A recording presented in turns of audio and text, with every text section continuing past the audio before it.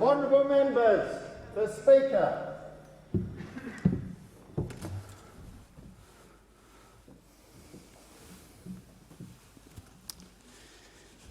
I acknowledge the Ngunnawal and Ngambri peoples who are the traditional custodians of the Canberra area and pay respect to the elders past and present of all Australia's Indigenous peoples.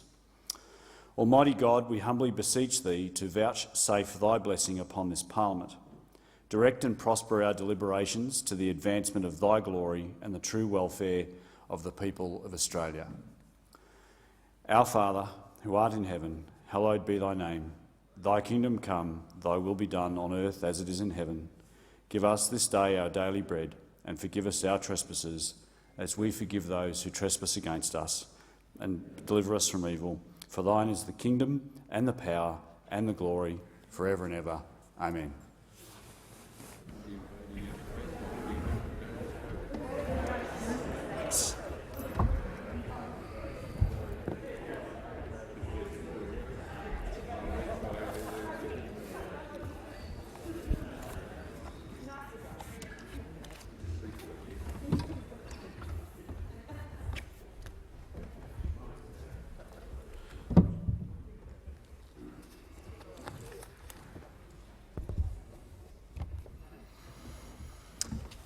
The member for Parramatta has the call. Mr Deputy Speaker, I have just broken one of my fundamental rules, with my first word, in fact. That rule is never start a sentence with the word I.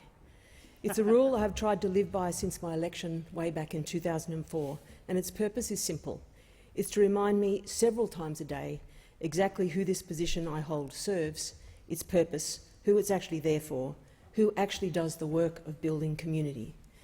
In the most simple examples, it's not I had a great time at the event, it's you guys did a great job of organising it.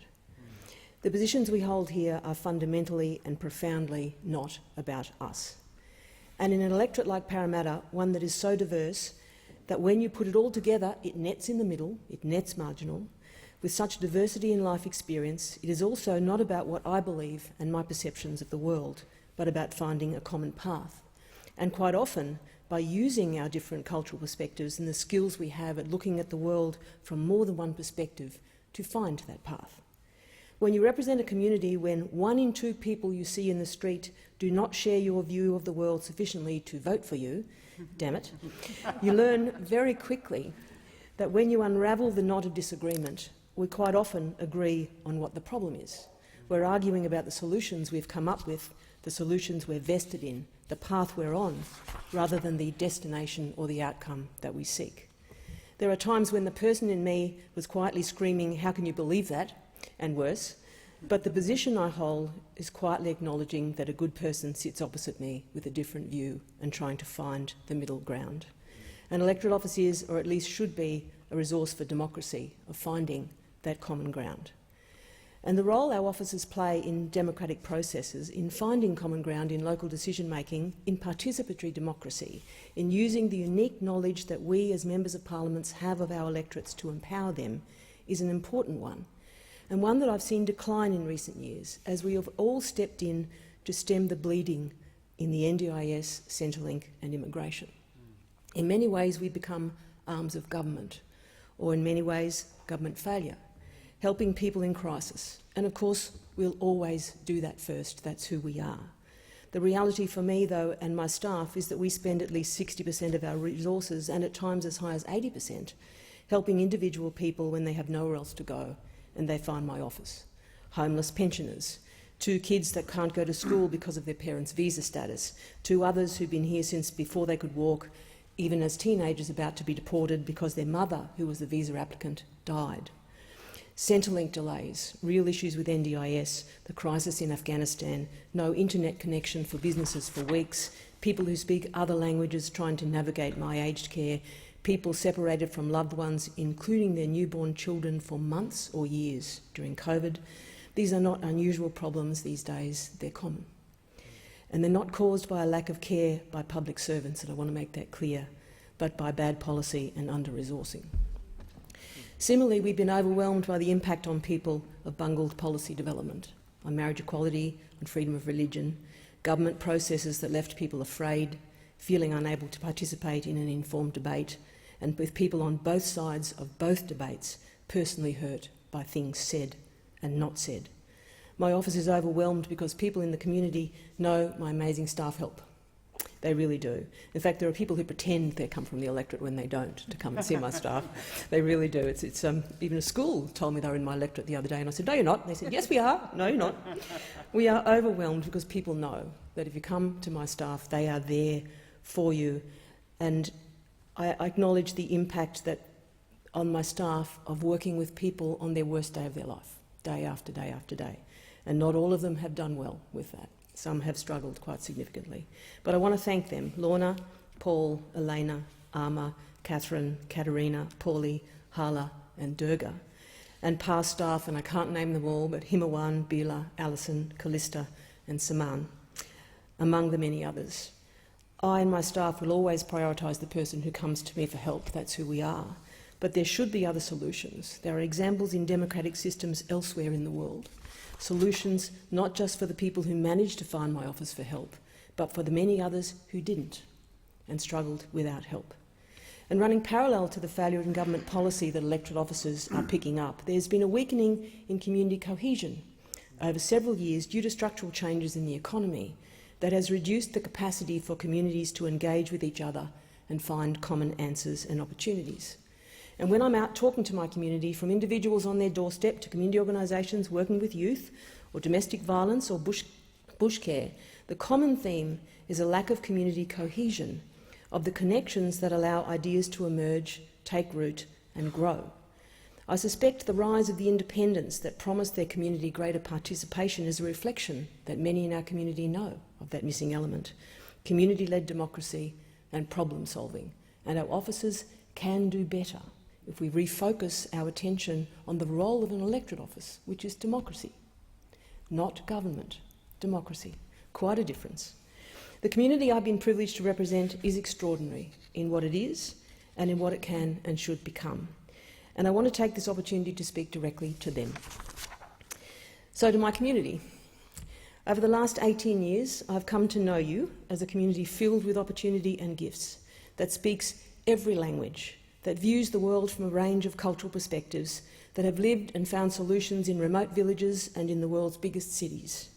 We have the world in us, and with all the perspectives and experiences, concepts that are easily expressed in one language and have no equivalent in another. In a rapidly changing world, a world that is shrinking in distance and separateness and at the same time expanding in opportunities and possibilities, we are exactly who you want to be in the modern world. We have everything we need to do well in a changing world, if only we could see ourselves clearly enough to exploit our strengths. Working with you now over 17 years, there is so much more to you than you know.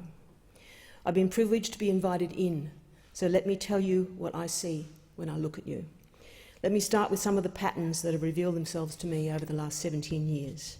And I'm going to start by walking down the Parramatta River. Not all of it, but between about 1 and 1.5 kilometres. We start at the confluence of Darling Mills and Toongabbie Creek, where the river starts, where Governor Phillip landed and began the walk that he documented in his diaries, the beginning of the dispossession of the Darug people, and a place that is largely neglected, unvisited and unrecognised. The first part of the walk was closed for nearly 200 years. It's government land, mainly health, mainly mental health, but you don't have far to reach the crescent. Part of Parramatta Park now, the first gazetted public park in the world. It's Governor Macquarie's domain, and it was the meeting place of the Darug people, including the Barramadigal and the Tugagal clan of Toongabbie. The male place on the hill became Old Government House.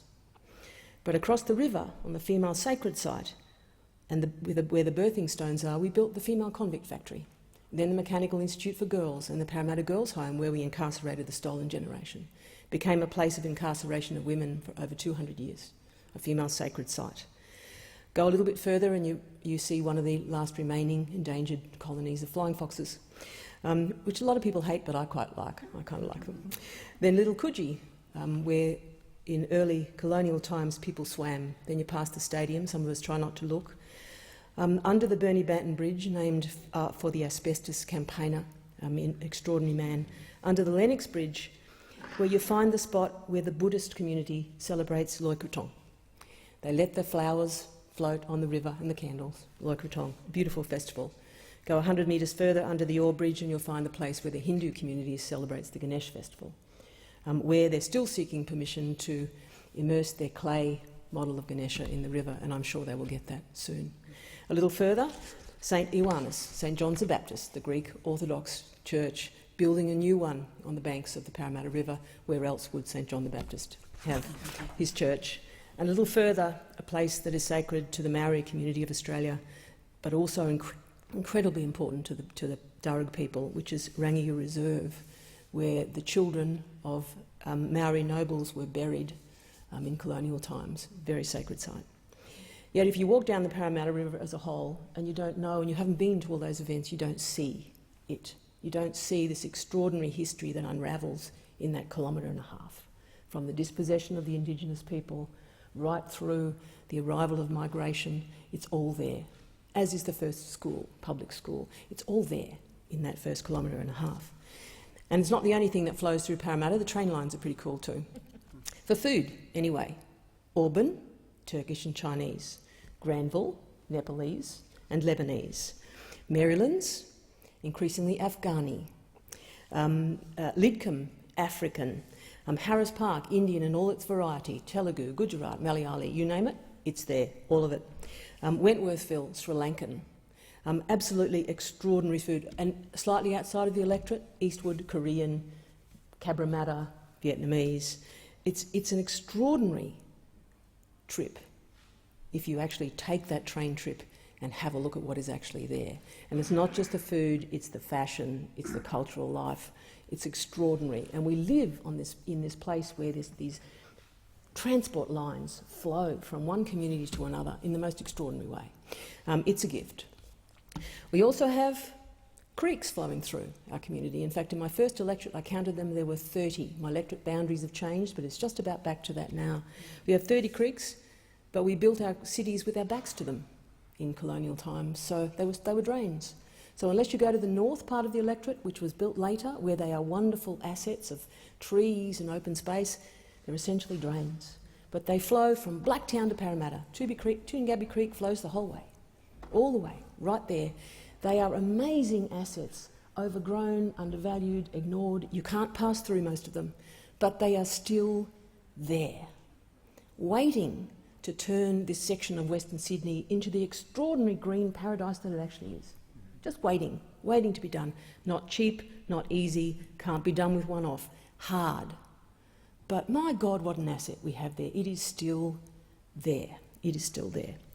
And we have the wisdom of every religion. On my first day in my new office, my Hindu community representatives came to me and gave me a small statue of Ganesha, which I still have on a table of its own, as it should be. And they explained to me that Ganesha was the god for overcoming obstacles. And I went, oh, woohoo, I have a few of those. And they went, no, Julie, obstacles within. And I thought, oh, okay. And I keep that Ganesha there to remind me that most of the things that we don't do are not barriers outside, but they're actually things, choices we made to do one thing and not another. So I keep that. Not long after that, at the Buddhist temple down in Cowper Street in Granville, the abbess there gave me a small glass lotus flower. And she said, literally, the lotus flower, like politicians, grows in the slime and the mud. But the lotus flower remains pure. I carried that little lotus flower hanging off my handbag until the string broke, I think for about 4 years, and just sort of touched it every now and again and went, stay pure, stay pure. And I hope I did. I was talking to a Muslim friend of mine, and it was Ramadan, and his 6-year-old son was learning to delay breakfast. 6-year-old kids don't fast, it's just ridiculous. But he was learning to just wait half an hour for breakfast, because he really wanted to fast with his dad, by the way, but no. And we were talking about it, and he explained to me that the purpose of it, and the purpose of Ramadan, was to learn restraint. That the children, as they got older, learned to say, I want that, so what? To actually learn restraint. And I thought how interesting that was. So I've learned so much. And it was my Hindu community, again, who talk to me at length about simplifying life. So in some cultures, if you want to do better, you do more. And in other cultures and religions, if you want to be a better person, you do less. You simplify. And they were talking to me about the difference between East and West, where if you want to lose weight, you go and do stuff. Anyway, you know what I'm saying. And so I tried it, and I thank them for it, because the thing that I discovered, having spent some time in silence, is, and this might sound weird, how extraordinary the floors are of Parliament House. And I'm not kidding, you should all do it one time. Meditate, and then take a walk around the halls, take a walk from the House of Reps across to the Senate and up the Senate side and down, and have a look at the floor. The work that went into it, it is truly astonishing. In fact, I did that walk several times a day for a number of weeks, just noticing the variation in it, the care and attention. It is the most extraordinary thing, and for 17 years I hadn't noticed. And suddenly, there I was, noticing that I'd been surrounded by it, and that's probably the thing I'm going to most miss of this place, is noticing that sometimes there's a bit of brass laid in the floor, sometimes the bricks go this way. It's truly, truly amazing. Have a look. And thank you, Hindu community, for showing me one of the most extraordinary things about this building. If you talk to the cleaners, you'll find the man cleaning the floor in the Great Hall who's been cleaning the floor since the building opened. So it's, again, extraordinary, one of those secret things of the Parliament that we miss.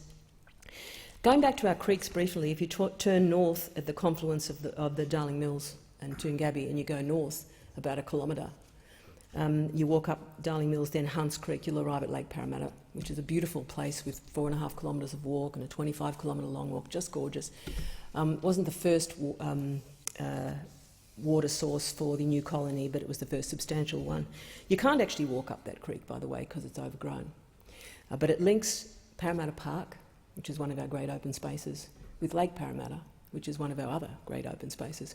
In fact, I often wonder why the triathlon doesn't exist, because they do biathlons at Parramatta Park and they do swimming carnivals at Lake Parramatta, but the two do not join. There's about 1 kilometre of missing creek bank. That's it. That's it. It is still there. It's just the missing link, the missing link. The possibilities even of that, of being able to walk from one of the great spaces to the other. Just amazing. We have cultural differences in the perceptions of time. This is a weird one, probably for me to talk about in this place, but one of the things about being a musician is, particularly learning as I did at the age of 3, is you spend your life learning to manage the process of thought in real time. That's essentially what you do. You figure out what you have to think of and when, what you have to train your fast brain to do without thinking, and you design a process that allows you to play a piece that lasts 45 minutes, that takes you a year to learn, in real time. And so the process of thinking and what you think of and when is absolutely all I do. That's what I've learnt to do when I was 3, and it's absolutely all I do. And back when I was at university doing my masters, I did a paper on perceptions of time, cultural differences in perceptions of time. It was about 35 years ago, and there was virtually no writing on it at all, except for abnormal psychology and perceptions of time among people who had been persecuted. And at the very beginning of perceptions of time in advertising, how long it takes a person to respond to an advertisement, but virtually nothing. So it's an area that's intrigued me since then. And in an electorate like Parramatta, where we have such a diverse range of people that come from cultures that come from different geographic areas, their perceptions of time are different, and the way they experience time and value events in time are different. And so for me, it's been endlessly fascinating. It's been endlessly fascinating in a positive way, and in the less positive way of meeting people whose lives have been ripped apart so many times that they no longer believe they have power over time.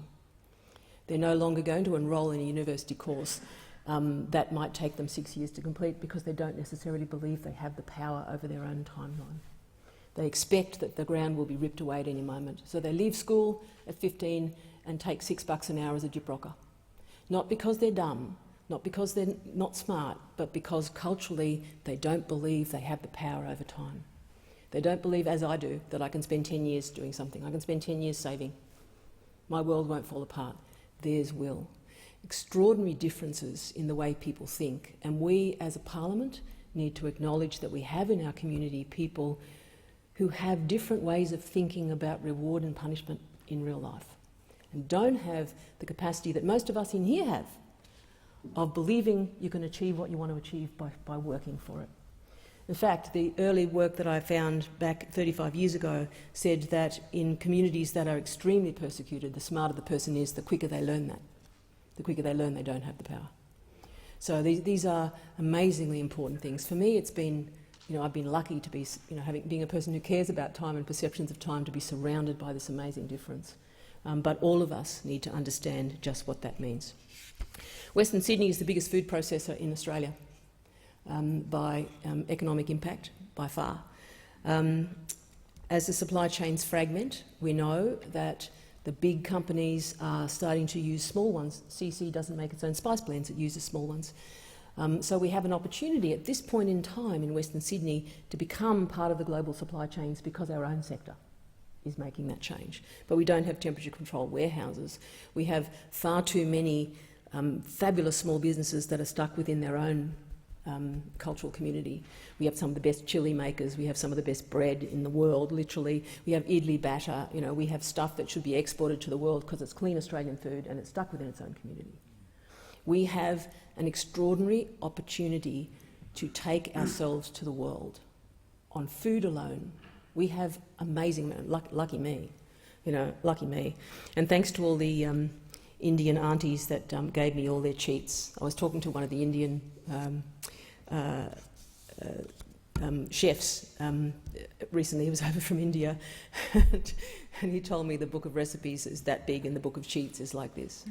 So thank you for introducing me to the way to cheat when I'm cooking Indian food, because it's quite fabulous. But pickled beef, chutneys, Filipino milk candy, you name it, we make it. And we make it incredibly well, but we don't have a path to go from the micro business to the small business to the giant business. And we need to do that as a community. And I'm going to talk about art and music and literature and poetry, again, my background. I used to manage the grants program, music grants for the Australia Council. I'd go to 4 to 6 concerts a week. I've been to some of the best concerts in the world in this place, but some of the best ones were in Parramatta. Really extraordinary, again, concerts that most people wouldn't recognise. In my first weeks there, I saw a sign on a lamppost for Rabindranath, sorry, not the wrong one, Sivan Purwa, a Kurdish artist, and I went, whoa! So I went to the concert. There were about 2,000 people there. I was the only white girl there. It was entirely within its community, and this man is one of the great artists of the world. One of the great artists of the world. I've been to Sufi bands, I've been to Punjabi poetry. I was lucky enough to hear Muhammad Imran Pratabagi, who none of you have probably ever heard of, but I could have sat there for days listening to Urdu poetry. Truly, truly amazing stuff. My community has introduced me to writers that I'd never heard of. We know the great speeches. We think we know the great speeches, but we don't know the ones that aren't in English. So I've been introduced to the speech of Bangabandhu, for example. It's just amazing speeches that the vast majority of people that stay within their own cultural worlds will never see. I've been introduced to the music of Rabindranath Tagore. This is a gift for a person like me. It's a gift, but it should be a gift for more. Again, staying within our own communities, when I know from working in that field that the Sydney Improvised Music Association would probably love to go and hear the improvisation at the Hindu temple that goes on for 12 days. I know I did. They probably would too. Yes, I did. They probably would too. So again, this extraordinary capacity we have that we're not really exploiting yet. Fashion, Parramatta, what can I say? We really do have an amazing group of designers, again, in Parramatta that don't have a pathway from being a micro business to a small business. They don't really have a distribution channel. The most common question I get asked is, where did you get that? And usually I say, at a market. Again, so, if you don't know the designer, you won't find her work. This, for example, is made from a blanket out of Africa, actually. It's made out of a blanket. But I've had, some extraordinary. The garage sale is going to be enormous after I retire, by the way. So send me an email if you want to go. No, I think it will take me days to remove most of the stuff. Urban agribiz we should be a leader at. There's a theory that, or a bit of research really, that for every car in a city there's about 13 parking spaces. Waiting, usually vacant, waiting for a car to arrive in a street, underneath, in Woolies, you name it, about 13. And we know that in 10, 15 years we're not have that many cars. There will be self-driving vehicles, there will be less. So we already know around the world that there are countries trying to figure out what to do with their car spaces. A perfect opportunity for urban agribiz. And in Parramatta, it's a question of whether or not, when we do start our city agribusinesses, and Western Sydney's doing really good work on this, whether they're companies that come in from outside or whether it's us, whether it's Perilla, Tulsi, Galangal, Curry Leaves, Methi, Sukama Wiki, which the Kenyans, that's their name for kale, and the Kenyans will look at you and say, you do what with kale? Because they've been eating it for years. But they have several varieties. We have African heirloom vegetables. The question is whether, in 10 years' time, when agribiz is big in Parramatta, whether it's ours or whether it's dumped on us from somewhere else. And I'm hoping it's ours. And Western Sydney is doing incredibly important work for that. I'll briefly refer to solar panels. Parramatta has one of the lowest uptake of solar panels in the country because we have strata. And what an opportunity that is, whether it's business strata or house strata doesn't have solar because no one's worked out how to do it. And what an opportunity that is. What an opportunity sitting right there in Western Sydney right now. We're about 12% take up, by the way, as opposed to 30. So it's massive. It's really, really massive. I'm going to move on because I'm running out of time and I'm being a bit naughty. So I'm going to ask the question of my community of what the system looks like that creates the networks that allow these opportunities to actually be exploited. How do you create that community brain, the centres of shared knowledge that allows communities to think, information flow, linkages, etc., neurons, particularly in a world where funding support these days is increasingly based on projects, piecemeal. And quite often we still have governments deciding what the answer is and putting out a grant program that if you all fit in that box, it's fine. But we don't have grant programs that ask the big question. Say, what would it look like if? What can you do? What would you do? We don't have those grant programs, and we don't have the coordinators and the people sitting in rooms with the capacity to think it through and make it happen. Over the decades, we've had people in every community in the country lending their capacity to people in crisis. And capacity is one of those interesting things that at the time you most need it is the time you lose it. When you've got friends and money and security and you need to change something, you can do it. But if you've just been ill or you've lost a family member or you've been wiped out by grief or loss, your capacity to make a difference disappears. The time you need it most, you don't have it. And so we've had people in our communities for years and decades even loaning their capacity to people who need it to help them change their lives. And that's an extraordinary contribution. Now we need people to loan their capacity to solve some common good, to solve some social good. As the communities have changed, as our economy has changed, we are not all the same anymore. We don't have the same childcare needs. We have people on split shifts that work 16-hour days because of a split shift that are 1 hour from home. We have all sorts of people living different lives who work from home, who don't. The needs are not the same anymore, and one-size-fits-all solutions from government down or grant programs does not necessarily deliver the range of answers that sit within communities like mine right now. Right now. We don't have enough parking at the stations. You have to get to the station at 7 o'clock in order to get a parking space, so government solutions are to spend $60,000 per parking space to take 250 cars, maybe save 15 minutes. I think I could do better with that, by the way. I think my community could do better with that. I think my community can find other solutions, a range of solutions that don't fix the parking problem, but make sure there's less cars there. The problem isn't that people can't park. The problem is that too many people are trying. And we have so many solutions in us to that. And we can do that right now. So, get together, guys. Get together and lend your capacity to people who are looking for solutions on a community-wide basis. Leaders are defined by who they empower, and my one hope is that when I leave this place in my community, that my legacy is that I have left a level of civility, that we don't play politics in Parramatta very hard at all. It's not wise in a marginal seat anyway, but we essentially don't. State matters, out of respect for the people who voted for that state member, I tend to leave the state issues alone. Not out of respect for the state member, by the way, but out of respect for the people of Parramatta who elected him. So there's a level of civility, and I hope that remains when I leave. I finally want to finish by thanking three groups, all the people in the electorate who've been in touch, and most have, by the way. Every now and again I do a search on who hasn't. Yes, it's kind of like a KPI, key performance indicator, how many still haven't. And thank you. It actually keeps me in touch with the things that matter to you on your ordinary day, and we build our lives in our ordinary day. Thank you also to the branch members and the volunteers who've been extraordinary. I thanked them in my first valedictory, so I will be around to thank you all personally. I want to thank the staff in this place because of all the places that I've worked, and I've been a manager of sometimes hundreds of people at a time. This is perhaps one of the best managed and staffed places I have ever encountered. Really exceptional recruitment, exceptional training and exceptional service.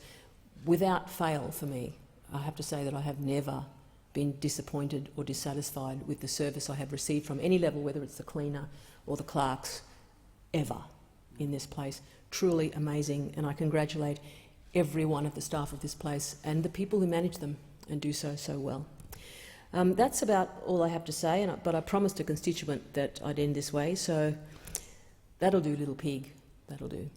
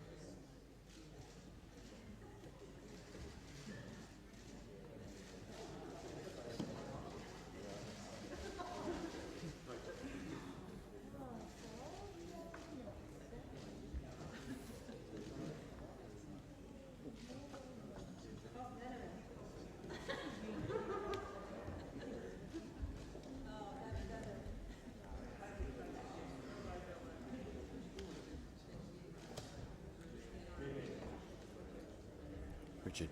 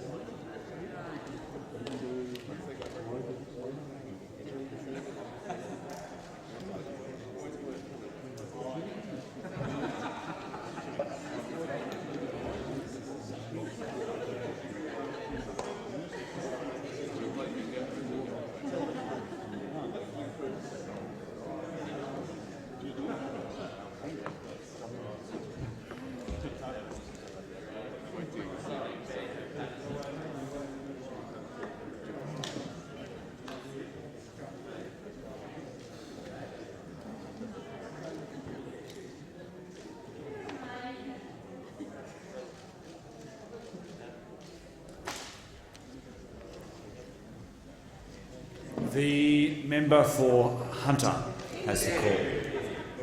Mr Speaker, and I congratulate the member for Parramatta on a very fine speech. And while I've done so privately, this is my first opportunity in this place to congratulate you on your elevation to high office. Thank you. And I know that you will do all you can to maintain the dignity of this House, a subject you know I'm very interested in. And I thank the Whip and the member for Macquarie for allowing me to deliver a few thoughts this morning from this place. Of course, in COVID, some of us don't have a permanent home in this chamber. I did contemplate seeking permission to share my thoughts from the dispatch box, where I spent most of my time here, sadly the one nearer rather than the one closer to the member for New England. But then I thought it might be even more appropriate if I deliver my speech from this place, where I delivered my first speech almost 26 years ago.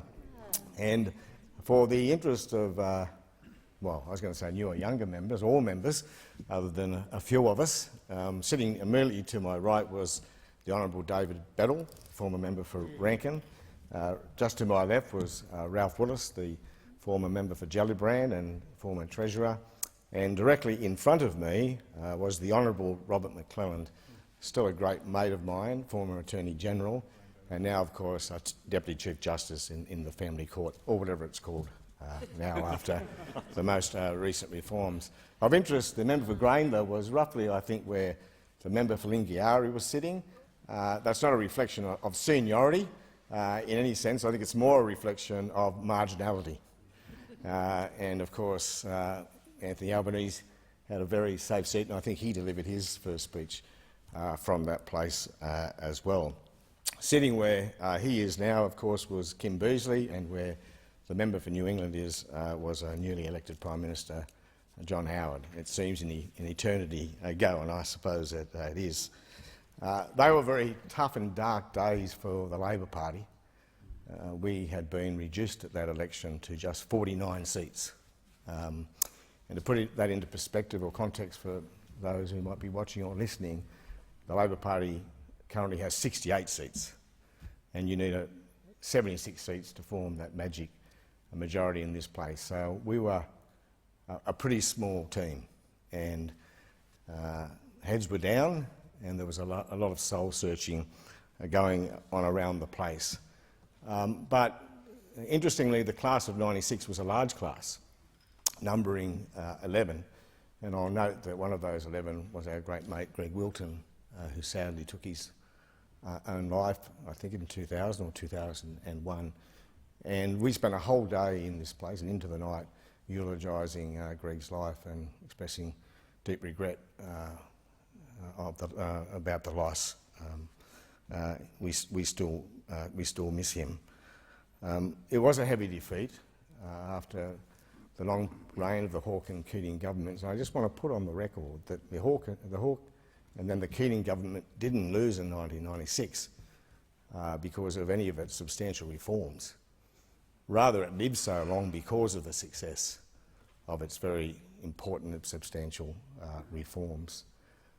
And the fact is that every government runs out of life at some point, at least as long as the other party doesn't gift them government for another term, which the Labor Party has been capable of doing, I have to say, from time to time. But I won't dwell on that point, Mr Speaker. Interestingly, while heads were down, the class of 1996, although I probably shouldn't speak for all of them, were feeling pretty happy because we were here. And it didn't seem to matter who was in government, at least not to me. I was here, and that was pretty exciting. I think the attitude might have been slightly different if, one, we'd known then just how miserable opposition is, and two, if we'd known how long we were to be in opposition, which was in the end 11 and a half years. So it was a long time. I think we're also buoyed by the idea that it was a very small caucus. A lot of experienced people had left. A lot of experienced people were likely to leave in the not-too-distant future because most believed we would be in opposition for a period of time with 49 seats. And therefore our prospects of advancement were pretty good, you might have thought. Some of us didn't have to wait. For example, Martin Ferguson and Jenny Macklin went straight to the front bench, straight into the Parliament, straight to the front bench, which is pretty unusual. The only remaining members of the class of '96 on this side, the member for Grayndler and I, had to be more patient. We had to wait for our genius and talent to be recognised. But we didn't have to wait all that long. In fact, I was surprised that the member for Grayndler didn't join them and go straight to the front bench. He was the only person in the class of 1996 that I knew. I knew many of the existing members because of my involvement in the party and my associations with them through my father's time here, but I didn't know any of the 11 new members other than Anthony Albanese. And I'd first met the Leader of the Opposition in the Balmain Town Hall in 1985, a long time ago. I wasn't much of a participant in Young Labor. Not few people from the regions are, in fact. It's very much a city-concentrated affair. But I'd been recruited to the annual conference at the Balmain Town Hall by right-wing apparatchiks, hoping to wrestle control of New South Wales Young Labor from the left.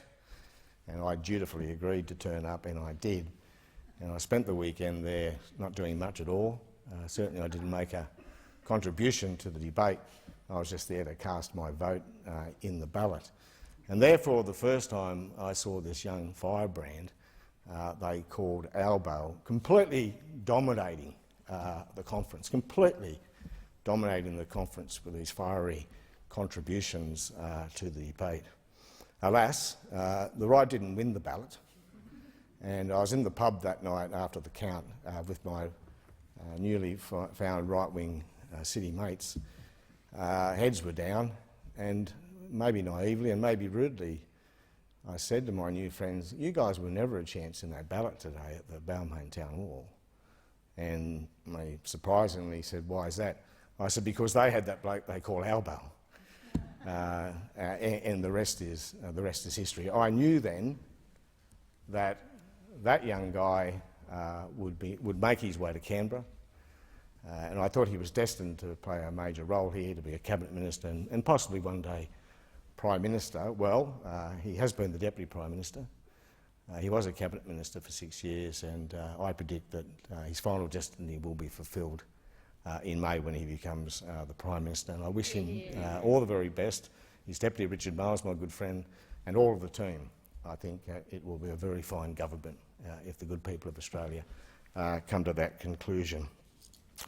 It's been a great honour and privilege, of course, to serve in this place, particularly over such a long time, and of course particularly having followed my father. We all leave, I suspect, with a few regrets, and I have a few, and I'll return to a couple of them shortly, but I leave here satisfied, contented and happy, very happy. I'm very comfortable with my decision. I think it's just time for me. But I leave happy for a number of reasons. First, I leave on my own terms and at a time of my choosing, and I can't imagine, I probably can imagine, how difficult it is for those who don't have that opportunity and who leave involuntarily. I leave knowing that I couldn't have worked any harder, either in the electorate or here in Canberra. My wife will attest to that.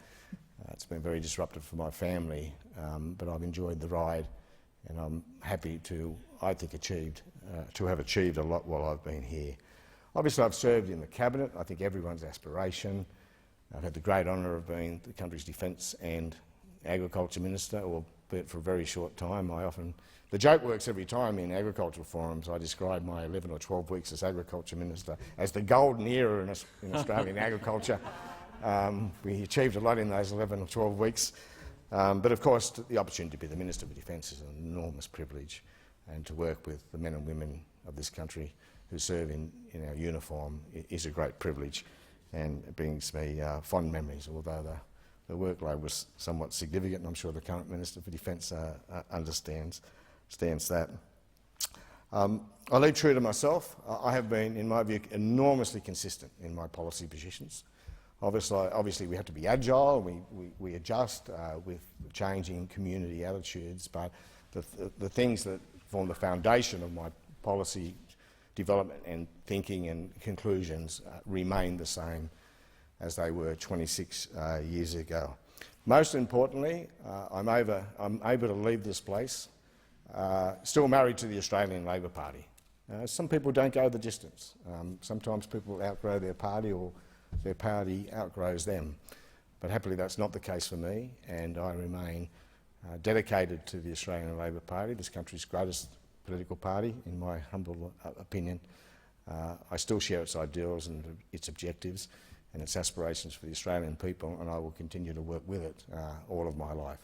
And my father wouldn't have it any other way, I'm sure. The foundation of Labor values, from my perspective, and we all have our own slightly different interpretations, and that's reasonable, is equality of opportunity. Making sure that all Australians, regardless of their background, have an opportunity to fully participate in the economy and to fully reach their natural potential. And of course, having people fully participate in the economy is good for them, but it's also good for the economy. We are a country with limited human, natural and capital resources, and we need to be deploying all of them. We can't have people, particularly young people, standing idle. It's one of the reasons we are so dependent on foreign labour. We must reduce that by deploying all of our own people. I was elected, or sought election to Cessnock Council in 1987, about 34 years ago, mainly motivated by our bad roads and curb and guttering and drainage and a few other basic services. My father, I'm pretty sure, in his first speech here, famously said, I think Malcolm Turnbull it was, said that he wanted to ensure people had the right to turn on the lights. I'm looking at the other side now. I think that was Malcolm Fraser. My father infamously said he wanted to fight for the rights of people to pull the chain, because in those days, some of the old mining villages around Cessnock still didn't have sewerage. So those basic needs took me to Cessnock Council, and I'm happy to say the roads are much better now, Mr. Speaker, and I'm taking some of the credit, of course. I hope someone in the electorate is listening. Many things brought me to Canberra, but it was an opportunity to do good things for my local electorate at a higher level, on a bigger stage and across a broader range of policy issues. But I think more than anything else, what brought me to Canberra was the issue of intergenerational unemployment. Those kids who were effectively born to fail. Those kids who have never known either their parents or grandparents to have worked. Those kids who have never woken up to an alarm clock or known their parents to do so. Those kids who generally, I shouldn't generalise, but often have only one parent. Same kids who often don't have the parent at home. These kids need a hand up. And that's why I was so pleased with the Labor government's Gonski reforms, because part of that was giving our public schools in particular, where you'll typically find these children, the resources and the ability to first identify these kids at the earlier stage, preferably kindergarten, and then the resources they need to intervene and to give them the assistance they need to join mainstream students.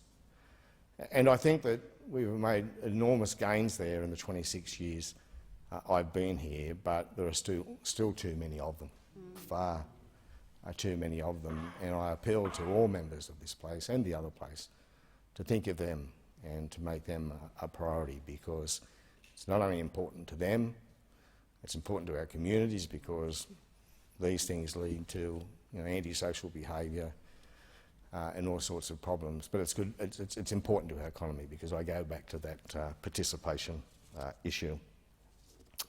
I say I have a few regrets. I'm not going to talk at all about policy today, but I went back to my first speech this week. In fact, I watched it on video, and yes, colleagues, we had video in 1996. They were filming us. The technology wasn't quite the same. And Mike Bowers was in the gallery taking photographs, I think, then, possibly. He's nodding, and he looked exactly the same. He's not dressed up today either, unfortunately, like he's wanted to do on ABC some mornings. But in that first speech, I was surprised, actually. I lamented the standards of behaviour, or the decline in the standards of behaviour in this place.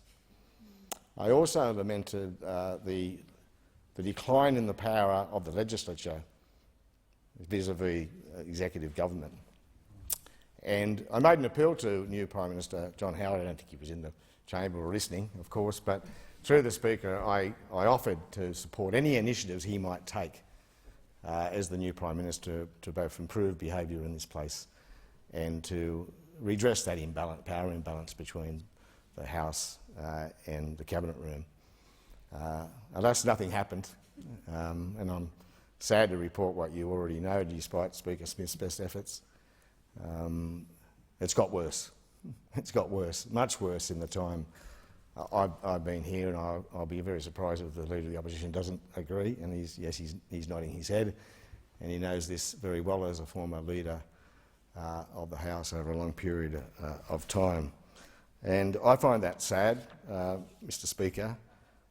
I think it's really important that we all work together here to maintain the dignity of the House, and just as importantly, the respect in which it's held by the broader Australian community. That is so important, Mr Deputy Speaker. You know, all of us here have lived all of our lives in a world in which representative democracy is the preeminent form of government. Rules-based order, all those things that go with that have delivered us such great wealth, peace and stability and security. Peace for 77 years in the large.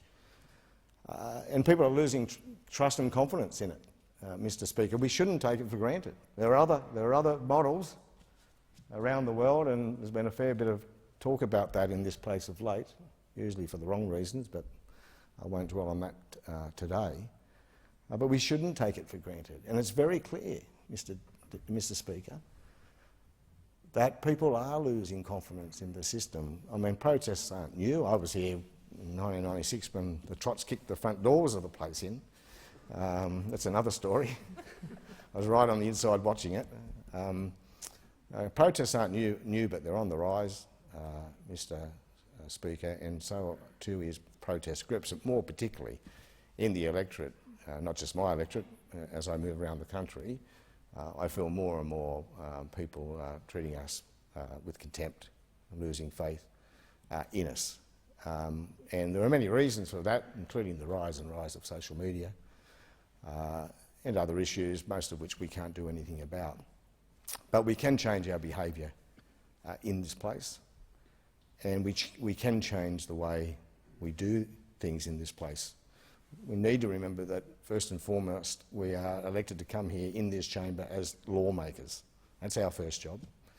And I can't help but feel, and it's not meant to be a criticism, it's just a culture, that most people come into this place and see this chamber as a stepping stone to the blue carpet, forgetting that this place in itself is not just a theatre for the media, not just an opportunity for them to split their wares and in the name of their aspirations. This is a serious place, and we need to all work together to maintain the dignity of this place, and of course to respect and maintain its traditions and its norms, and of course its standing orders. And again, it's not meant to be a criticism, but I think far fewer members of this place would have a very comprehensive understanding of the standing orders than was the case when I first arrived here. I just don't think people have the time to bother someone and let the leader of the manager of opposition business worry about that while they're busy making their way to the blue carpet. No, they should know the standing orders because you can't understand this place unless you do. And if we don't respect it, we can't expect people outside the place to respect it. Now, I've got a couple of ideas, Mr Speaker, which might not be popular. We shall see. Maybe I could just make them predictions rather than requests. it's hard to change the culture in this place, but we must try. But one of the things we can do is reform question time. I know this is perennial. I know we talk about it all the time. I know that we've had 1,000 procedure committee reports and recommendations, none of which have, or very few of which, have been embraced, although we do have time limits now. The Leader of the Opposition likes to remind me that I once answered it took 15 minutes to answer Dorothy Dixer. I've never checked whether that's true. I'm being told it is true. You can get a little bit carried. Away on your feet when you're focused and you have people interjecting on the other side. So I apologise for that after all these years. But at least we do have time restrictions now, and that's been a good reform, although I still don't know why the member for Kennedy gets more time than anyone else. I love the member for Kennedy, but I think he should get less time. Mr Speaker, quite frankly, we'd all be better off for it. I'm pretty confident he won't mind me saying that. He'll just be happy he got a mention, I suspect. I had some wonderful times with the member for Kennedy as Chief Government Whip in that hung parliament, and every conversation was always an interesting, a respectful one, Mr Speaker, but an interesting one. But the thing we have to do is get rid of those stupid Dorothy Dixers. Is there anything else in this place that drags us down out there in the marketplace than Dorothy Dixers? I mean, it's just ridiculous. And it's not how the founding fathers intended it. Of course it's not. And full marks to the first person who does something about that. I know what I would do. I mean, you can't deny private members on the government side the opportunity to ask questions of the executive. Of course you can't. But what I would do is I'd give the opposition the first 10 questions and the government the second 10 questions. And I'll bet London to a brick, by the time you get the 11th question, all those who sit in the press gallery will be back in their offices. No one's going to stick around to hear Dorothy Dixers for an hour or half an hour. And I think that in time, Dorothy Dixers will change. Because what's the point if no one's listening? And if they change, maybe, who knows, we might get lucky, maybe opposition questions will improve in technical quality as well. And that'll be a big change in this place. And I'd like to see it one day. I won't be here to experience it, but I'd like to see it. The power imbalance. I fear the House of Representatives has become not much more than a rubber stamp for executive government. And I think that's a shame. And again, it's not as the founding fathers intended it. Why is this so? Well, axiomatically, the government has the numbers in this place. Most of the time we experience something different. You know, I think it's the 44th Parliament, the Parliament from 2010 in which the Labor government didn't have a majority. But not only do governments typically hold the numbers, they are using them more ruthlessly within their party structures. And I might not be popular saying it, but I think party discipline is strangling our democracy in an era when the world is changing so dramatically. And I don't think the founding fathers intended that either. I'm not advocating a return to the second parliament in 1903, where we had 4 governments in one term. Deakin, Reid, Watson and then Deakin again. That's not good. That doesn't serve the Australian people well. I'm not advocating that at all. And I've been asked by well-informed skilled children who visit this place if I've ever had to vote in a way I didn't actually agree with.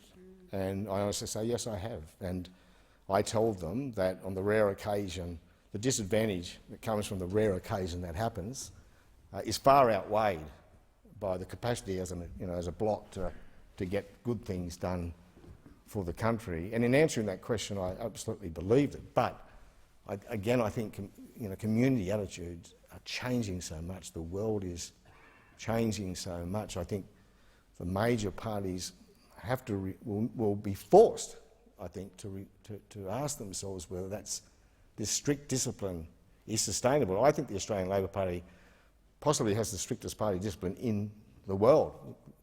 I certainly don't have that discipline in the Palace of Westminster. Don't have it on the Hill in Washington.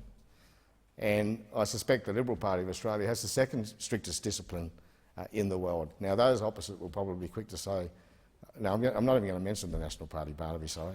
I can see you urging me to do it. That is just another story. But those on the other side will say, oh, well, you know, we allow our people to freely exercise their conscience, and we saw that amongst the five only a week ago.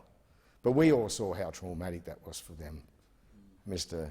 Speaker, and we all know that they'll be reflecting today on whether that's ruined their prospects for advancement in this place, and certainly it would have knocked it around. Everyone knows that. So, yes, there might be a little less strict over that side, but it's pretty hard.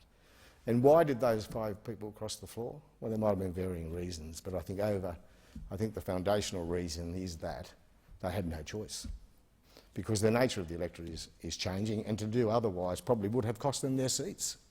So it's cross the floor or say goodbye in 3 months' time, which reminds us that, you know, when the Leader of the Opposition and I arrived here, there was a general consensus that around 85% of the Australian electorate voted for either one of the major political parties, and the other 15 either swung between the two or parked their primary vote with a minor party. Today, I don't know the number, but I suggest it's more like 70-30.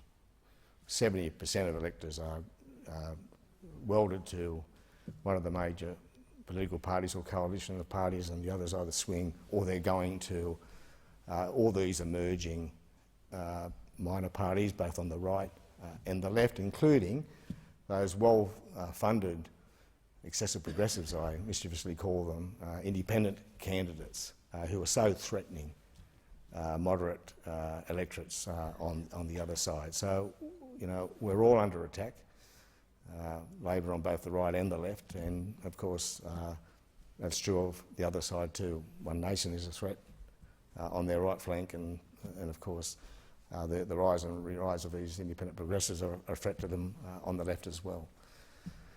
So I think the world has changed so quickly that is going to be unsustainable, and I think the party that moves first in some way will be rewarded, and the party that moves second will be forced to follow.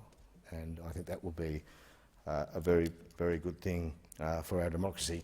You can formalise it. We all know here that in the Commons they have this concept of 1-, 2- and 3-line whips. You get to do something different if it's not particularly a serious matter, but you know, on the big serious matters, you're expected to fall in the line.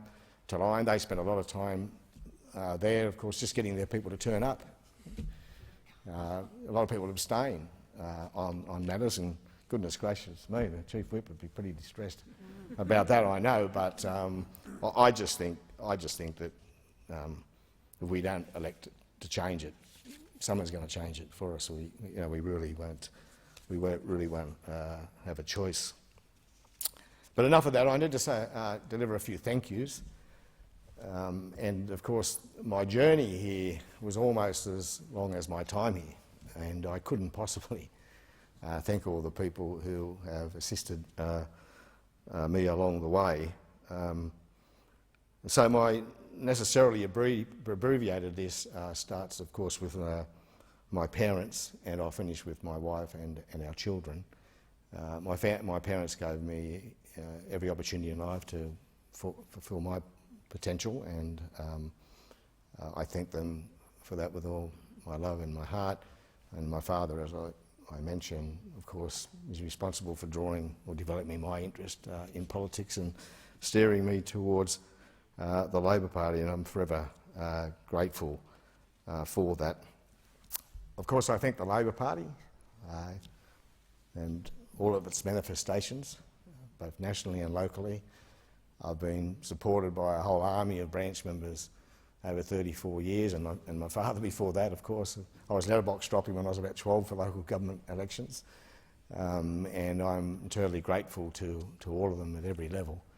And of course, we all know on this side, and it's true of most on the other side, we don't get elected here because we're popular or good-looking or people like us necessarily. I get elected because there's a word Labor after my name. And few of us would be here without the support of our political parties, and I'm enormously indebted to the party and everyone in it I've worked with over many years. Colleagues and friends in the trade union movement. The trade union movement is the ballast of the Labor Party. It formed the Labor Party and it rightly continues to have a say in the Labor Party, and that's a good thing because they are close to the coalface, they are close to the people who rely so much on us here to do the right thing by them. I thank all of the local communities and everyone in it I've worked with, people for supporting me. Of course, even the people in safer seats get at best 6 and 10 people supporting them. None of us are loved universally in our electorates, but I've been strongly supported and worked with some amazing people at all sorts of levels, and I thank them here. I thank all those who have worked with me in my various offices. I calculated that I might have had 50 staff members in the time I've been here. That's a rough guess. I have no idea really, but it's a lot. And I can't name them all, but in the electorate I just want to thank those who currently work for me: Liz Deloraine, Tara Naismith, Renee Stevens, Peter Lindsay, Rachel Bailey, Talon House and Summer Johns. I point out to the people listening outside that some of them are part-time. We don't have that many staffers at any one time. We all wish we could, and I'm going to take a risk and just name a couple of who recently left my office: Kim Smith and Darren Gray. Same with portfolio staff. I couldn't possibly name even a fraction of them.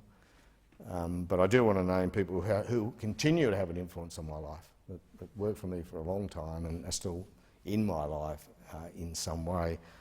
And it's not exhaustive, but they include Natasha Sickman, my long-term Chief of Staff. Most people in this place on both sides know her and the great job she did. Brendan Long, Tracy Winters, Christian Torbenschlagen and Tyson Sarah, all wonderful staffers.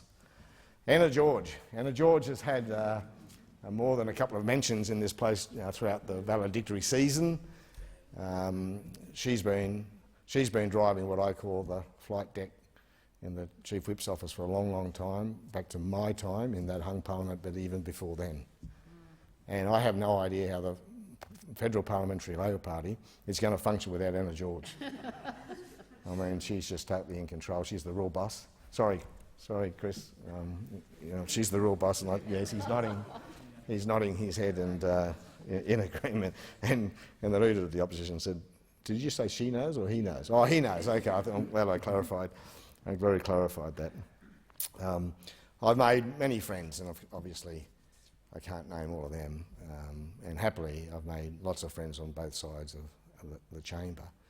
I will just collectively name my colleagues in the New South Wales Right, who I dined with last night, at the risk of leaving others out, but obviously that's been an important group for me all the time I've been here. I see Senator Don Farrell in the gallery with my good friend also Raf Ciccone, Senator Raf Ciccone. I'm a bit surprised if people don't describe Don and I as a bit of an odd couple, because we're very different in many ways, but ideologically I think we're pretty close, and we've done some great things here together. Some might disagree, some might think they were bad things, but he and I have become great friends. That's true of Raf too, but Don and I have been great friends for a long time, and like many other friendships in the chamber, I know that it'll be a lifelong friendship. And I'm leaving this place, but I suspect, even though he comes from that free settler state and he's a long way away, I suspect I'll be seeing a bit of Don. And by the way, bad news is I'll probably be in Canberra a little bit after I leave this particular building. So for those of you who thought that you'd seen the last of me, I'm sorry, you might be seeing a little bit more of me yet, but nowhere near as much as you have in the years that you've been here. On that question, I always say to new members when they arrive in this place, three things. Be ambitious, but don't be in a hurry. Always be true to your values, your ideals and your electorate, and electorate's becoming more and more important. They're all more contestable now. And don't go out of your way to make enemies, because you'll pick up plenty along the way without trying. So in other words, make friends wherever you can. You might need them one day. And, you know, I refer to my relationship with Barnaby Joyce, the member for New England, as an 80-20 arrangement. We spend 80% of our time butting heads and the other 20% of the time drinking beer and collaborating on issues that are really important to rural and regional Australia. Now, I'm going to dwell on the other side a bit just to make the point for people listening outside. I want people to understand that we don't just fight like cats and dogs all day. We do have relationships and we do things in the committee system, for example. There's another lament. It just would be nice if a government started to take some notice of the recommendations of House committees. That would be a significant change in that power imbalance between the House and the executive as well. I was outraged when someone decided, I hope it wasn't us, I don't think it was, that the Prime Minister will appoint the committee chairs. Let the House appoint the committee chair. What's that? What has it got to do with the executive government or the Prime Minister? Nothing. It's almost a privilege issue from my perspective. Get out of our way. This is our chamber. We'll decide who chairs the chamber's committees. But it would be nice if a government, any government of any political stripe, started to take a little bit of notice of what those committees did. They spent a lot of time, they put in a lot of work examining witnesses and coming to conclusions, usually in a bipartisan fashion, which is the important point, working together. Well, the Australian people don't see too much of that, and I wish they could see more of that. Friendship groups. The member for Barker and I, you know, are, for example, the co-chairs of the Forest Products and Forest Industries Group. And we work overtime trying to produce a bipartisan view of an industry that's just so important to the Australian economy. We talk about supply chains and sovereign capability in the COVID environment. Nothing more important than the supply of our timber products. Housing and construction costs are going to, I know the member for Coringamite's been very interested in this issue. Housing prices are going to go through the roof just on timber prices alone. We're becoming increasingly import dependent, and there's a shortage around the world. So it's going to be harder to get those timber products. We need to get more. We don't want to have a debate today about native forests. That's another issue. Although I do say that native forests operate on a sustainable basis, certified by 2 international bodies, but I'll park that today. But we need to get more plantations in the ground, and it requires patient capital. And we support industries in all sorts of forms. All we need to do is give them full access to carbon credits under the Emissions Reduction Fund. There's been a bit of movement, but we need to do much more. And of course, those timber products can displace carbon-intensive steel and concrete, and of course, they are themselves carbon-absorbing. They take carbon out of the atmosphere, and I'm just about ready to microphone. Not used to standing so close to one. So, the member for Barker and I, probably strange bedfellows too, but we've done some good work there together, and there are many examples of that. The member for Leichhardt and I were chief whips together in that crazy young parliament, and we had a great relationship and continue to do so. There are many examples, and I thank them all for their friendship.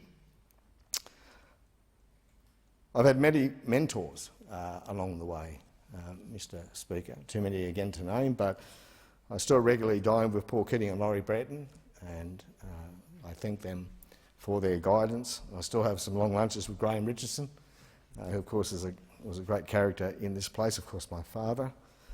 And reaching right back, I just want to quickly mention, I'm probably pressing the friendships with the time, but a guy, not a lot of people would know in this place, but Stan Neely was the state member for Cessnock. I hear the opposition leader agreeing he knew Stan. He was the member for Cessnock throughout the time of both me and my father. And we lost him in January, just shy of 80. And I want to reflect on that and say that he was classic old school Stan Neely. He was hard-working, intelligent and fiercely loyal. But he's one of those guys who never sought any acknowledgement for anything he did, either in his work or on a voluntary basis. I thank all those people who make this place tick. You're the 10th Speaker I've served under, Mr. Speaker. I don't know how many clerks I've served under, it's a lot. but I want to thank the clerks and all the reps team. Can I say on that point, if governments of any persuasion keep putting efficiency dividends on efficiency dividends and apply that to a small department like that, the House of Representatives, it'll have an adverse impact on this place. And I've seen the deterioration in that resourcing over my time here. Who can forget when they took the pot plants off us? Obviously that's a frivolous issue, but more seriously, there has been a struggle within the department to deliver what we expect to have in terms of support. They can't keep doing it on less money. You can only squeeze so much juice out of the lemon. You can't keep driving efficiencies. Of course, there's the library, Aussie's Cafe.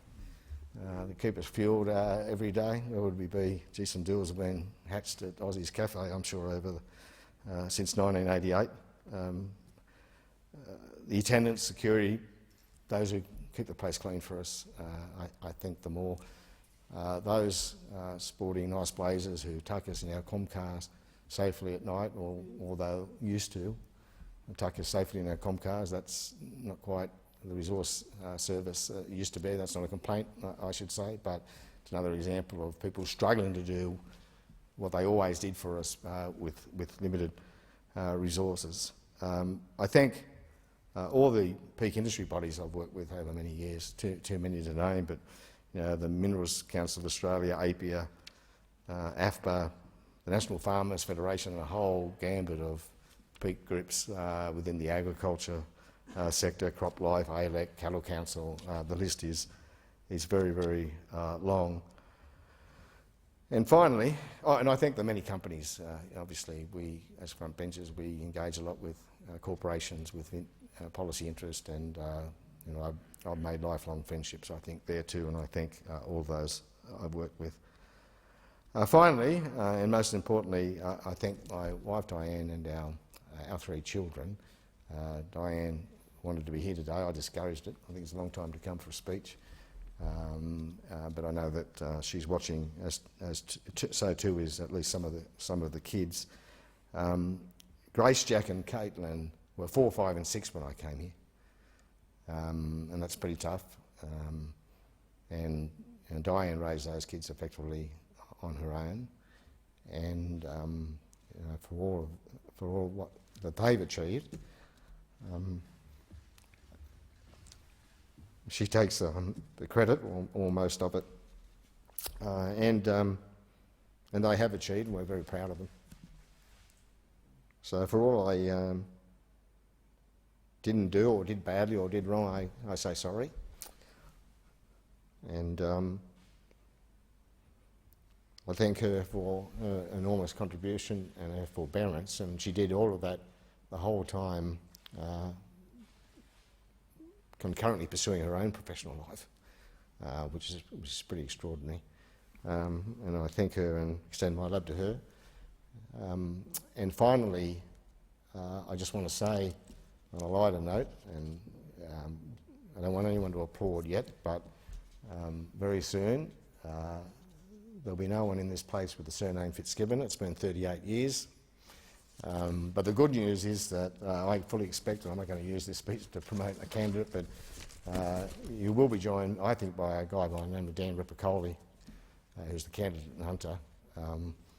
At 6'8" and 130 kilos, he's pretty imposing. He's not particularly overweight, I have to say. So I hope and look forward to seeing him stand at that dispatch box. And I say to is it the whips that make these decisions about who stands next to who at the table when we're being sworn in? I'd be very selective when planning that arrangement. But while he's a big man, Dan Repicoli, he's a gentle giant, and I don't really know what it is about him, but everyone seems to love him, and I know everyone here will love him too. And I wish him the best, and I wish all of you the best, and from me now it's goodbye. I thank the House.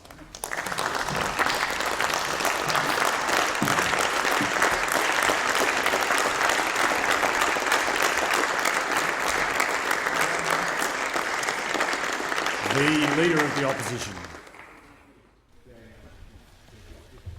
The Leader of the Opposition. Briefly on indulgence, and I know that the member for New England is going to speak on behalf of government members.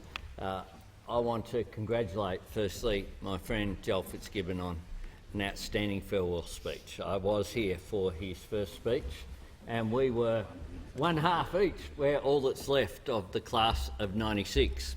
And the class of '96 has always had dinners each year, and so I have spent more of my birthdays with Joel Fitzgibbon than possibly anyone just about who's still alive on the planet, because we were both elected on my birthday, the 2nd of March.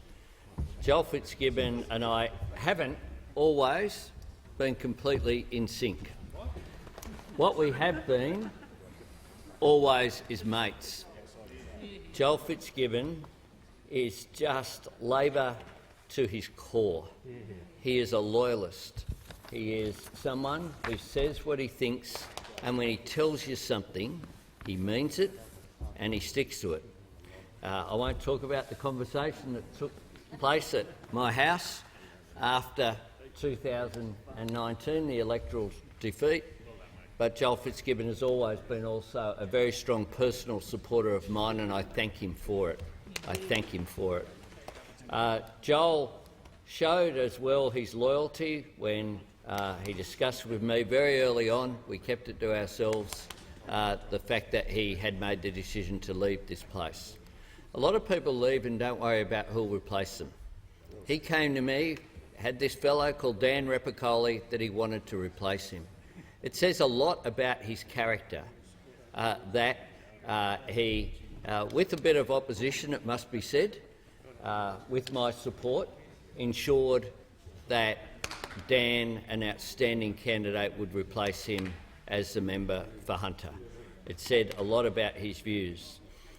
When I want to just tell one little anecdote though, when I became the Minister for Infrastructure and Transport after the election of the Labor government in 2007, I hadn't been the Shadow Minister for Transport, and Joel came to see me and said, "Oh, I did mention the Hunter Expressway during the election campaign."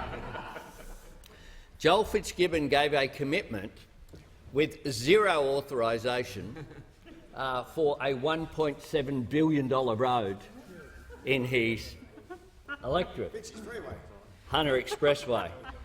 And I said to him, "Mate, I've looked at your words that you said at that press conference. It looks to me like a pretty strong commitment. Did anyone else at all know that you had done that?" He said, "Oh, well, it was just something that's really important." I said to him, "Well, here's what we do. We're setting up Infrastructure Australia. It's going to look at things objectively." And it did look at objectively, and its benefit-cost ratio was about $3 benefit for every dollar invested in it. Why hadn't it happened? Often one of the things that happens in this place is that safe Labor seats and safe Liberal seats and safe NAT seats miss out on investment. That's a bad thing. That's a bad thing that occurs across the board. So I say to Joel that every time he drives home on the Hunter Expressway, it would not have happened without this bloke. And that has made a difference to development, it's made a difference to productivity, but most importantly, it has saved lives. It has saved lives on that road that goes up to the member for New England's electorate. It has saved many, many lives and will into the future as well. It's quite extraordinary infrastructure. It's an elevated roadway for a long distance of it. And that's just one of the things that this bloke has done. He's made a difference in this place. He's made a difference each and every day that he's here. He spoke about when we met way back in 1985. What he didn't say is that at state conferences, he and I used to slip out and pair ourselves to go for a beer because it was pretty boring at the Sydney Town Hall often each year. And we would have a regular gathering which was across the spectrum, that is the Labor Party, from time to time, and you knew where to find us on a Saturday afternoon every June long weekend. I've been to the footy with him to watch South beat the Knights regularly over the years, and it's true, every time we've gone, it hasn't worked out well for the Knights, but he's very much a loyalist to Newcastle and a great son of the Hunter, a great son of the Hunter. One of the things about this place is that you have lots of contact with people. The people who are friends that will last are the people that I have in my mind that I'll have a beer with when I leave here, that I'll go out of my way to have a beer with. Joel Fitzgibbon I will always have a beer with. He leaves as my parliamentary comrade, but we will be mates forever, and I thank him for that. I thank the Leader of the Opposition. Call the Deputy Prime Minister on indulgence. Well, thank you very much, Mr Deputy Speaker. Joel Fitzgibbon, as you walk up the hill in this place, you are an idealist, and as you walk down the hill, you are a realist, and ultimately, after a time, you become a statesman, but that's really up to you. Joel's one of the hardest players on the ball, which is in this chamber. His interjections, he's trying to get under your skin. In the corridor outside our interviews, where he would accost me, he'd know where I was doing an interview and wait for me at the door, and we would both make an absolute disgrace of ourselves. On media issues, most of the time he would certainly was a worthy adversary, but once you're off the ball, people who've been around here for a while, you don't play rugby you don't play footy in the change rooms. There's no point to it. You just make a fool of yourself. And when we were off the ball and go and have a beer in a room, and you don't give away the secrets of your other side, but that's a sign of maturity that comes from a person who has such a history and a pedigree from this place. The Fitzgibbons brought not only from Joel's time, but that legacy that he was able to come in here with a sense of how you treat people with respect, and you don't become completely and utterly tribal, because that's not how our nation works. It's inoperable like that. There has to be times where you talk to one another and work things out. I won't keep the chamber too long, but I'll give you an understanding of how we see Joel on this side. Obviously, as a leader steps down, with Bill stepping aside, can't think of his seat. What is it? Maribyrnong. Maribyrnong. We have a discussion about who the next leader may be and what they mean to us. And I'll tell you what, I won't go through and say everybody else, that's not respectful. But when we got to Joel, we said, what happens if Joel Fitzgibbon becomes the leader? And a number of my colleagues said, we lose the next election. That's what happens. Because we know that he cuts through in our electorate. He's the one we worry about turning up in our electorate because they like him. And that is a big problem for us. Thankfully, he's retiring. So we've dealt with that issue. The final thing I'd say is how the Australian people see him. With Joel and I, as you know, we have a slot on a television station early on Monday mornings. And there was a time where, for some unknown reason, they thought we were going to another television station, and we're both getting these calls saying, why are you leaving us? And we're going, we're not. And they said, but we're the highest rating show on in morning television. And I said, but we're not leaving you. And they said, and your slot's probably one of the highest rating slots in on that section. It's vital that you stay. When we're not leaving. But why is that? Because the Australian people also look to this guy and go, I get him, I relate to him. And that's because he's not an automaton. He's not a machine. He doesn't, just like so many of us in this room, so many in this chamber, blurt out the lines where people just listen to him and go, that's not what you believe, mate. You just said anything, and I don't believe you. It's not authentic. So, Joel, I hope that we remain good mates. We're both supporters of the Knights. We're going to probably, look forward to getting down there, I hope, and seeing a few games. Very hard from Tamworth and very hard for here. On State of Origin, we're on different sides of the field because I'm loyal to the first place I played senior league, and that was Queensland. all the best, mate, and we are going to miss you. The Leader of the House on indulgence. For a couple of minutes, I wanted to say just a couple of words in relation to the honourable member for Hunter. He spoke before about respect within this place, and the respect that we have for him has been demonstrated through the words of the Deputy Prime Minister. But I want to pay tribute to his service as the Minister for Defence. It was too short a time, and he was well respected by our troops. And I evidenced that in Gallipoli in 2008. And I had the honour of going there with my father after we'd lost election, obviously, in 2007, and Joel was there and represented our country with great distinction. And I remember how proud I felt when he gave his speech and when he interacted with the men and women in uniform there. And they come from great stock. I knew his brother well when I was Health Minister as well. And your parents did something right, mate, as you alluded to before, because two fine men, and the honour that has been served your way today through Anthony's speech and others, I think it really speaks a lot to the person that you are, to the honour and distinction that you've brought to your role, and I really do quite sincerely say thank you very much for the work that you did in the defence portfolio. We were pretty tough on you, as we were on most people during the course of that period in this place, but you did a great job, and you leave this place with your head held high, not something that every member can lay claim to, and I really pay respect and honour you today. The Deputy Leader of the Opposition. Thank you. Are you seeking indulgence? Thank you, Madam Deputy Speaker. Can I firstly say that I won't detain the House for too long, and to do proper justice to speaking about the member for Hunter would actually take quite a significant amount of time. But I very much acknowledge his speech, the words of the Leader of the Opposition, the Deputy Prime Minister and the Minister for Defence, and that you are hearing words from across the chamber speaks a lot to the member for Hunter and the impact that he's had on this place.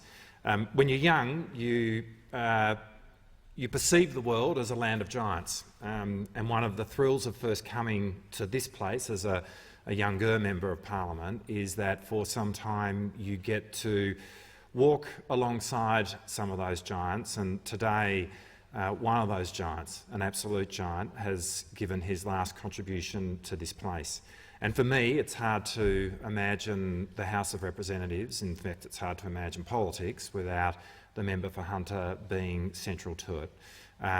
His impact has been spoken of, but it is absolutely profound. Speaking personally, he has been a mentor to me, more significantly though, a really close friend. You can't say this about too many people, but for all that Joel does and says, and for all that's said about him, I can honestly say that in the 14 or so years that I've been here, and the many interactions I've had with Joel in very difficult circumstances at times, he has always kept his word. He has always maintained a trust. He has always treated me with complete dignity and with complete respect, and he is as solid as a rock. And I cannot tell you how much I appreciate that. But more than that, he's been, for me, just an enormous source of encouragement and support. This place, without the member for Hunter, will have less colour. It will have less gravitas. As I say, it is hard to imagine the place without him. But he's taught me how important it is to be connected to the people that you represent, how important it is to be truthful to yourself in the way in which you present yourself here. The perspective that he brings to our party is profoundly important, and I really hope that his successor will continue to give that voice within our room. But more than any of that, I think I speak on behalf of all of us, we will just lose a really wonderful friend. All the best, Joel. I hope that the future is as successful for you as your time here has been.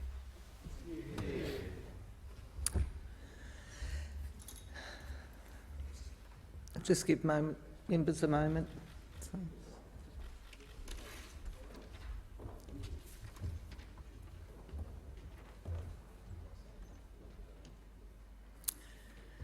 Okay, the clerk.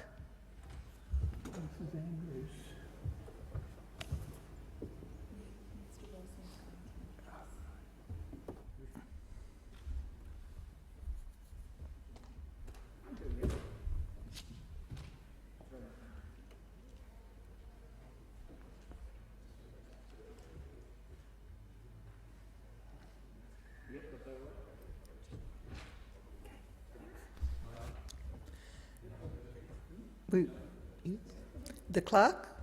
Government business, notice number 1, Transport Security Amendment, Critical Infrastructure Bill 2022. The Minister. Well, thank you, Deputy Speaker.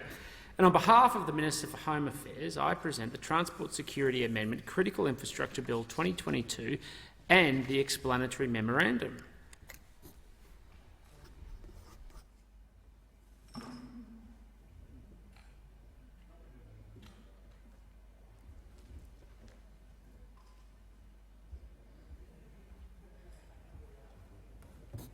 The clerk.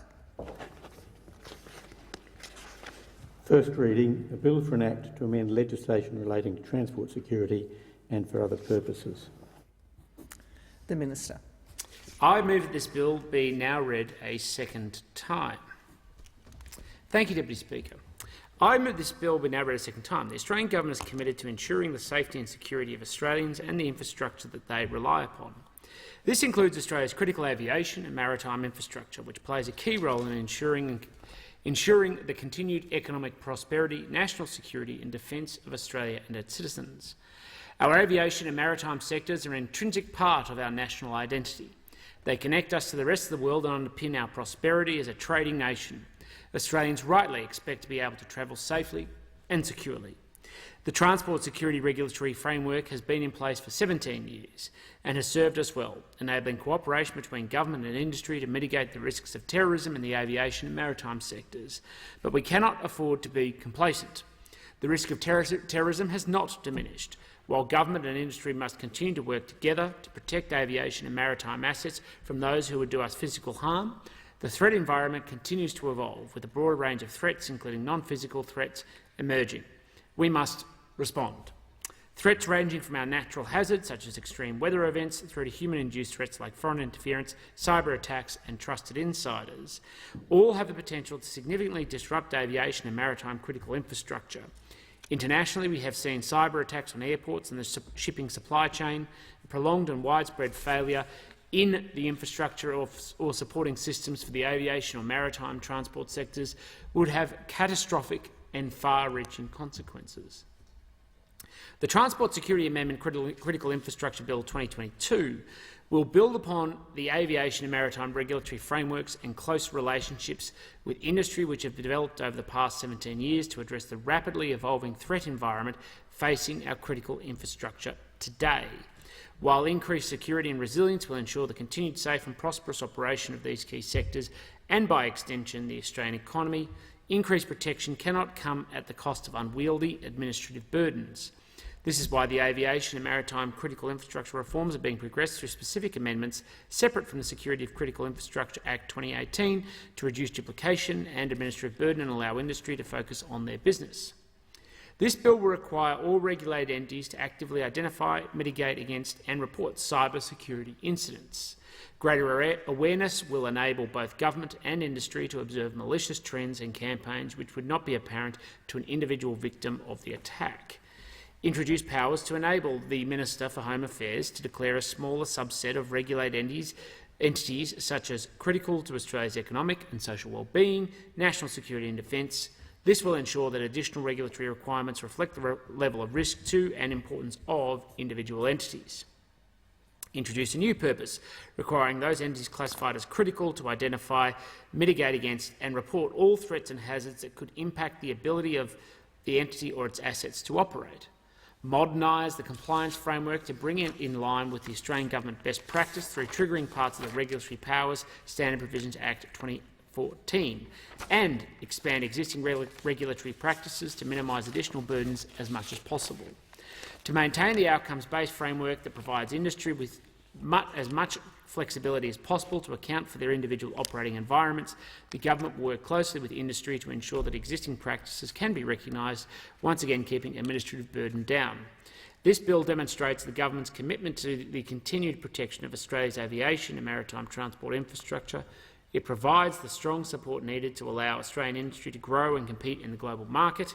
It allows Australians to have uninterrupted access to essential services and ensures that our society and living standard continues to be the envy of the world. It ensures that Australia continues to be a safe, prosperous and wealthy nation. I commend this bill to the House. Thank the Minister. The debate must now be adjourned. I move that the debate be adjourned. Thank the member for Kingsford Smith. The question is the resumption of the debate can be made in order of the day for the next sitting. All those in agreement say aye. Those against no. Declare the motion carried. The Clerk. Government Business Notice Number 2, Telecommunications Interception and Access Amendment, Corrective Services Authorities Bill 2022. The Minister. Well, thank you, Deputy Speaker. On behalf of the Minister for Home Affairs, I present the Telecommunications Interception and Access Amendment Corrective Services Authority Bill 2022 and the explanatory memorandum.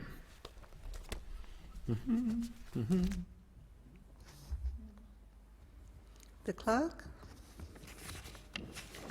First reading, a bill for an act to amend the Telecommunications Interception and Access Act 1979 and for related purposes. The Minister.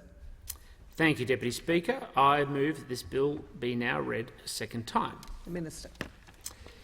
Today I am introducing the Telecommunications Interception and Access Amendment Corrective Services Authority Bill 2022 to provide corrective services authorities the ability to access telecommunications data under the Telecommunications Interception and Access Act 1979, otherwise known as the TIA Act.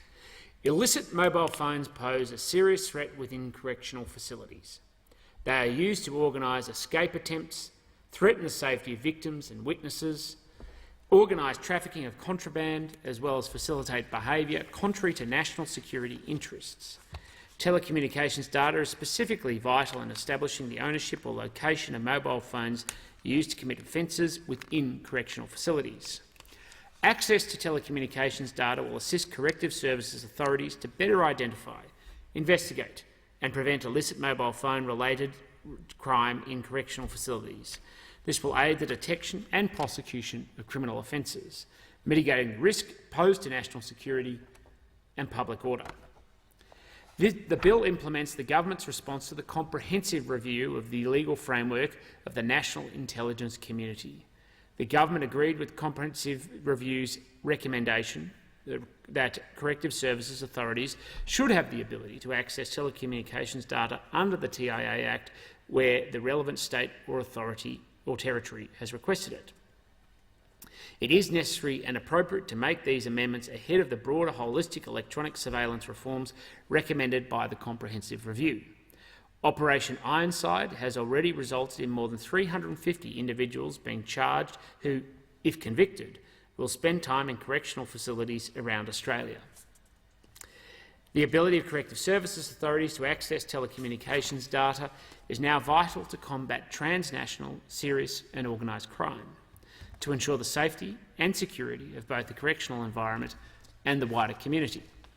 In anticipation of these reforms, the New South Wales Government has requested that Corrective Services New South Wales be given immediate access to telecommunications data, following extensive preparatory work, including development of policies and procedures and review of its privacy settings and consultation with the Commonwealth Ombudsman and the Privacy Commissioner. The Commonwealth Government has determined it is in the national interest for Corrective Services New South Wales to be able to access telecommunications data ahead of the passage of this bill.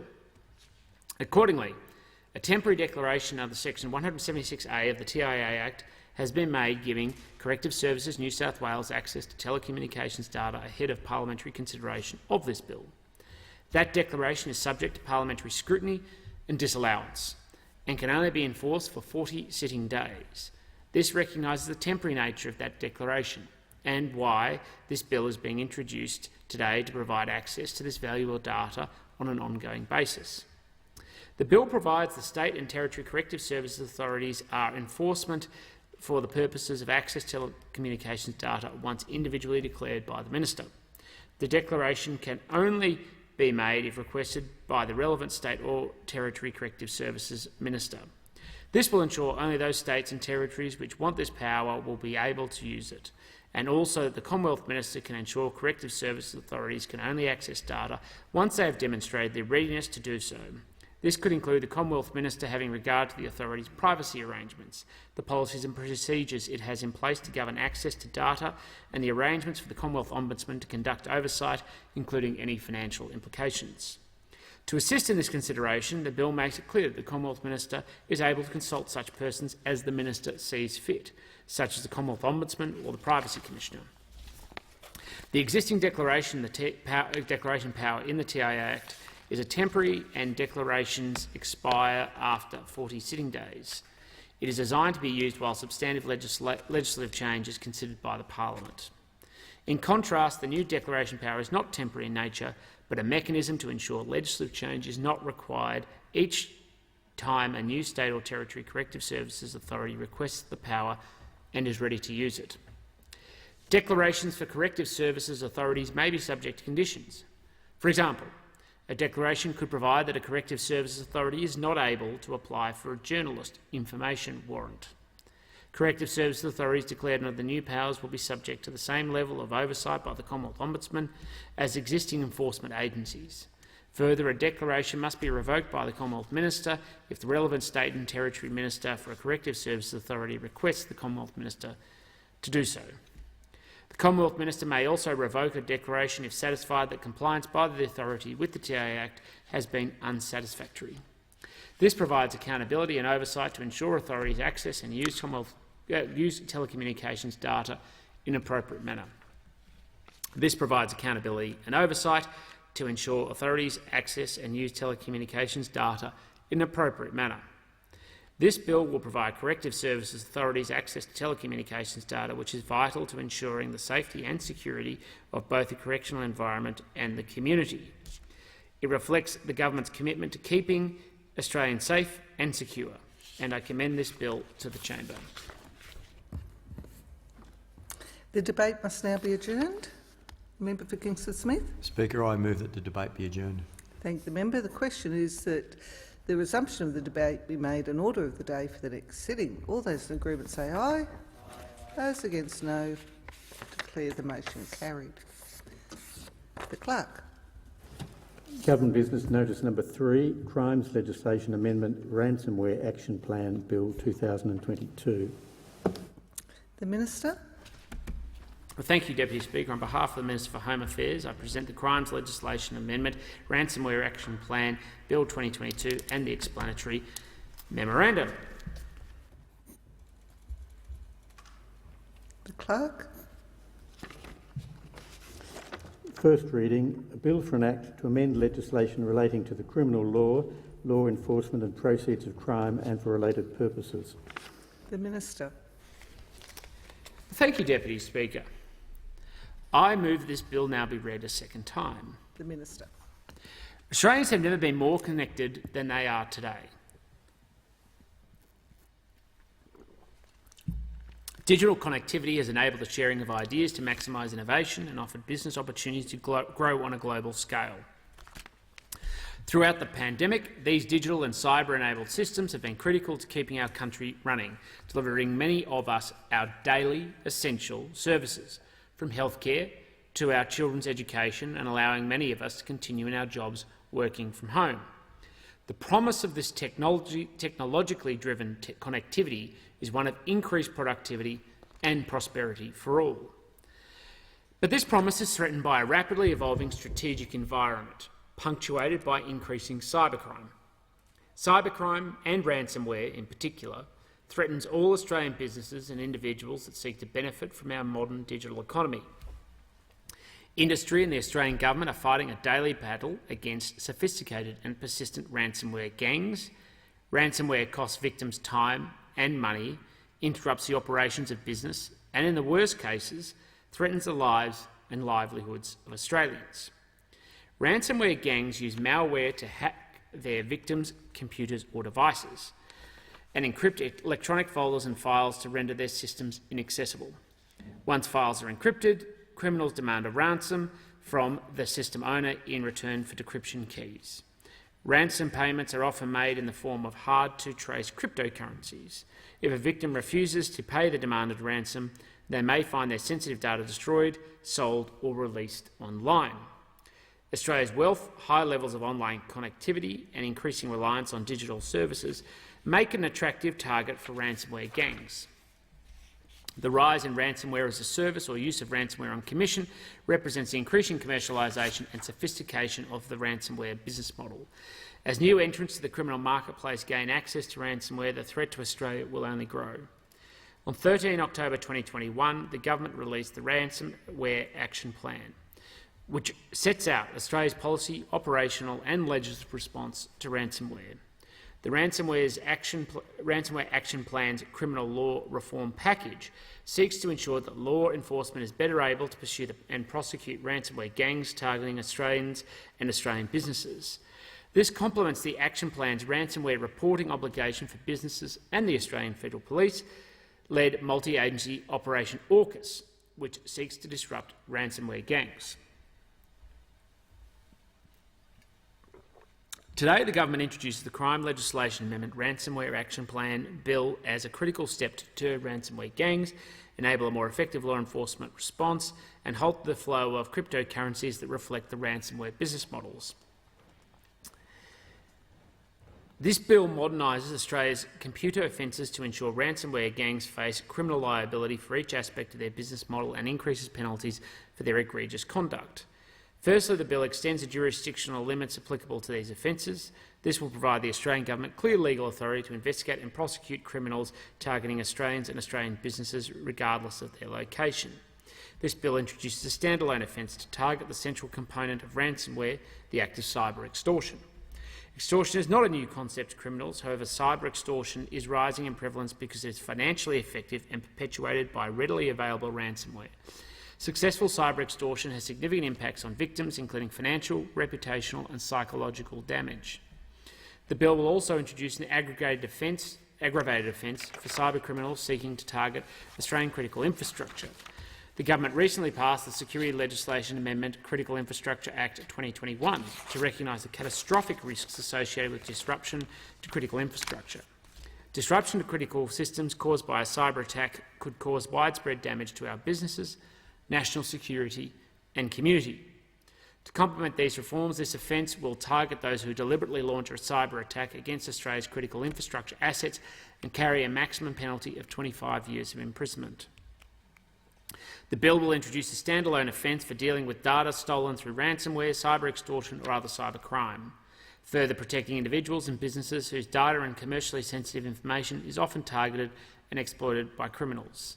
This bill will introduce an aggregated offence for buyers and sellers of ransomware to ensure that those profiting from the development and sale of ransomware, including ransomware as a service, are deterred from contributing to the threat and endangerment of Australians. Finally, the bill increases maximum penalties for a number of other computer offences in recognition of the increasingly disruptive impact of cybercrime on our digitally enabled society. Successful ransomware attacks almost exclusively rely on digital currency as a payment mechanism. Digital currency provides opportunities to move funds in ways that challenge the law enforcement, detection and disruption. The scale and speed with which digital currencies are adopted necessitates the continual review of our proceeds of crime legislation. We need to ensure that law enforcement agencies have the capabilities to identify where digital currency is used in criminal offending and to freeze or seize that digital currency, prevent its dissipation and reinvestment in criminal activities. The bill will also ensure that law enforcement agencies can seize digital assets, including cryptocurrency, where it is discovered during the execution of a warrant and suspected to be proceeds of crime. This measure reflects changes in the way criminals are using cryptocurrency as part of their criminal activities. As criminals change the way they do things, it is vital that our law enforcement agencies are able to continue to effectively detect, disrupt and deter activities harmful to Australians. This bill demonstrates the government's commitment to deterring and disrupting cyber criminals who target Australians and use ransomware to lock their systems and extort them for financial gain. Supported by a broad suite of legislative, policy and operational reforms, this bill helps make Australia a harder target for ransomware gangs. By protecting Australians and Australian businesses from cyber threats, the government safeguarding the nation's connectivity and promise of our digital future. I commend this bill to the House. The debate must now be adjourned. The member for Kingston Smith. Thank you, Speaker. I move that the debate be adjourned. Thank the member. The question is that the resumption of the debate be made an order of the day for the next sitting. All those in agreement say aye. Those against no. Declare the motion carried. The Clerk. Government Business Notice Number 4, Treasury Laws Amendment Modernising Business Communications Bill 2022.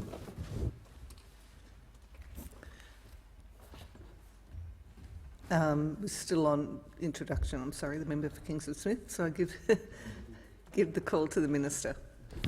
Thanks, Madam Deputy Speaker. I present the Treasury Laws Amendment Modernising Business Communications Bill 2022 and the explanatory memorandum. The Clerk. First reading, a bill for an act to amend the law relating to corporations, consumer credit and other matters in the Treasury portfolio and for related purposes. The Minister. Thanks very much, Madam Deputy Speaker. I move that this bill be now read a second time. The Minister.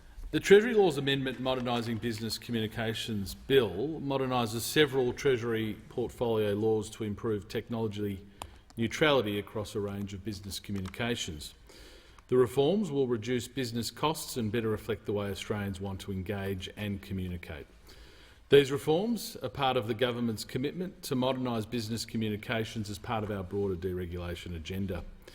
It builds on the recently passed reforms to the Corporations Act in respect of meetings, meeting-related materials and document execution. The bill expands these reforms so that documents required or permitted to be signed by the Corporations Act can be signed in a technology-neutral manner.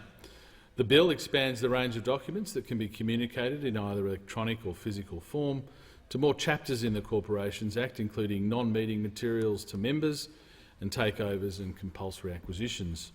The bill ensures that members can choose to receive the documents in whichever way they prefer. The bill legislates and expands the existing relief provided by ASIC to entities for sending documents to lost members, expanding the relief to cover all documents sent to members. The bill also proposes that entities will not have to send documents to a member whose contact details are known to be wrong and where the entity is unable to ascertain the new address of that respective member. The bill also amends the National Consumer Credit Protection Act and the National Credit Code to give more flexibility to consumers and credit providers to communicate in ways that best suit their own circumstances. The bill more closely aligns the electronic communications requirements under the National Credit Code with the communications regime established in the Corporations Act.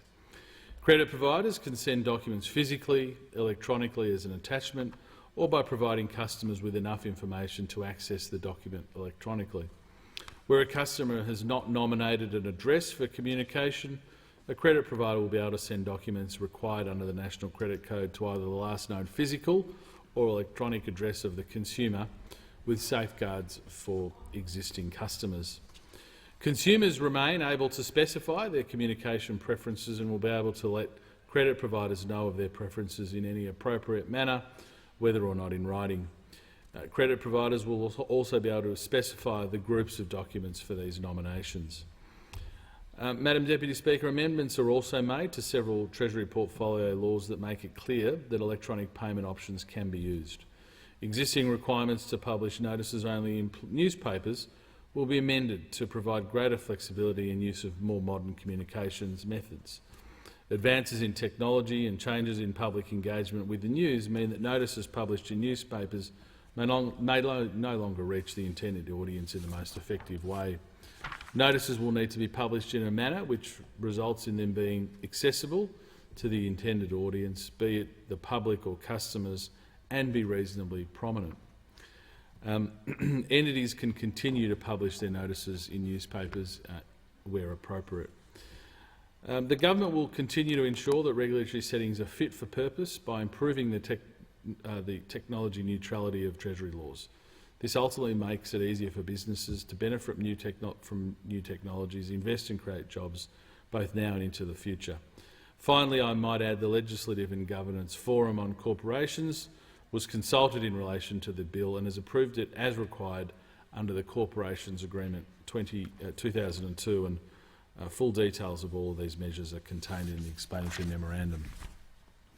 The debate must now be adjourned. The member for Kingsford Smith. I move that the debate be adjourned, Speaker. I thank the member. The question is that the resumption of the debate, the resumption of the debate be made an order of the day for the next sitting. All those in agreement say aye. Those against no. Declare the motion carried. The clerk. Government Business Notice number 5, Treasury Laws Amendment, Streamlining and Improving Economic Outcomes for Australians Bill 2022. The Minister.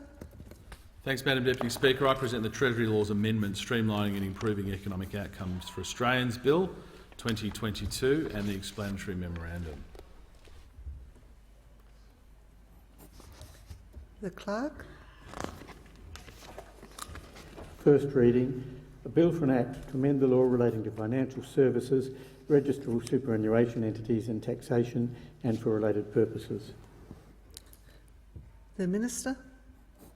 Thanks, Madam Deputy Speaker. I move that this bill be now read a second time. The Minister. Schedule 1 to the bill implements the government's 21-22 budget commitments to restore previously well-established licensing relief for foreign financial services providers to ensure continued access to foreign financial services providers for Australian investors. Access to foreign financial service providers enhances market competition, lowers costs and increases the diversity of investments and sources of financing available for Australians. The previously well-established relief is substantially restored through the introduction of new legislated exemptions while improving regulatory safeguard mechanisms to address ASIC concerns with previous relief. Schedule 1 introduces the comparable regulator exemption, which exempts foreign financial services providers from the requirement to be licensed when dealing with Australian wholesale clients. The exemption applies to foreign financial services providers that are authorised to provide financial services in a comparable regulatory regime. Schedule 1 to the bill also introduces the professional investor exemption, which is targeted to foreign financial service providers who provide financial services from outside Australia to professional investors. Lastly, the fit and proper person assessment exemption fast-tracks the licensing requirements for foreign financial services providers by exempting certain providers from fit and proper purpose assessment when applying for a standard financial services licence in Australia if they wish to do so. This government, Madam Deputy Speaker, continually supports the reduction of regulatory barriers across financial services when it makes sense to do so. Regulatory safeguard mechanisms have been enhanced in the restored relief, including the ability for ASIC to add new conditions to providers relying on the exemptions. Further oversight has been improved by adding a requirement to notify ASIC of any reliance on the relief. The Legislative and Governance Forum on Corporations was notified of these changes, as is required under the Corporations Agreement 2002. Madam Deputy Speaker, Schedule 2 to the bill extends and adapts the financial reporting and auditing requirements in Chapter 2M of the Corporations Act to apply to registrable superannuation entities. This will improve the quality and transparency of financial reports that are prepared by super funds. Super funds with more than 4 members currently have a combined value of $2.3 trillion, almost the same value as all listed companies in Australia. And given the importance of the super sector and the need for trust and transparency, it's appropriate that superannuation funds are subject to similar financial reporting obligations as are public companies. Importantly, the new financial reporting requirements will require registrable superannuation entities to lodge financial reports on the public record with ASIC. Requiring registrable superannuation entities to lodge financial reports with ASIC will obviously increase the consistency and transparency of financial information that's publicly available and complement APRA's regulation of super funds by enabling stronger enforcement action to be taken to ensure compliance with the financial reporting requirements. The new requirements will impose stricter rules for auditors of registrable superannuation entities, which includes additional reporting and independence obligations for audit firms and audit companies. I might add the government has carefully examined the issues raised by stakeholders during consultation on the exposure draft legislation, and subsequent changes to the bill are therefore aimed at reducing the regulatory burden on the superannuation and auditing sector while maintaining appropriate transparency. These changes complement the government's suite of reforms to improve the transparency and accountability of the superannuation system, including the recent Your Future, Your Super changes. Finally, Schedule 3 to the bill allows small businesses to seek orders from the Administrative Appeals Tribunal that stay or otherwise affect the ATO debt recovery actions while a small business is disputing the underlying tax assessment in the Small Business Tax Division of the AAT. These amendments implement the 21-22 budget measure, increase powers for AAT in relation to small business taxation decisions. Small businesses, Madam Deputy Speaker, will save in court and legal fees and as much as 60 days waiting for a decision, as compared to the current process of applying to a state or federal court for a stay on a debt recovery. These orders will be subject to integrity checks intended to prevent aggressive taxpayers without genuine disputes from receiving stay orders sought that simply have the intention of frustrating the recovery of genuine tax debts. And, as always, full details of the measures are contained in the explanatory memorandum. The debate must now be adjourned. The member for Kingsford Smith. I move that the debate be adjourned. Thank the member. The question is that the resumption of the debate be made an order of the day for the next sitting. All those in agreement say aye. Those against no. Declare the motion carried. The clerk. Government Business Notice number 6, Public Sector Superannuation Legislation Amendment Bill 2022. The Minister. Thanks, Madam Deputy Speaker. I present the Public Sector Superannuation Legislation Amendment Bill 2022 and the explanatory memorandum. The Clerk. First reading, a bill for an act to amend the law relating to superannuation and for related purposes. The Minister. Thanks very much, Madam Deputy Speaker. I move that this bill be now read a second time. The Minister. The Public Sector Superannuation Legislation and Amendment Bill makes consequential amendments to a number of public sector superannuation acts as a result of the Parliament's enactment last year of Your Super, Your Future reforms. This bill ensures that relevant Commonwealth public sector superannuation arrangements are treated consistent with those sector-wide reforms that apply, of course, to other Australians. Because of the unique complexities inherent in some of these Commonwealth arrangements that don't exist for other MySuper products, these consequential reforms have necessarily been drafted after the enactment of last year's legislation. In the 2021 federal budget, the government announced the Your Future, Your Super suite of super reforms. These reforms made the superannuation system better for members in 4 primary ways. Your superannuation now follows you as you move jobs, preventing the creation of unintended multiple superannuation accounts with duplicate fees. The reforms empowered members by making it easier for people to compare products and choose a well-performing product that meets their needs. Funds are now held to account for underperformance, protecting members from poor outcomes and encouraging funds to lower costs and fees, ultimately to boost Australians' retirement income. And finally, there's also now increased transparency and accountability around how superannuation funds use members' savings. The Public Sector Superannuation Legislation Amendment Bill, therefore, makes consequential amendments to the Parliamentary Superannuation Act 2004, the Superannuation Act 2005, which itself establishes the Public Sector Superannuation Accumulation Plan, known as PAASAP, and the Federal Circuit and Family Court of Australia Act 2021 to apply the relevant Your Future, Your Super reforms.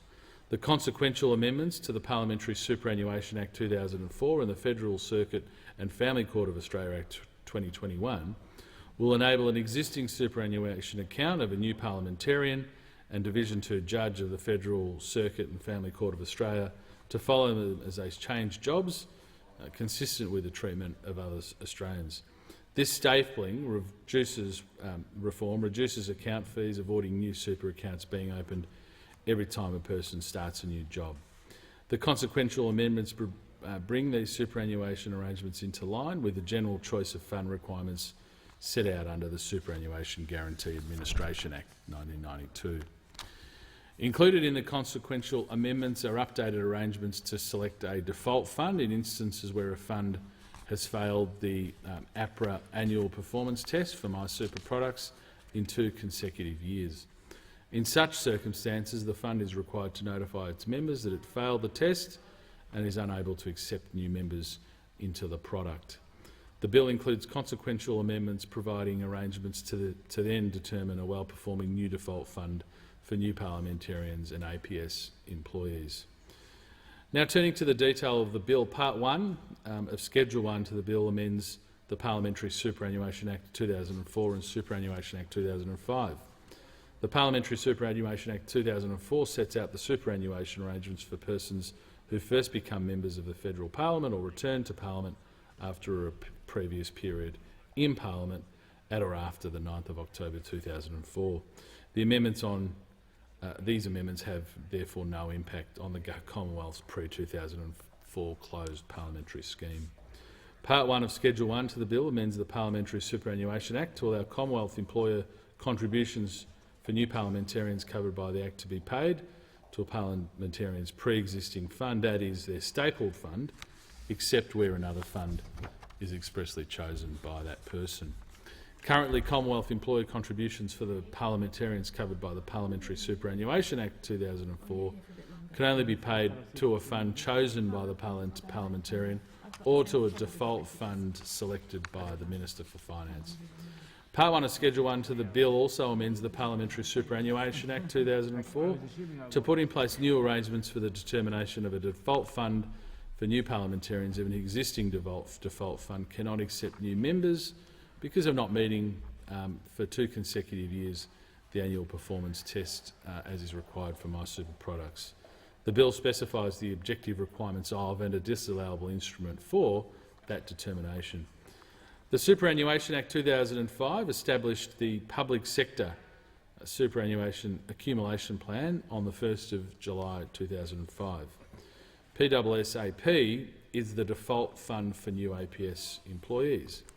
Where a new APS employee does not choose a superannuation fund and has no stapled fund, the person becomes a member of the PSSAP and employer contributions in respect of them are paid to the PSSAP, the MySuper product. Part 1 of Schedule 1 to the bill amends the Superannuation Act 2005 to allow an alternative default fund to be put in place if the PSSAP cannot accept new members because of not meeting for 2 consecutive years the annual performance test for MySuper products. PSSAP continues to perform well compared to the market, I might add, but it's appropriate there's a transparent approach provided as a contingency just in case of an underperformance scenario. The changes to the Parliamentary Superannuation Act and the Superannuation Act 2005 ensure that if ever a scenario was to arise where the existing default fund for parliamentarians or APS employees could not accept new members, that the Commonwealth can continue to meet its default fund obligations that are required under the Superannuation Guarantee Administration Act. A new default fund can only be determined transparently in accordance with a methodological approach prescribed by the Minister for Finance in a disallowable legislative instrument. The prescribed method must include a requirement that the fund be a complying super fund and involve either an assessment of funds according to fees and costs and investment returns or a comparison of one or more publicly available rankings of funds that take account of fees and costs and, of course, investment returns. So in other words, Madam Deputy Speaker, the test requires an objective comparison based on the performance of alternative funds. The amendments to the Superannuation Act 2005 will also allow the Minister to determine, through a disallowable legislative instrument, administration matters related to an alternative default fund. This is to ensure alignment and continuation of employer contribution arrangements for the alternative default fund with those that apply in relation to the PSSAP. Part 2 of Schedule 1 to the bill makes consequential amendments to the Governance of Australian Government Superannuation Schemes Act 2011 and the Parliamentary Business Resources Act of 2017. Part 3 of Schedule 1 to the bill amends, as I mentioned, the Federal Circuit and Family Court of Australia Act 2021, and currently under the Act, the Commonwealth Superannuation Contribution for Division 2 judges of the Federal Circuit and Family Court of Australia can only be paid to a fund chosen by a judge. Part 3 of Schedule 1 to the bill amends the Federal Circuit and Family Court of Australia Act to allow Commonwealth superannuation contributions therefore to also be paid to a stapled fund where the judge has not chosen a fund. The bill will also allow Commonwealth superannuation contributions to be paid to a default fund if the judge has not chosen a fund and, of course, has no stapled fund. Part 4, finally, Madam Deputy Speaker, of Schedule 1 to the bill puts in place transitional arrangements related to the amendments to the Parliamentary Superannuation Act 2004, and I commend the bill. The debate must now be adjourned. The member for Kingsford Smith. I move that debate be adjourned. I thank the member. The question is that the resumption of the debate be made an order of the day for the next sitting. All those in agreement say aye. Those against no. Declare the motion carried. The clerk. Government Business Notice Number 7, Education Legislation Amendment 2022, Measures Number 1, Bill 2022. The Minister.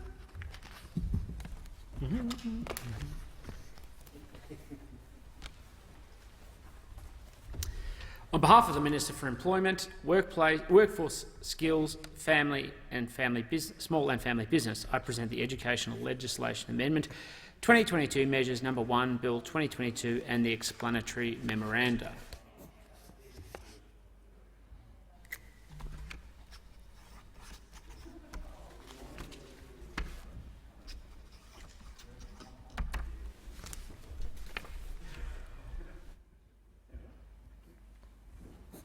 The clerk.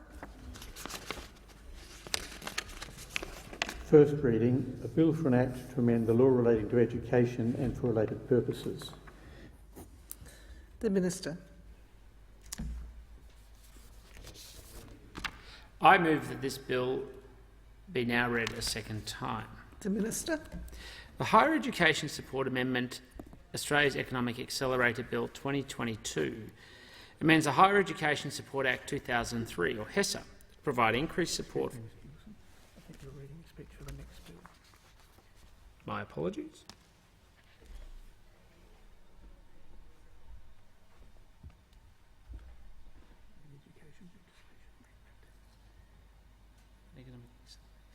Nope.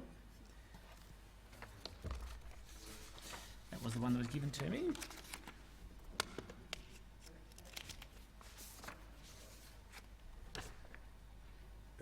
That's it. We might just start that process again. If that's okay with the Minister? Yes, I we'll give the have call words to with the PLO. Minister. Thank you, Deputy Speaker. The Education Legislation Amendment 2022 Measures Number 1... I'm sorry, the Minister, do you want to just state that you... My apologies. I move that this bill be now read a second time. I thank the Minister and I give the call to the Minister.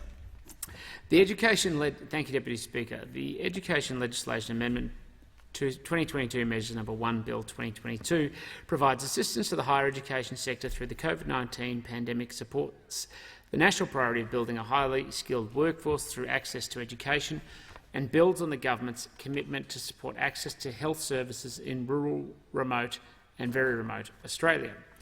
Schedule 3 of the bill amends the Higher Education Support Act 2003 to extend the fee help loan fee exemption for a further 12 months. This exemption originally commenced on 1 April 2022 as a COVID financial relief measure and will now continue through to 31 December 2022. This will assist approximately 30,000 full fee-paying undergraduate students accessing fee help to study in 2022, as well as supporting the mostly private higher education providers at which these students are enrolled. Schedule 4 of the bill allows students to access fee help loans to study micro-credential courses delivered as part of the Australian Government's Micro-Credentials Pilot.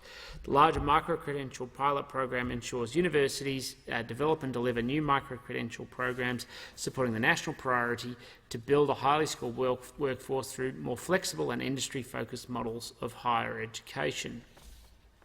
Schedule 5 of the bill amends the Higher Education Support Act 2003 to encourage employment and increase retention of doctors and nurse practitioners in rural, remote and very remote regions of Australia. The new measures will reduce outstanding help debts for eligible doctors and nurse practitioners who work in these locations for a required amount of time and will also allow for the waiver of the indexation of their help debts. The government is committed to improving services in regional and remote Australia. These measures incentivise doctors and nurses to relocate to rural, remote and very remote Australia, improving health services in those areas by ensuring those areas are able to attract and retain health practitioners. Measures in Schedules 3, 4 and 5 of the bill implement or support policies, including the government's 2021-2022 mid-year economic and fiscal outlook budget announcement. Schedules 1 and 2 of the bill make minor changes to improve the operation of the Higher Education Support Act 2003 by aligning the citizenship and residency requirements for New Zealand citizens accessing help loans with other eligible non-Australian citizens and clarifying student and provider obligations relating to the unique student identifier. Other measures in the bill make minor and technical amendments to improve the operation of the Higher Education Support Act 2003 and the Tertiary Quality and Standards Agency Act 2011. These amendments support the government's commitment to supporting higher education and skilling Australia's workforce and to improving health services in rural, remote and regional Australia. I commend this bill to the House. The debate must now be adjourned. The member for Kingsford Smith. I move that the debate be adjourned. Thank the member. The question is that the resumption of the debate be made an order of the day for the next sitting. All those in agreement say aye. Those against no. Declare the motion carried. Clerk. Government Business Notice number 8, Higher Education Support Amendment, Australia's Economic Accelerator Bill 2022. The Minister. On behalf of the Minister for Employment, Workforce, Skills, Small and Family Business, I present the Higher Education Support Amendment, Australia's Economic Accelerator Bill 2022 and the explanatory memorandum.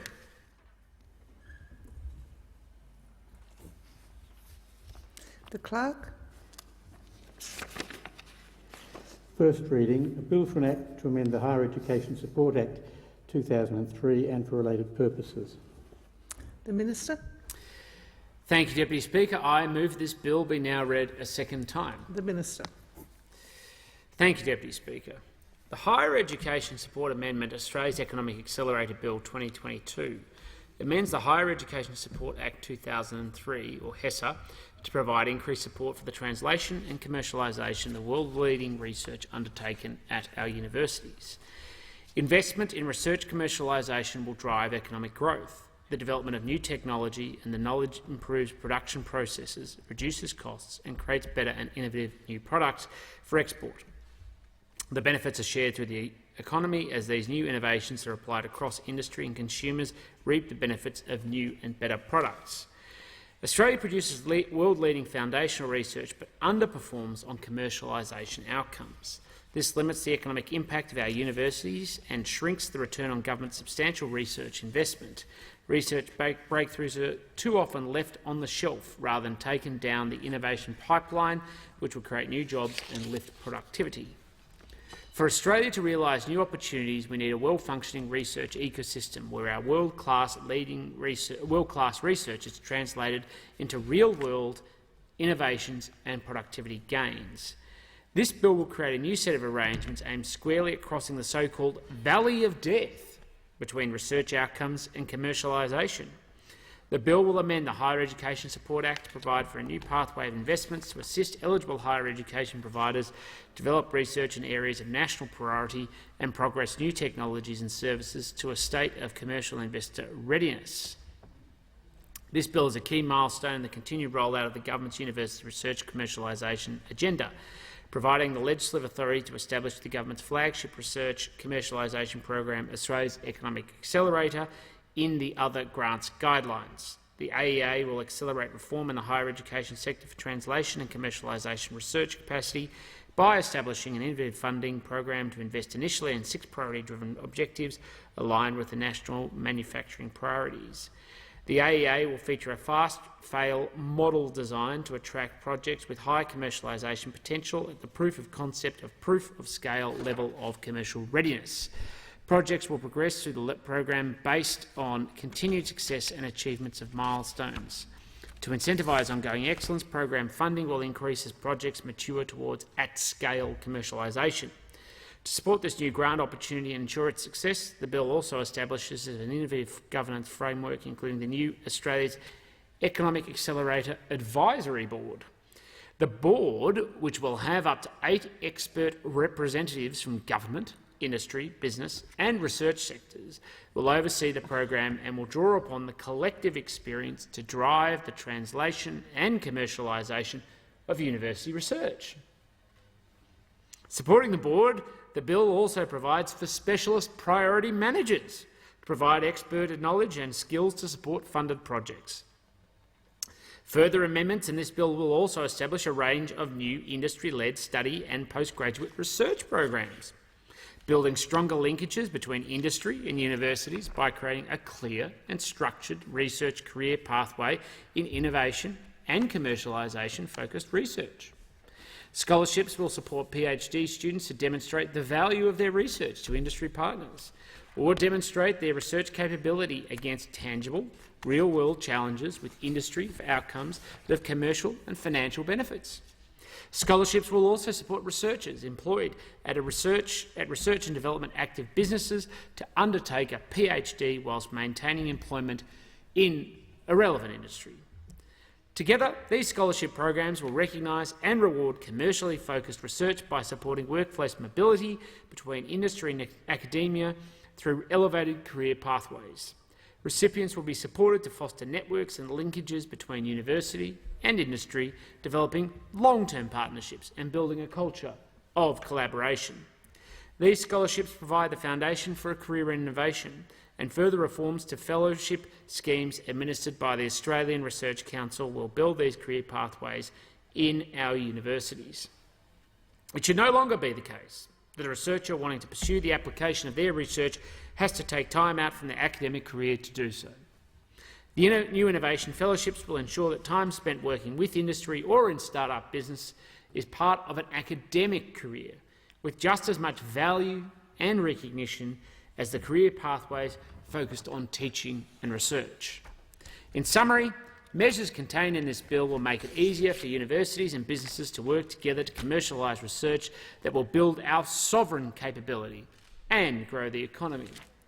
By building on the government's earlier job-ready graduates reforms to higher education, this bill further recalibrates our world-class higher education system to ensure closer linkages and partnerships with industry, creating new jobs, lifting productivity and driving economic growth. And therefore, I commend this bill to the House. The debate must now be adjourned. The member for Kingsford Smith. In support of the mover of the amendment's animation, I move that the debate be adjourned. I thank the member. The question is that the resumption of the debate be made in order of the day for the next sitting. All those in agreement say aye. Those against no. Declare the motion carried. The clerk. On business notice number 9, Department of Infrastructure, Transport, Regional Development and Communications, Cocos Keeling Islands, West Island Seawater Reserve, Osmosis Plant and Wastewater Treatment Plant upgrade, reference of work. The Minister.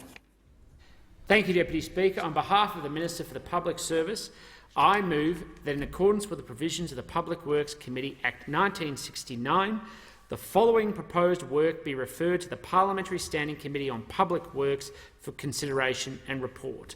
Department of Infrastructure, Transport, Regional Development and Communications Infrastructure, Cocos Keeling Islands, West Island, Seawater Reserve, Osmosis Plant and Wastewater Treatment Plant upgrade. The Minister.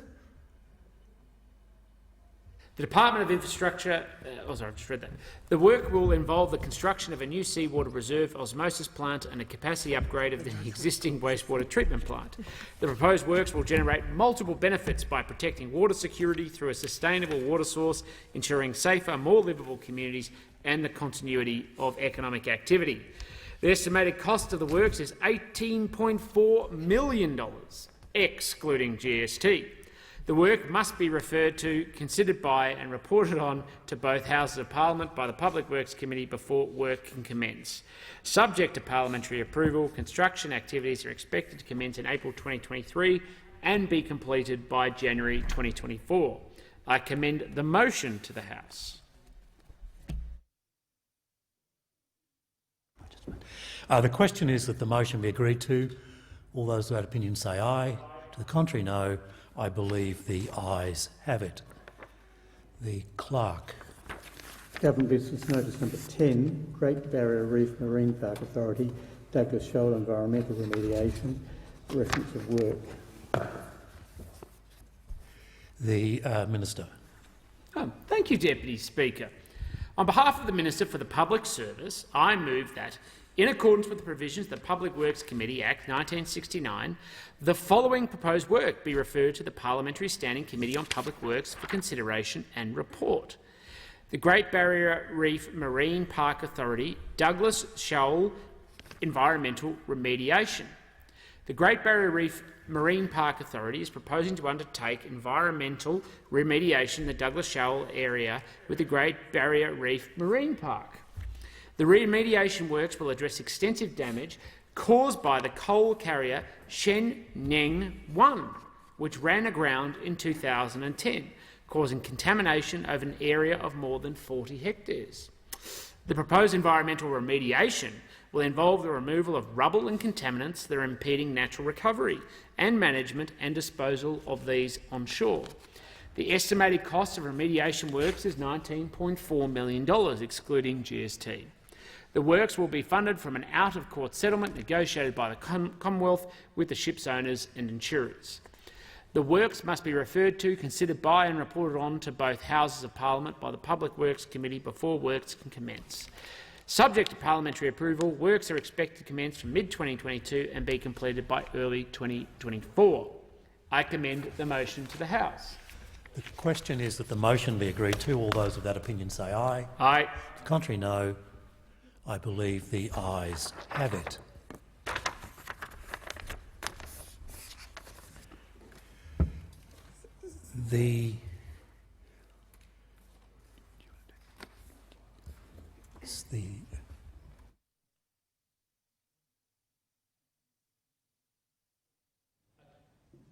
I call the honourable member for Indi seeking indulgence. Thank you, Mr Speaker. I rise to speak on indulgence. I may not be a career politician, but I know when I'm being taken for a ride. The Prime Minister's laughable excuse that he cannot legislate his dud Integrity Commission proposal because the opposition won't support it is totally absurd. He's never applied that standard to any other legislation. The Prime Minister has taken me, the crossbench, the opposition and his own backbench on a ride when he said he wanted to work on a bill in a bipartisan way. Mr Deputy Speaker, the facts are clear. He had no intention of working on this in a bipartisan way. The Prime Minister has taken hundreds of Australians who gave feedback on his dud proposal for a ride too. Over a year of what is now clearly fake consultation and not one change made. He played the public for a patsy, but they are smarter than that. Make no mistake, this is a deliberate decision by the Prime Minister to avoid accountability. Make no mistake, this Prime Minister doesn't want a cop on the beat at this forthcoming election, when he's about to pork barrel and rot with total abandon. There will be no consequences for that while this Prime Minister is in charge. Well, don't think you can fool me. This is not respectable leadership. MPs on both sides think that, not just the crossbench and the opposition. Strong leadership creates bipartisanship, and as it stands, that has not been achieved. The majority of MPs right here, right now, support my gold standard Australian Federal Integrity Commission bill. It's sitting here, right on the notice paper. So I call on this government. I say to you that all this lording over us with punitive standing orders, well, what's that achieved? You should show up and face the music. Have a debate, support a bill that can bring a legislation that all of the nation wants into fruition. This 46th Parliament is coming to a close, and this government has failed the nation. It has failed the nation on integrity. I'll never stop bringing this to the attention of this House, even in the dying days of this Parliament. Our nation deserves so much better than this. The legislating of a Federal Integrity Commission was a character test for this Prime Minister and his government, and I stand here today saying he has failed that character test, and it's not just me who knows it. The nation knows it. Is the member for Bass also seeking indulgence? Yes, thank you, Mr Speaker, with your indulgence. The member for Kennedy. Member for Kennedy. I call the member for Bass. Thank you, Mr Speaker. Look, I rise today and I want to again thank the member for Indi for the work that she has done in continuing to bring attention to this issue. When I stood last year to support her efforts to have this bill debated, I said then it was one of the most important things, or the most important thing that we come here to do, and I still maintain that. I do believe that this issue needs to be debated, and it is also clear that this Parliament is coming out of time to be able to legislate an integrity bill. The important thing that I would like to note today is that we must have a bipartisan, multi-partisan, in fact, approach to this issue. We must not allow this issue to just be lost in the politics and in the tribalism of the politics that can go on in this place and outside it. This is such an important issue. It's fundamental to the trust and confidence that we need from the Australian people to do our jobs. And so I would urge cooperation and collaboration from all parties on all sides to take this forward in the next Parliament. It simply will not happen, and it will not create the institution that is necessary if there is a, my idea is better than your idea approach. We really need to find a way to come together and collaborate on this for the best interests of all Australians. Thank you. Is the member for Bennelong also seeking indulgence? Thank you, Mr Deputy Speaker. I call the member for Bennelong. I'm sorry? I call the member for Bennelong. Thank you, Mr Deputy Speaker, and I thank the member for Indi for bringing this forward, and my colleague. A properly working Parliament requires trust, honesty and integrity, but it is clear that our standing in the public has taken a bashing because these key attributes are in question, between the scandals that have plagued all governments over the past few decades to the chaos that people see in question time and on the news. Public faith in our parliamentary institutions is very low. We need a federal ICAC so we can take action, to take the first step to regain the respect of Australians who need to have confidence that we are all acting with integrity and honesty that they rightly expect of us.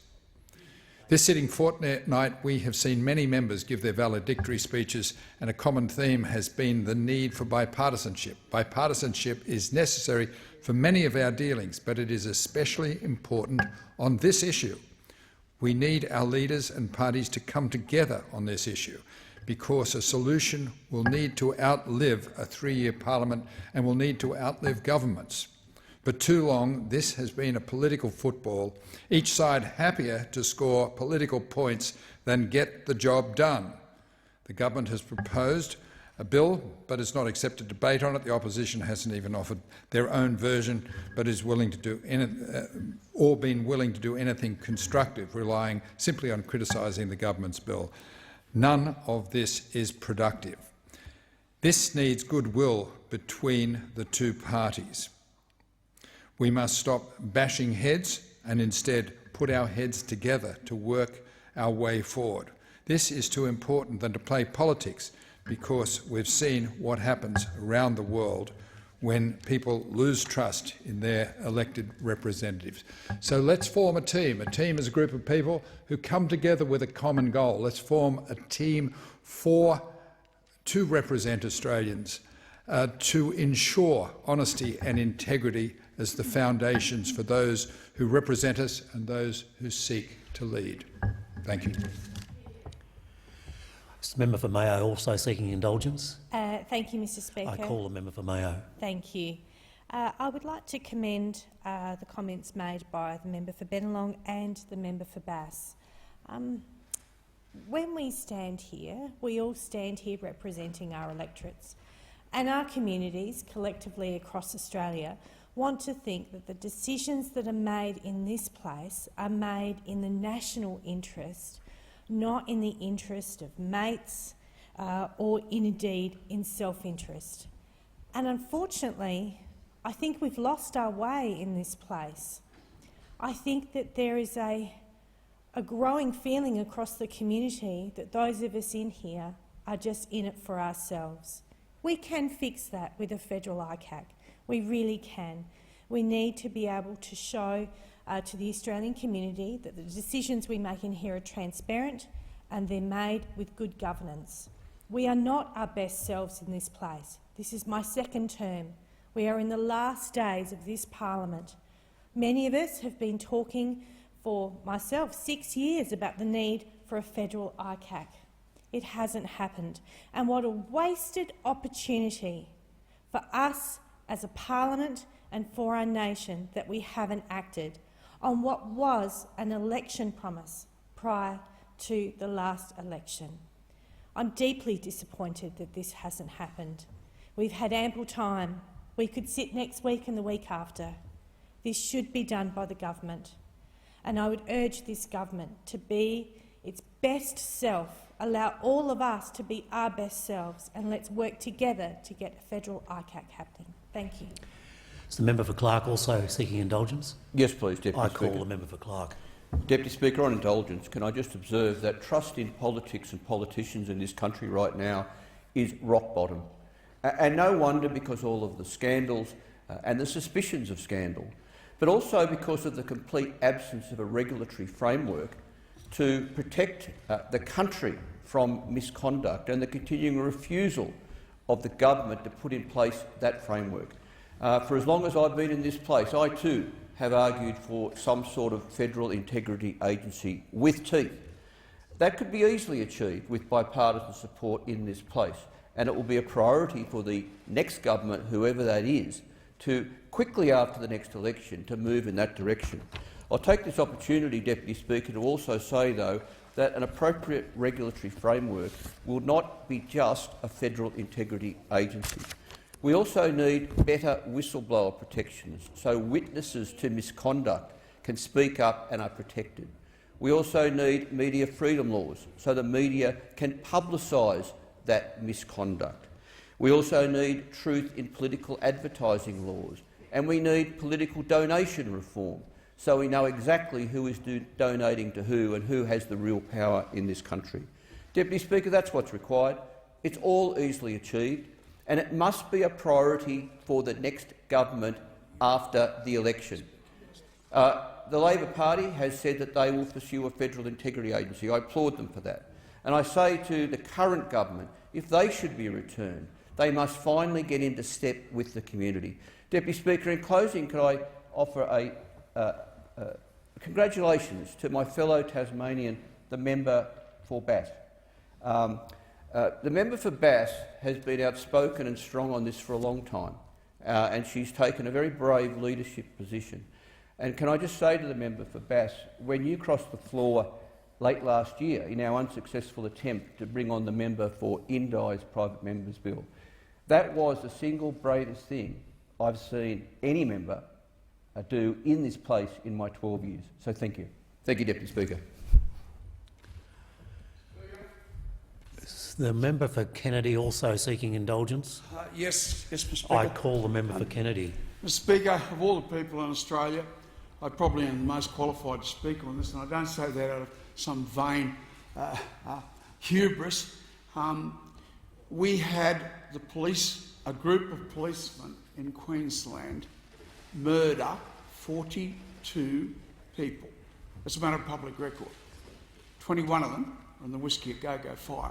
Wasn't intentional, but they still murdered them. 42 people murdered. We had no integrity commission. I tried to do something by myself, and I'm sure other members did, at least one ALP member did, and it was terrifying, absolutely terrifying. We had no integrity commission, nothing of that nature, and it led to the most dreadful of outcomes. The Fitzgerald inquiry had nothing to do with government corruption. It was about the police force murdering people. And it was discovered that the Commissioner of Police himself had been providing protection. I don't think he had any idea to the extent to which the thing had gone. But regardless of that, here is, if you don't have it, then this can happen. Now, when you do have it, it can terrify people who should be terrified.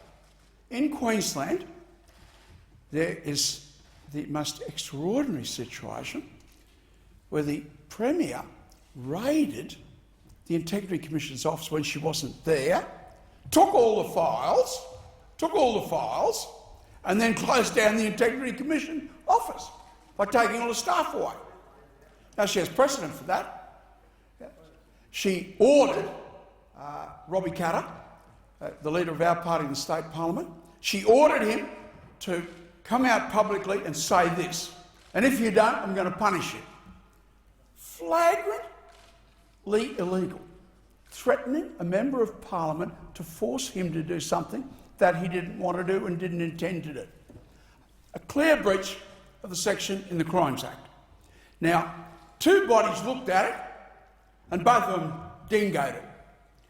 They wouldn't say she'd been right, but they wouldn't say that any action should be taken. Now, the two parties get together, if it's a Parliamentary Committee of Integrity, and they have a little tete-a-tete together, and I won't pick on you if you don't pick on me. And that's what happened in the Robbie Katter case. In this second case, which is far, far more troubling, that a government closes down the Integrity Commission. But it proves the necessity for an Integrity Commission, because if she could go to such lengths, clearly there is something bloody awful in those files, in the Integrity Commission files, that no one has now. They've been taken by a government department and they've vanished. So whether it's 40, the heroism of this lady sitting in front of me here, maybe we will never have a situation in the federal parliament where 42 human beings get murdered by a group of corrupt policemen. And far from saying the Integrity Commission does not have teeth in Queensland, what this actually proves is they have very, very real teeth, so much so that a government has moved to completely destroy the Integrity Commission. So I don't think any decent people on either side of this parliament would say that we don't need something. And there are grave dangers. There were so many innocent people hit in the Fitzgerald inquiry. I felt, I can get physically sick even thinking about, the wonderful, heroic coppers that had child pornography put on their computers. Judge Vasta hung, drawn and quartered without the slightest scintilla of evidence ever being produced. And he's gone to his grave now. So there's a terrible downside. But if you add to the downside and have a look at what was happening in Queensland then and happening again now, you have to say, my point with the Integrity Commission in Queensland is that whatever was in those files was so damaging and so serious that the government would take the most incredible action, to close it down. And that is proof positive of why you need an Integrity Commission. You know, I mean, they have got on to stuff that needed to be put on the public record and was so serious to the government that they would take this ridiculous measure to close it down.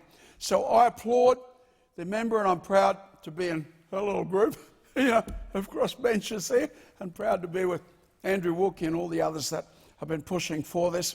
And even though I know the terrible downside to this sort of initiative, clearly you must go with it. Order. The member for Isaacs is seeking indulgence.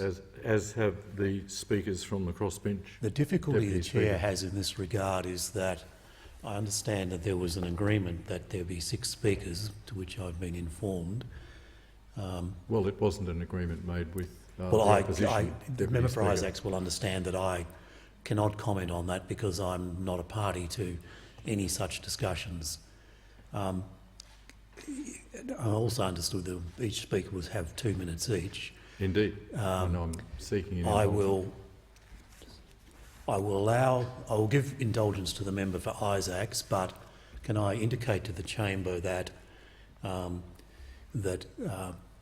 I propose not to give any further indulgence following the member for Isaacs, but I'll allow the member for Isaacs. So I call the member for Isaacs. Thank you, Deputy Speaker. The government has broken the promise that it made to the Australian people before the last election. The Prime Minister has failed to deliver a national anti-corruption commission. I'm very heartened to hear all of the members of the crossbench and 2 government backbenchers express their concern about the failure on the part of this government. The Prime Minister stood up on the 13th of December 2018 and made this commitment to the Australian people. Since then, all that we have had from this Prime Minister is a sham consultation, a fake process, hundreds of submissions, many of them expressing deep criticisms about the government's model, and every single one of those comments has been ignored. By contrast with the government's position, Labor, if elected, will establish a powerful, transparent and independent National Anti-Corruption Commission, and we will make it a priority if we are elected to government. Order. I have received advice from the Chief Opposition Whip nominating members to be members of the Joint Select Committee on Parliamentary Standards. The Minister.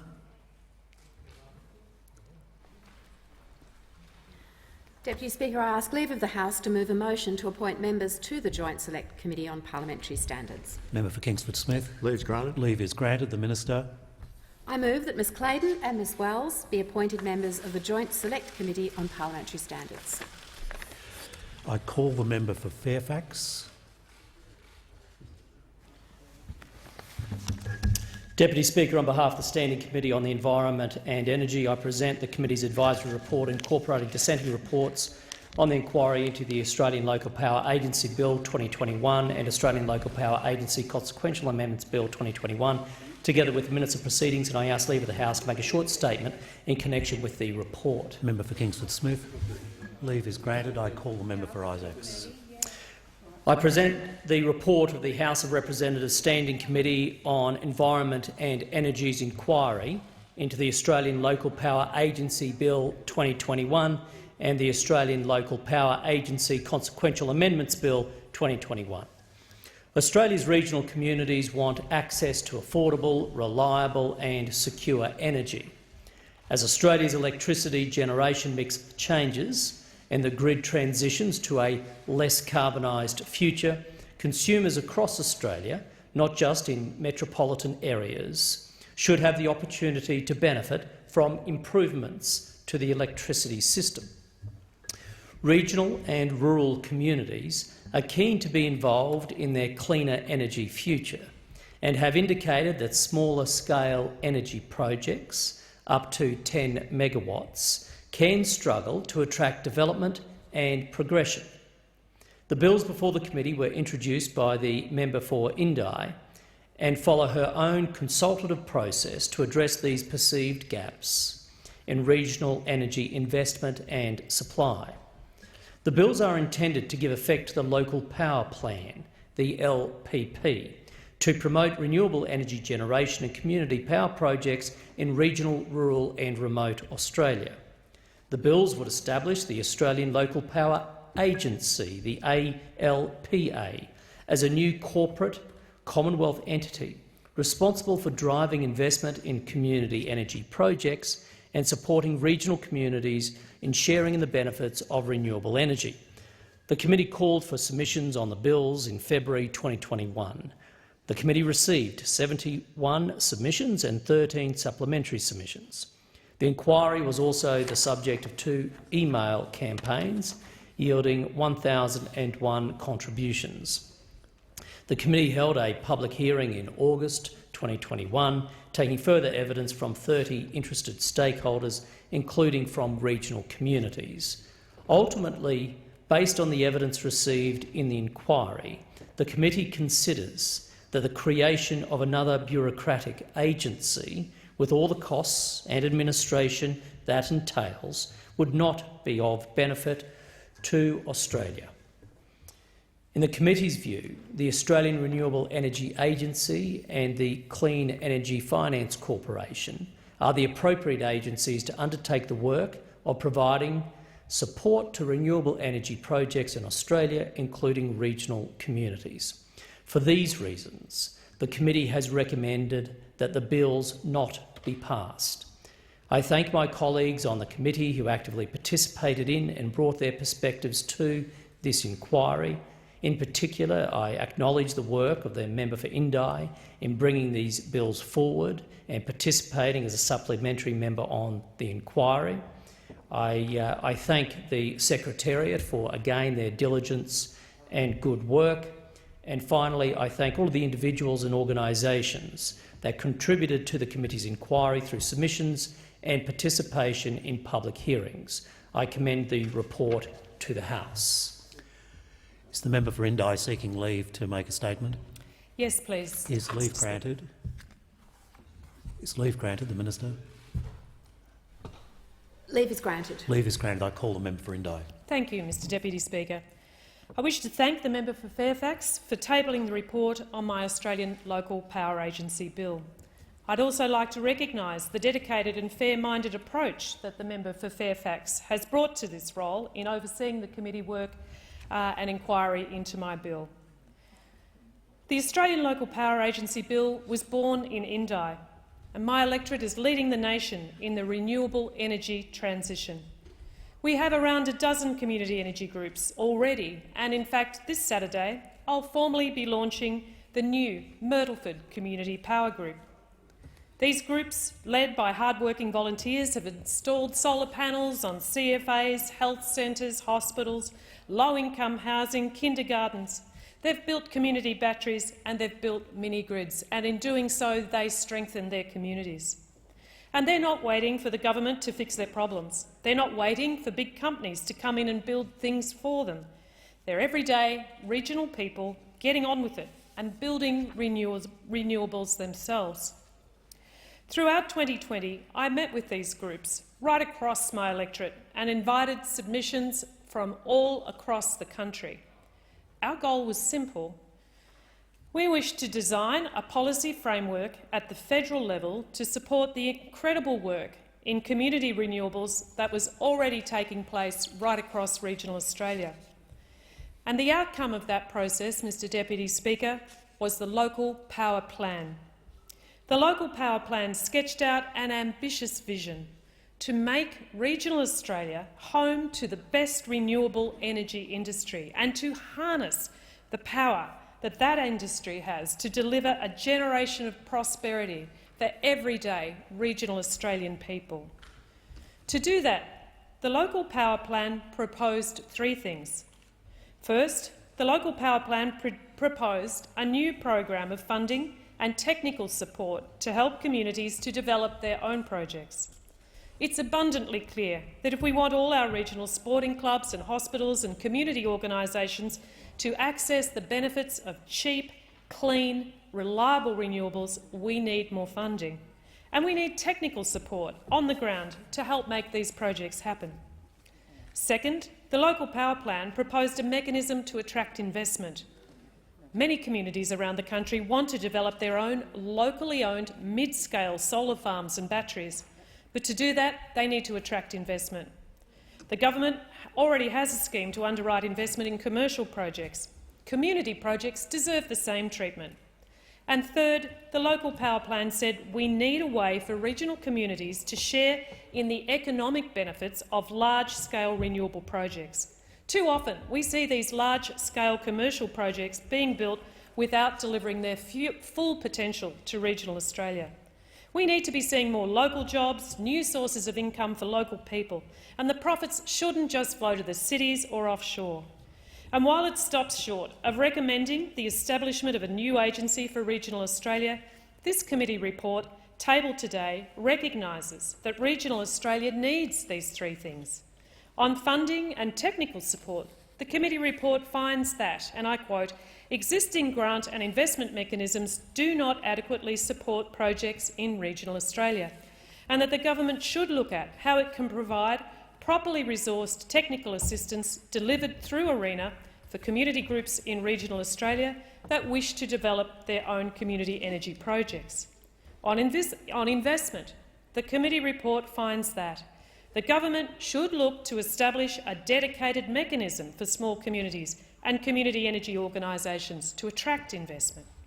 And on large-scale benefits sharing, the committee report acknowledges a desire in regional communities to see more local benefits flowing from large-scale energy projects. Mr Deputy Speaker, this is the first time that an Australian government has recognised the need for serious reform to put proper investment behind community energy. Now, certainly there are gaps. The committee report accepts that stronger support for community energy would deliver real benefits for regional Australia and that reform is needed. But the roadmap to reform is now in the hands of the government. The government's response to this report should implement the three core planks of the Local Power Plan. The government should commit $300 million to set up a dedicated local power fund within ARENA to support these community energy projects and couple that with financial support with a nationwide system of community power hubs to provide that on-the-ground technical support. The government should set up a dedicated mechanism to attract private sector investment into locally owned renewables projects. And the government should develop and publish its own proposal to enhance local benefit sharing from large-scale renewable energy projects. And to get all of this done, we need a top-to-bottom review of ARENA to identify the best way to place regional Australia at the centre of its remit, not just an afterthought. When I first came to Parliament just a few years ago, I committed to fighting for policies that will back the regions to seize the opportunities of renewable energy.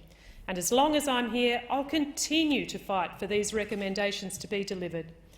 Because the regions, Mr Deputy Speaker, simply cannot and must not be left behind in the renewable energy transition. We need a plan to make renewable energy the next wool boom, the next gold rush. I've got such a plan. A cross-partisan committee has endorsed its fundamental elements, and now it's on the government to take it up, and I truly, truly encourage them to do so. I haven't finished this. Can I finish this? The member for Fairfax. I move that the House take note of the report. The question is the motion be agreed to. All those of that opinion say aye. To the contrary, no. The debate is adjourned and the resumption of the debate will be made the order of the day for the next day of sitting. The member for Fairfax. I move that the order of the day be referred to the Federation Chamber for debate. The question is the motion be agreed to. All those of that opinion say aye. To the contrary, no. The ayes have it. Just before I'll come to the Leader of Opposition Business in a moment, there's just one matter which needs to be completed. The motion that Ms Clayton and Ms Wells be appointed members of the Joint Select Committee on Parliamentary Standards wasn't actually put, so I'm putting that motion now. All those of that opinion say aye. To the contrary, no. I think the ayes have it. I now call the Leader of Opposition Business. I'm not sure how long I'll get now that I've been called.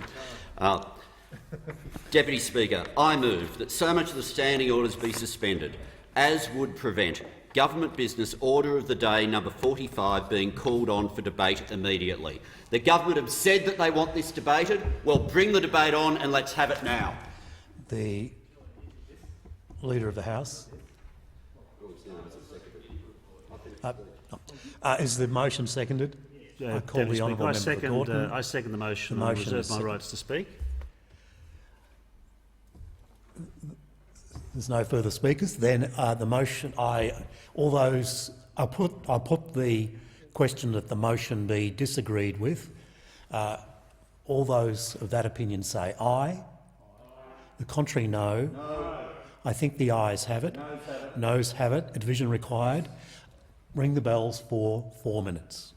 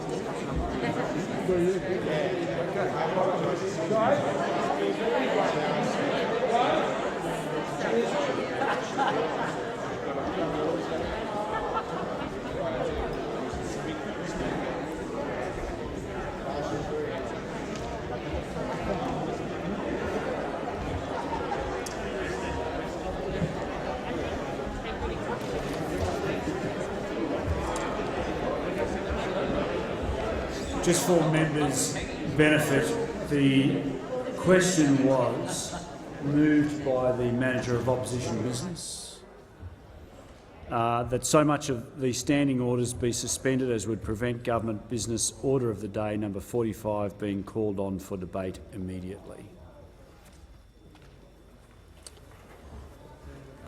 Lock the doors.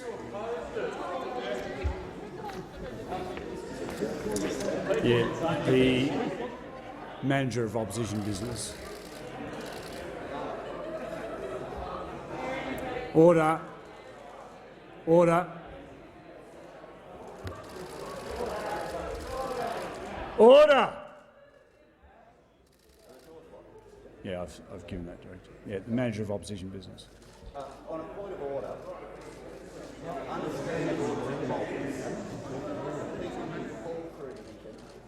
if they then don't vote the way they call, are named. That's exactly right. Otherwise, we end up with a ridiculous situation of people calling divisions just for sport or out of habit. Well, if the once again,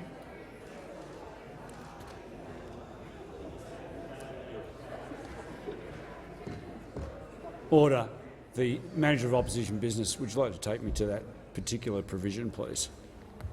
And in the practice, if you've got it. Well, I mean, the simple way of dealing with this is I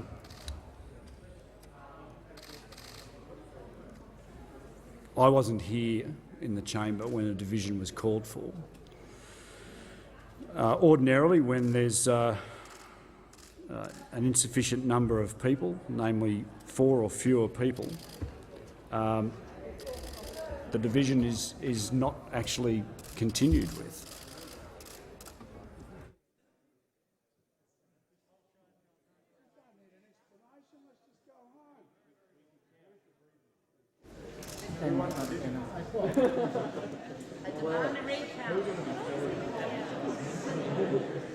Still counting.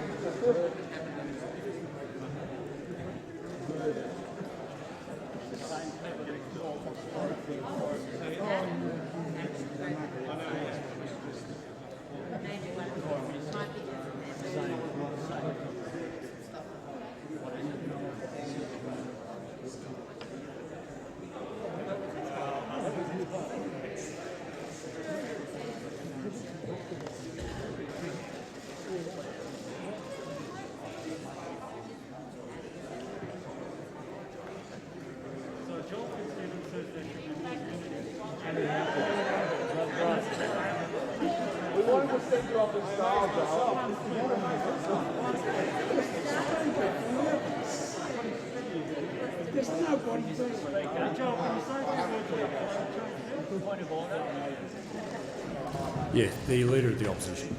Speaker, if it helps as well, page 280 of House of Representatives practice, requirement to vote in a certain way.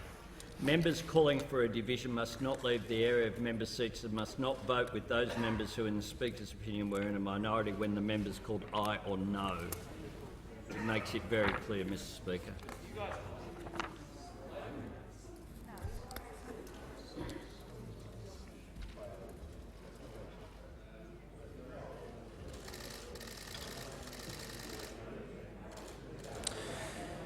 Well, also the page 280 of the practice also requires me to have called for tellers yet, which I hadn't done. But also Rule 128 also states that members calling for a division must not leave the area of members' seats. It doesn't say which seats, and they must vote with those. Member for Lingiari. No. It's very hard to tell who. Well, I thank the member for Lingiari and I thank those members opposite for the support of the member for Lingiari. But look, this goes to a broader point. This goes to a broader point. When I am as the Speaker ruling on an issue like this, it is reflecting on the chair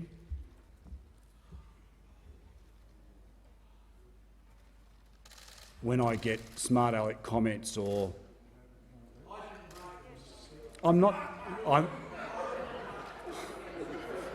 well, I'll try and direct my eyes more broadly when I'm saying this then.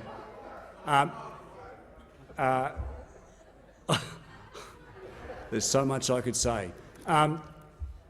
You're reflecting on the chair. Members are reflecting on their chair when they are calling into doubt or question any considerations that I'm making. So I'd ask members to be mindful of that, please. Now, returning to Standing Order 128, members are calling for a division must not leave the area of the members' seats, and they must vote with those members who, in the Speaker's opinion, were in the minority when members called aye or no. The simple fact of the matter is I, as the Speaker, am not in the chair all the time. As we know, we have deputy chairs and deputy speakers and speakers panel members. I couldn't possibly know who called for the division, and in any event, we've wasted enough of colleagues' time. There's no one for the ayes, therefore the division.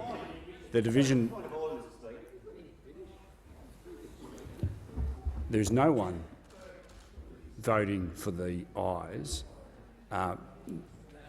Even if there was one person under Standing Order 126, if only one member calls for a division, the division does not proceed. Clearly this division does not proceed when there's no one on the ayes. The Manager for Opposition Business. I hope it's a good one. Yes. Yeah. On other occasions, we haven't been able to hear who made an objection or something like that. You have asked people to come forward if they were the person.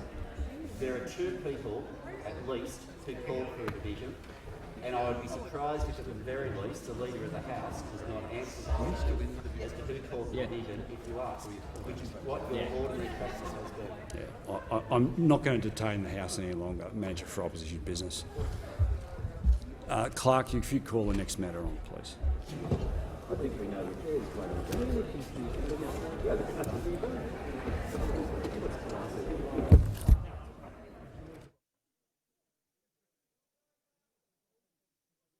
The member for Menzies has the call.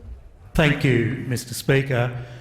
In accordance with Standing Order 216, on behalf of the Committee of Privileges and Members' Interests, I present the report concerning the registration and declaration of members' interests during 2021. Member for Menzies, just wait one moment, please. The Leader of the Opposition. Mr Speaker, we just carried a motion To suspend standing orders. To suspend standing orders to bring on the bill. We are now in the bill. We need to call it on. It needs to be called on by the clerks for the second reading debate. We have our speakers ready to go. We're ready to go. We're not reports or anything else. That's the decision we just made. Apparently unanimous.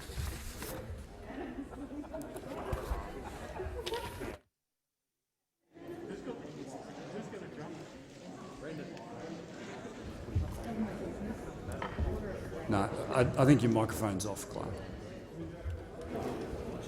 Government Business Order of the Day 45, Criminal Code Amendment, Firearms Trafficking Bill 2022. Resumption of debate on the second reading. The member for Gorton. Thank you very much, Speaker. Well, I rise to speak to this important bill. The government late last night introduced this proposed legislation into the parliament, so clearly there's a pressing need to increase penalties for firearm trafficking.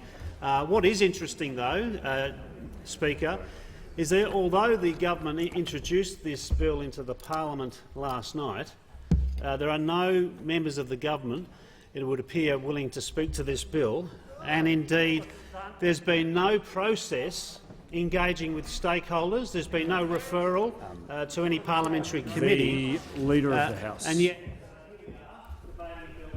the member for Gorton will resume his seat. Thank you very much, Mr. Speaker. I move the question be put. The question is that the motion is that the question be put. All of those of that opinion say aye. The contrary, no. I think the ayes have it.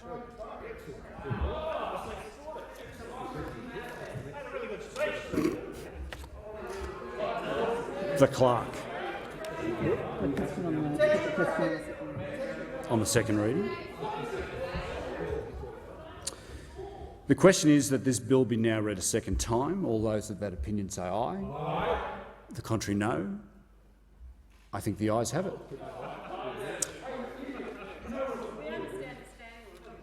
The clerk.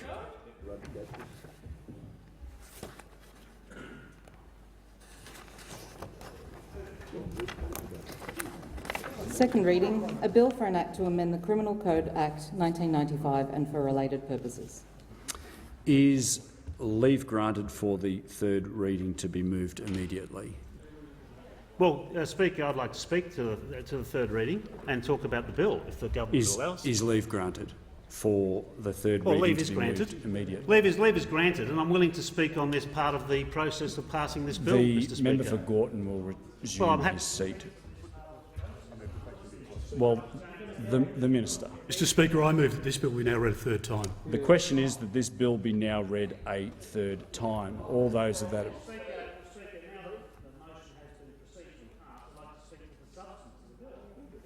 You don't have the call. You don't have the call yet. You don't. Member for Gorton. No, I haven't given you the call. Mr. Speaker, I'm ready. Of course you are. Well, that's great.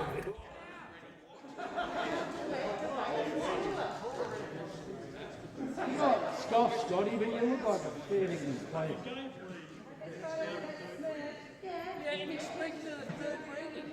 No respect for the traditions of the Parliament. This record. This is just record. This is record of tradition. It's a democracy.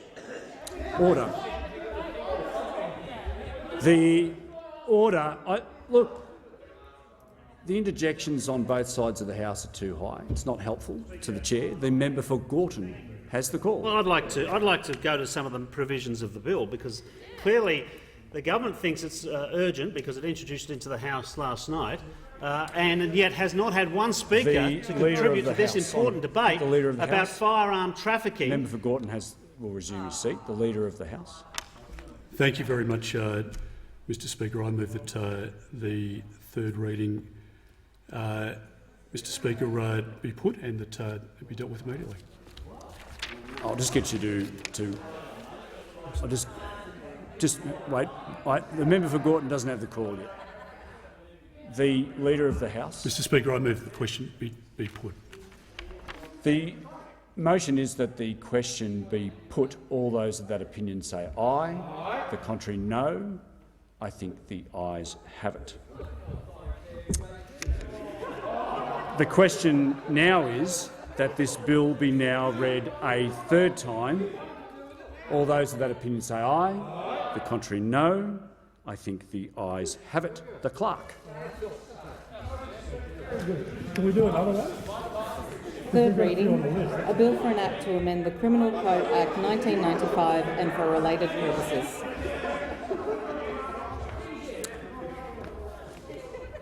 Is the Leader of the Opposition seeking the call? The Leader of the Opposition has the call. I seek leave to give a personal explanation. Does the Leader of the Opposition claim to have been misrepresented? I do, Mr. Speaker. The Leader of the Opposition has the call. By the Australian newspaper in its editorial today, and by a number of members opposite regarding my statements at a press conference in Moruya held on the 27th of January. they have selectively quoted my answer in order to misrepresent my answer about sanctions that are taking place from China against Australia. I said this: that's not in China's interests and it's not in Australia's interests, and China should, and I hope the Ambassador would, support the withdrawal of those effective sanctions which are in place, whether it be for our natural resources or our products such as wine and agricultural products as well. Mr Speaker, my statement and in response to a question from a journalist were very clear.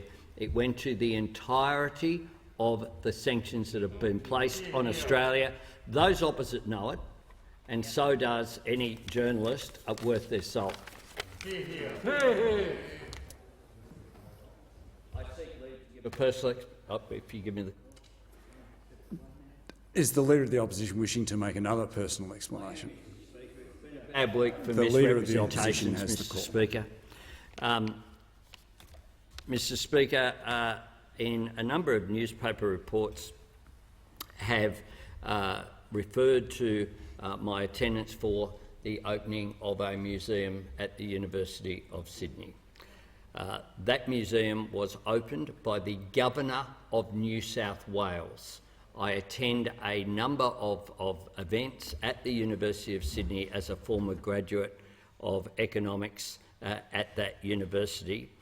I also want to put on the record, Mr. Speaker, somewhat unusually, that today I met with the Director General of ASIO, which I do regularly, and I asked him, was it okay with him, sought his permission to state to the Parliament that I consulted the Director General of ASIO before accepting that invitation.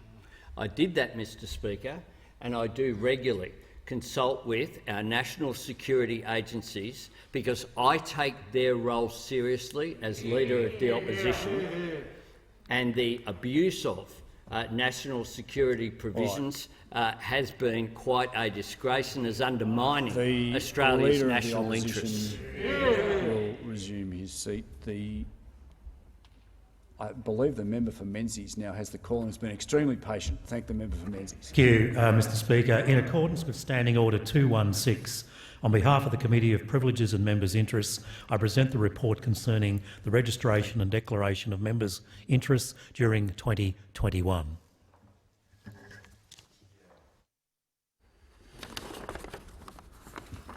I thank the member for Menzies.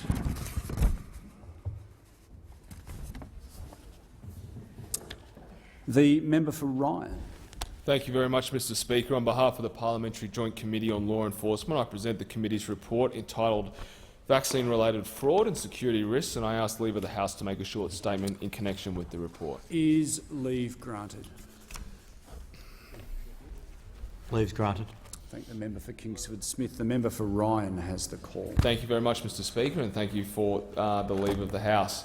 I present the final report of the Law Enforcement Committee's inquiry into COVID-19 vaccine-related fraud and security risks. The report builds on the committee's interim report for this inquiry, which was tabled in August 2021. This inquiry was conducted in response to concerns that, as part of the COVID-19 pandemic and as part of the vaccine rollout and the rollout of vaccine certificates, that this may be open to individuals or organised crime gangs to perpetrate fraud against the Australian populace or to otherwise coerce individuals by means of corruption or crime. The interim report found that last year found that due to the early, strong and coordinated action from law enforcement agencies across all jurisdictions, Australia, pleasingly, did not experience the anticipated levels of scam or fraud activity related to COVID-19 vaccination rollout. In particular, the government's decision to make the vaccine available for free in a timely manner to all Australians limited the ability of fraud or coercion to take place. The interim report also highlighted concerns that vaccination status fraud could manifest in the future as we move past the initial vaccination stage and as individuals sought to avoid potentially the consequences of not being vaccinated. So the final report contains the committee's considerations, particularly on this matter and its investigations as such. I'm pleased to report to the House that the committee has found that, although there has been some instances widely reported in the media of fraud, these are extremely limited, and the total amount of vaccination-related fraud conducted has been extremely small. I'm further pleased to report that although Australia's vaccination registration system was tested during the rollout, the existing integrity mechanisms were found to be fit for purpose in protecting the health and welfare of Australians, robust, and they've held up extremely well. The success is not just due to those government service agencies who have rolled out these robust systems that have prevented fraud. It's also due to our law enforcement agencies, particularly Border Force and the AFP, who have done an outstanding job in being proactive in tackling any fraud-related risks. It's also through the great support of the Australian Health Practitioner Regulation Agency and the work of our medical institutions and all of our frontline doctors, nurses and pharmacists who every day are making sure that the safety of the Australian public is front of mind, and in particular that the consistency of the systems and preventing any fraud-related activity is safeguarded at the frontline level. So, with that, I'd like to thank very much the Deputy Chair, Dr Anne Ali, for her support as part of this report. I'd like to thank all committee members, all witnesses and, of course, the Secretariat for their outstanding work. I thank the member for Ryan, and I call the clerk. Government Business, Order of the Day number 1, Treasury Laws Amendment, Cyclone and Flood Damage Reinsurance Pool Bill 2022. Resumption of debate on the second reading. The question is that this bill be now read a second time, and I give the call to the honourable member for Kingsford Smith. Thank you, Speaker. Labor is supporting this bill. Home and contents, small business and strata insurance has become more expensive and unaffordable in parts of Australia, particularly in areas that are risk to damage from cyclone and flooding associated with the increasing risk of climate change. That's putting pressure on household budgets and leading to underinsurance in certain regions within Australia. There have been several inquiries and reports into the affordability of insurance in the north of Australia. There's been the Productivity Commission inquiry into the natural disaster funding arrangements, the Northern Australia Insurance Premium Task Force and the Senate's inquiry into Australia's general insurance industry. The most recent, the Australian Competition and Consumer Commission Northern Australia Insurance Inquiry, was conducted over 3 years and found that the average premium for combined home and contents insurance across Northern Australia was almost double that of the rest of Australia. Between 2007 and 2019, average home insurance premiums rose in real terms by 178% in Northern Australia and combined home and contents by 122%. Average contents insurance premiums increased by 33% in Northern Australia, but decreased by 3% in real terms in the rest of Australia. These increases are due to climate change. Insurers are pricing in their premiums based on the risk of damage from cyclones and other severe weather events in the north of Australia. Because some insurers don't want exposure to risk levels, they simply don't operate in the area. In fact, there are only around 8 insurers who offer insurance in Australia's north, with that lack of competition adding to price increases.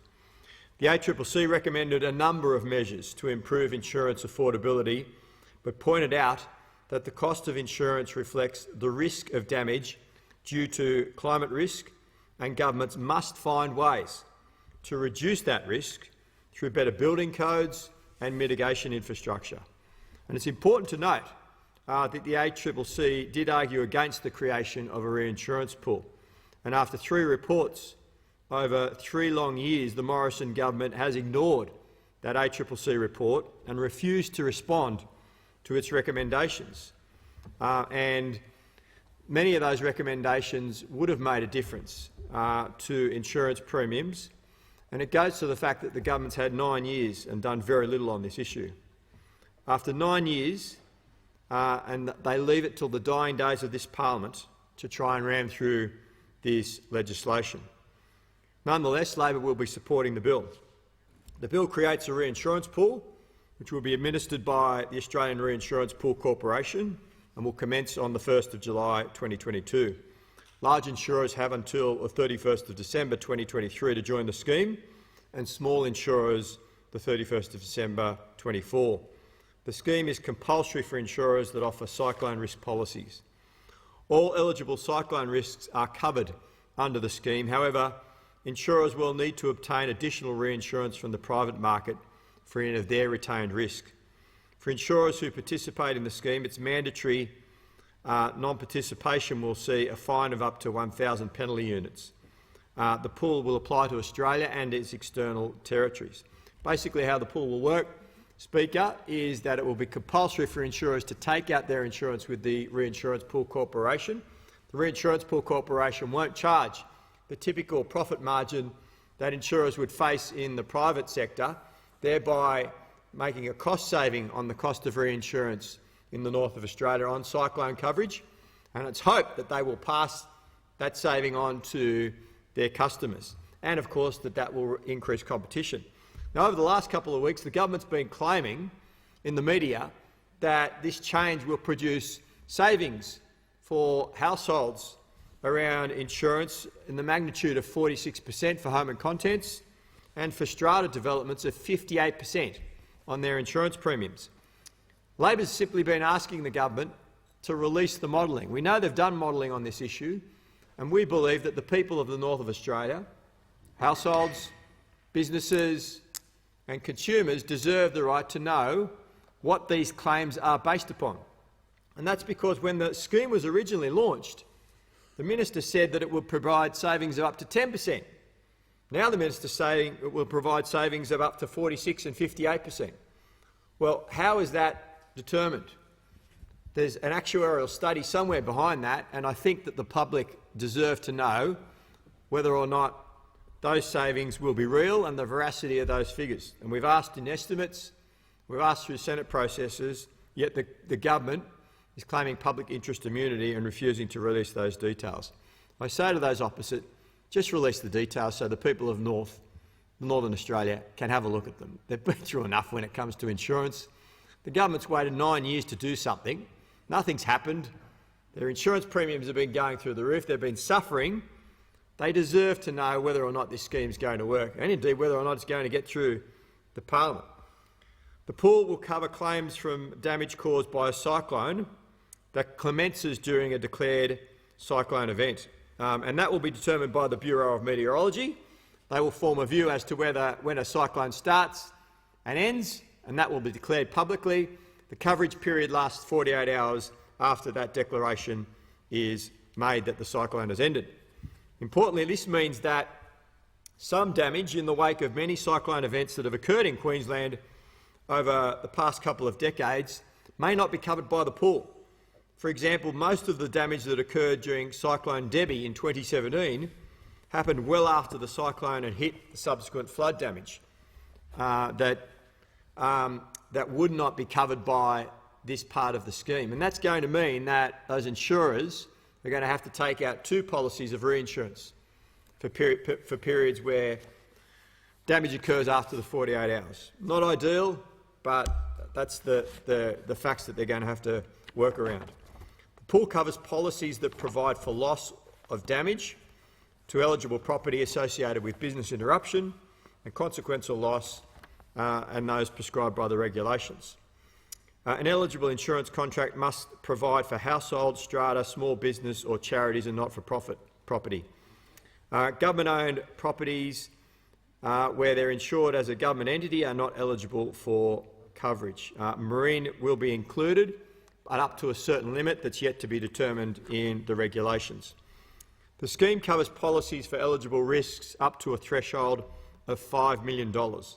And that threshold does not apply to eligible household property policies. The scheme will be cost neutral to the government over time, and the ARPC will price cyclone and related flood damage risks to meet the cost neutral objective. Before setting these premiums, the ARPC must have regard to several factors to ensure that the reinsurance pool can achieve its objective of lowering insurance premiums for households and small businesses in cyclone-prone areas. In addition, the reviewing actuary must review the premiums before they are set. The pool will cover all eligible claims above the policyholder's excess for cyclone events in the first 3 years. Thereafter, the pool will operate on a risk-sharing arrangement with insurers to allow a staged transition to a limited level of risk retention by insurers. The bill provides for cyclone reinsurance to be backed by an annual reinstated $10 billion Commonwealth guarantee, and the guarantee is supported by a special appropriation. If unfortunately we do see cyclones that are of a large magnitude in the first few years that draw on the pool's reserves, then it's going to have to be the government that's going to have to step in and provide that additional backing for this scheme if it runs out of funds in those early years. A decision to draw on the Commonwealth guarantee must be made if funds from the reinsurance pool are insufficient to meet those claim costs. And as the bill introduces a new Commonwealth guarantee for the cyclone reinsurance scheme, it also makes amendments to ensure that the Commonwealth guarantee for the cyclone reinsurance scheme is separated from the guarantee for the existing terrorism reinsurance scheme. The Minister must also provide a report as soon as practical that reviews both the cyclone and terrorism reinsurance scheme 3 years after the pool starts. The bill also expands the ARPC's board by adding 2 additional part-time members. It's hoped that they will have experience in this area of cyclone insurance. And in the long run, if we're serious about making insurance costs affordable and sustainable in areas prone to extreme weather, we need to reduce that risk. And that's something that I think that the people of Northern Australia are acutely aware of now. The premiums are increasing because the risk is increasing associated with extreme weather and climate change.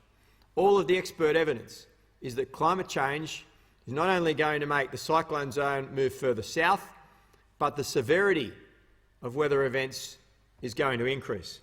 And that is why insurers are pricing in that risk. That is the cost of climate change, Speaker, that is being priced into the risk of damage because of extreme weather. Now, it's been pointed out on several occasions, if you're going to reduce that risk, you need to invest in mitigation infrastructure. We need to invest in flood levies. We need to invest in resilience for households and businesses that live in this area through programs such as the Queensland Government's Household Resilience Program, which has been oversubscribed on many occasions and is currently in the market at the moment. New figures have revealed in estimates that show the government hasn't been using the Emergency Response Fund to build that mitigation infrastructure. So the government established a fund specifically to do that. But it's been uncovered in estimates that the fund hasn't spent any of its available funding, nor has it completed a single disaster mitigation project and has pocketed about $836 million in interest. So instead of using this fund to build mitigation infrastructure to reduce that risk for the people of Northern Australia and ultimately bring their insurance premiums down, the government's established the fund, used it to make money by pocketing the interest and ignored the people of Northern Australia. And that is unconscionable. And that is why, after 9 years, they are still facing large increases in their insurance premiums and are saying, why has the government had 9 years and done nothing? They've done nothing. Well, if Labor is elected, not only will we ensure that the reinsurance pool is put in place, but we will make sure that priority is given to the north of Australia in investing in mitigation infrastructure projects. And Labor is putting its money where its mouth is, because we've already announced that we will revamp the government's failed Emergency Response Fund and create a new Disaster Ready Fund. It will have up to $200 million per year that will be invested in disaster prevention and resilience to protect the lives and the livelihoods of Australians, particularly those in the north of Australia, and hopefully bring down their insurance premiums. We've already allocated some of that funding if we're elected. $5 million has been allocated to to build a flood levy in Mackay, which the people of Mackay have been asking this government for many, many years now. The government is all talk. Labor will deliver if we are elected when it comes to producing mitigation infrastructure that will reduce the cost of insurance premiums for people in the north of Australia. So not only will they get the reinsurance pool, but they'll get the additional important investment in mitigation infrastructure that will help bring down that risk as well. So I commend the bill to the House, and I move a second reading amendment which states that all words after that be omitted with a view to substituting the following words. Whilst not declining to give the bill a second reading, the House notes that this government have had almost 9 years to take action on skyrocketing costs of insurance in Northern Australia and have failed to deliver anything to the long-suffering households and small businesses who have seen their insurance premiums on average almost double in that time. I thank the member for Kingston-Smith. Is the amendment seconded? I call the member for Chifley. Thanks, Deputy Speaker. I do second this amendment and reserve my right to speak. The original question was that this bill be now read a second time. To this, the honourable member for Kingston-Smith has moved as an amendment that all words after that be omitted, with a view to substituting other words. If it suits the House, I will state the question in the form that the amendment be disagreed to and give the call to the member for Leichhardt. Thank you very much indeed, Mr Deputy Speaker. And I have to say, before the member for Kingsford-Smith leaves the chamber, I won't remind him that this hasn't been a 9-year journey. The first time we had the opportunity of fixing this catastrophe was back when I approached his Treasurer, Wayne Swan, pleading with him to establish 11 years ago, pleading with him to establish a reinsurance pool. So let's not go here and suggest that this is something that has been ignored by this government. It goes way back 11 years ago when I first approached government, Wayne Swan as a Treasurer, and he rejected that claim at that time. Now, at the time, the argument was that there was no market failure. Governments could only intervene if there was market failure. And because the insurance companies were vehemently opposed to it, Insurance Council of Australia wanted nothing to do with it, and so they just refused to cooperate, in spite of the fact that I was getting calls like this one here from Mark Cromwell from the Ferntree Rainforest Hotel located in Cape Tribulation. 2018, $10,000 with their insurance. In 2019, $100,000. 2021, $200,000 for insurance. We've got 27 staff. There's no point in trading anymore with the risk versus profits. And this one here from Christine Walker from North Shore Towers. Their premium was $350,000 this year with a $200,000 excess for named cyclones. The good thing about this, of course, is that these people were still able to get insurance. And one that I have to pay tribute to, Margaret Shaw, who provided information to me. She said that insurance being charged at horrendous rates. Prior to the GFC, $800 to $900 per unit per year was the normal. Then it's gone to $4,000 to $5,000 per unit, which is not uncommon. $5,000 to $6,000 is not unusual. And two complexes, one in Townsville, the other in Mackay, $7,000 to $8,000 per unit. One complex in Airlie Beach is currently paying $11,000 per year per unit, and another one on Hamilton Island is reportedly paying $38,000 per unit per year for insurance alone. This is where they started to get the problems coming in. And it was after that we started to see an absolute failure in strata insurance. So don't come with this nonsense that this was a coalition problem. Coalition has actually solved this problem, and I want to thank, I see the Minister here, Suka, thank you very much indeed. I'd like to thank also the Prime Minister and the Treasurer for this outstanding job they have in listening. I'd also like to acknowledge my colleagues. I know we've got my member for Herbert here, and a member for Dawson was another one that I've worked very, very closely with on this. I have reports here, Mr Deputy Speaker, identifying the issue back in, this is the Pivot North report, 2014 recommending that we move on insurance in Northern Australia, that it was looking like the market was going to fail. This one here is unleashing our tourist potential in 2018. Again, calling on governments to deal with this and to adopt to deal with the problem. So this is not a new problem, but this is a problem that we needed to have. And I was desperately, over 11 years, this journey I have been on in making this happen. Now, this is a new thing for Australia that we're doing now, and I appreciate what we've done. I appreciate the fact that we've extended it to marine assets as well, which will come in 12 months later. I also appreciate, while there's a review in 3 years' time, I really appreciated the minister's commitment to do a review in 12 months. That is absolutely critical, because that will see whether or not it is working and to see whether we need to make adjustments on who needs one way or the other. And I really thank the minister for his commitment to do that, because we just, at this stage, there are commitments there for very significant savings. We've got to make sure that these companies come back into the market. Up until recently, a lot of people could get no access to no insurance at all. Another thing in this legislation, we're for the first time ever giving cover, offering cover to the Indian Ocean territories. Cocos and Christmas Island have had no cover ever. This actually gives them for the first time cover.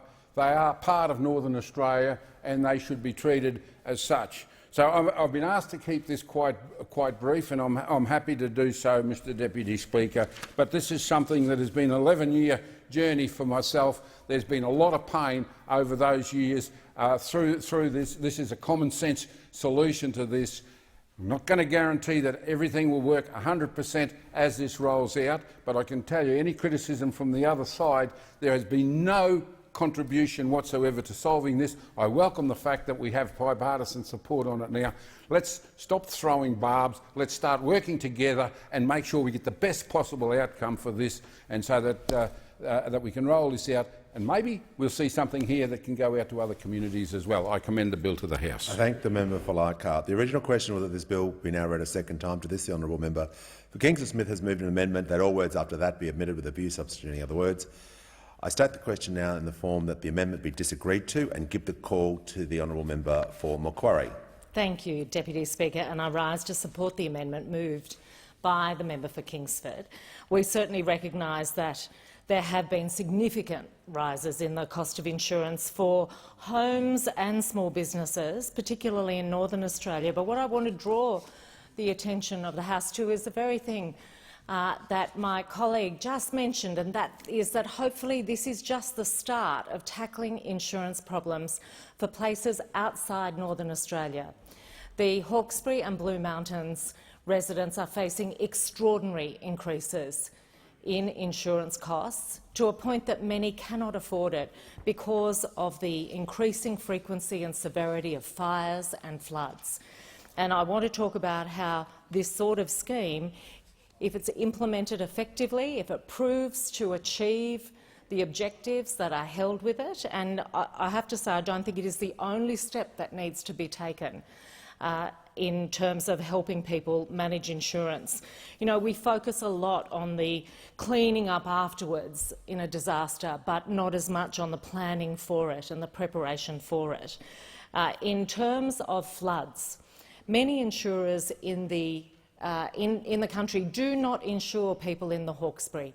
They're sitting on the Hawkesbury River, one of the plains most likely to flood, always has flooded, always will flood. And insurers either don't offer insurance, or if they do, they price it so people simply can't afford it. During the floods last year, I spoke to a lot of people about this, and some had seen their payments jump from $3,000 a year to $30,000 a year for just a typical suburban home. Now, that's a tenfold increase in insurance. And when that happens, people have to make a choice. You know, when they bought these houses, they could afford insurance. But as the years and decades have gone on, those prices have gone up, and they're just being priced out of the market. You know, I've heard people say, oh, why do they live there if they can't buy insurance? Well, they could buy insurance when they moved there. For many people, that is the case. The historical homes on the Hawkesbury, which were built in the 1800s, they've survived many floods. The stone buildings can be hosed down, but the internals do have to be replaced. And residents have talked to me about why can't they have a flood insurance that doesn't cover the replacement of the entire house, because they're confident their house is going to stand. But what they do want to see is something that they can afford to help cover the cost of the internals. It might be $50,000, it might be $70,000, but for that they can get new kitchens put in, they can replace the flooded gyprock, they can get the carpets done. All the things that they couldn't remove when the flood was coming, a small insurance package will give them the opportunity to do that. As it stands, people have had to save up and use their savings or extend mortgages on homes to do it. It's been an expensive business. What they are doing, though, is making themselves more resilient, and they could do with help to achieve that. They're replacing things like putting kitchens on wheels so that they can actually wheel it out. They're doing fittings that are easily removed, light fittings. They're not using timber or gyprock on the walls, but they're using modular blocks with render or other alternatives that are a lot easier to hose out as the flood waters recede. What we need on top of talking about reinsurance is a place where people can go to find out, how do I do this? We need to empower people to be able to be more resilient to these floods. And that applies to fires and it applies to storms, it applies to cyclones, it applies to any of the natural disasters that our communities across the country face. Greater access to information for people who want to retrofit their home for flood or bushfire, and greater information for people who are constructing.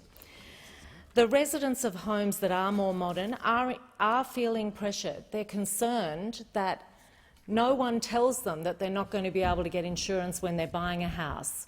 Funnily enough, some real estate agents just neglect to mention that bit. It's not until they're talking to mortgage lenders that they start to see some of the complications, and even then, if it isn't apparent to people, often until it's too late. Not being able to get flood insurance of any type understandably makes people worry about the resale value of their homes, and they do deserve some sense of hope. This parliament should be working not just for Northern Australia, but for those living in the floodplains of the Hawkesbury and across the country. And more than anything, it needs to be a government-led conversation with the insurers about this. My community is very keen to have that. We have started discussions with the Insurance Council about what it could look like, how it could work, using our region as a model. Now, where will those discussions get? Well, I can't predict. But what I do know is that people want to live in the Hawkesbury, and people have lived there for thousands of years, and settlement has been there since the 1800s, and people know that there needs to be a way to help them, to help themselves, to be more resilient. I'll continue to work with my community to do this. I live in one of the most disaster-prone places in the country. Floods, fires, storms, we get all three with regular monotony, and it always does damage. Deputy Speaker, in terms of the fire issues, I don't know if reinsurance is going to be the answer there, but I think that's another aspect we absolutely have to look at. In the Blue Mountains, people have been through a number of fires in the last few years. The huge fires in 2013, where my house burnt down, and 200 of us were told in a room, you are pretty much all underinsured to rebuild your homes to the new standards. The insurers knew a couple of days after the fires that we were underinsured. We didn't know it until we were told, and people started talking to builders about the cost of rebuilding to the new bushfire standards. So it isn't enough just to say Northern Australia needs reinsurance, a reinsurance pool, although we'll be supporting that. What we do need to see is a much more continent-wide approach to this. Every single bushfire community, every single one, is going to find itself underinsured to rebuild homes because of the standards that have come in following the Canberra bushfires. Homes cost hundreds of thousands of dollars more depending on your bushfire attack level rating. This is not something you can change, but what happens is, even though you build a more resilient home, the insurers don't recognise that you've built in resilience and they just charge you based on the cost of your home. So people are not getting recognised for the work that they're doing, whether it's putting in sprinkler systems, whether it's putting in shutters, whether, in my case, it's having a roof which looks like anybody else's corrugated roof but actually has 6 or 7 layers to reduce the chance of any embers getting inside. These are the things that, as a parliament, we need to have a conversation with insurers so that the investment people are making to protect themselves better is reflected in the insurance that they pay. That's the only way that communities like mine in the Blue Mountains and the Hawkesbury and bushfire areas are going to be able to afford insurance. And if they can't, it's this place that will be asked to solve the problem. So let's get on the front foot. Don't wait until we have another 10 bushfires where people are underinsured.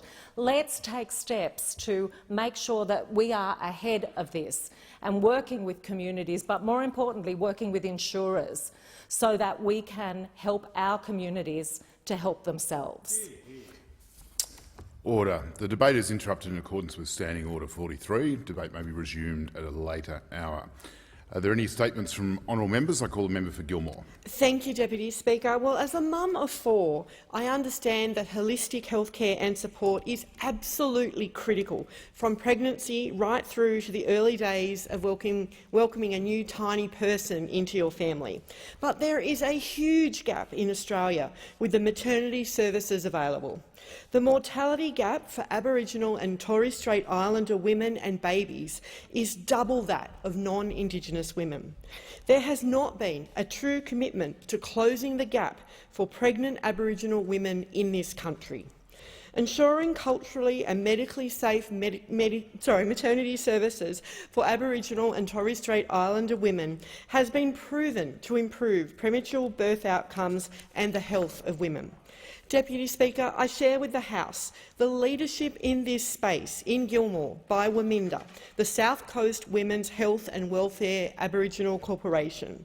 They are seeking federal funding towards a Birthing on Country Centre of Excellence, which is building on thousands of years of knowledge and practice, an Aboriginal women-led maternity service, providing care that embeds cultural integrity and safety during pregnancy, labour, birth and the postnatal period, making women feel strong in themselves. Deputy Speaker, a beautiful wraparound holistic service. That's why I'm supporting WAMINDA in their efforts to bring national attention to this issue. Order. I call the member for Wentworth. Thank you, Deputy Speaker. Deputy Speaker, unfortunately the risk of Russian aggression and conflict in the Ukraine now is unfortunately very real. There are about 150,000 Russian troops across Ukraine's borders in Belarus and on the Crimean Peninsula. And this should be of deep concern to us in Australia because we live and we prosper in a global rules-based order, and a threat to this order anywhere is a threat to it everywhere. Some of the principles that underpin this order are the sovereign equality of all nations, the settlement of disputes by peaceful means, and the prohibition on the use of force against the territorial integrity and political independence of another member state. These are all articles encapsulated in the UN Charter, which helped usher in a new era of peace and prosperity at the end of the Second World War, and they remain fundamental to the period of unparalleled peace and prosperity we've enjoyed in the world since. But Russia's aggression towards the Ukraine, and let's be clear, this aggression is happening right now, even before they've set a foot across borders, and their demands towards NATO are a clear violation of each of these principles. And if we allow this to stand or humour these demands, then the whole international system is at risk. The sovereignty of smaller nations and their freedom to take decisions and form relationships in their own national interest will be at risk. And this, Deputy Speaker, is why the fate of Ukraine matters to Australia. This is why we should join our allies and friends in condemning Russian aggression, and this is why we must ensure that Russia's destabilising actions are met with a substantive response. Order. And I call the member for Perth. Deputy Speaker. I rise to pay tribute to the life of Gina Tilley. Gina passed away on Sunday, 13 February. She was known to many in this place for her work with former Prime Minister Kevin Rudd. She was one of Kevin's most trusted staff members and was a key member of his rise to the Prime Ministership of Australia. This is a very sad week for everyone who worked with her and Kevin. She featured in many election night speeches, and you couldn't miss her. Big, bright red hair, tattoos everywhere, and a great sense of humour. She always called me Poss, no matter what the occasion or where we were or who we were with, and it was Gina that recommended that Kevin hire a young woman called Jess Bukowski, who would become my wife. She was a proud and active feminist. She was a mentor to many women who worked in this place. One of her lasting achievements was helping Foreign Minister Rudd introduce gender-diverse passports. She was loved by the Griffith community for her work on the Griffith Australia Day Awards, Morningside Festival and many other events. I'll finish with the words of her friend Fleur Foster. Gina was the second longest-serving staff member for Kevin Rudd AC, who clocked up 9.5 years of service with him before heading to Market Projects. She loved unconditionally, she exuded empathy and lived her all-too-short life with wild passion and creativity. She leaves behind her beloved daughter Africa and her mother Nellie. Vale Gina Tilley. I thank the member for Perth for that tribute, and I call the member for Ford. Mr Deputy Speaker, and I recently had the opportunity to visit a new childcare facility in my electorate of Ford, Happy Hearts Childcare and Kindergarten at Park Ridge. Happy Hearts offers childcare for children aged 6 years old until kindergarten, and their ethos is founded on developing the children's independence and confidence through belonging, being and becoming. Belonging to a community, being of the world, and your young child's healthy, responsible and contributing adult. From the nursery, Happy Hearts offers a warm, safe, nurturing environment to strive to create trusting relationships and friendships. The toddler curricula offers a combination of play and interaction in a fantastic playground with all sorts of great things to do. The junior and senior toddler programs at the facility allow the children to be challenged and inspired through taking chances and opportunities and developing their skills and abilities. The kindergarten at Happy Hearts was established on the foundation of children formally entering school by providing a safe and supportive environment for the pupils to develop self-confidence, social skills, emotional self-regulation, including early literacy and numeracy skills. To the team at Happy Hearts Childcare and Kindergarten, I wish you every success for the future. Thank you for the great job that you are doing to ensure that our kids have a bright and positive start to their life. Order, and I call the member for Cooper. Thank you, Deputy Speaker. The media is buzzing today about national security. Remarkably, the ASIO director last night criticised those opposite for weaponising national security, which he said was not helpful. But let me tell you one thing that the media is not saying, and nor can those opposite.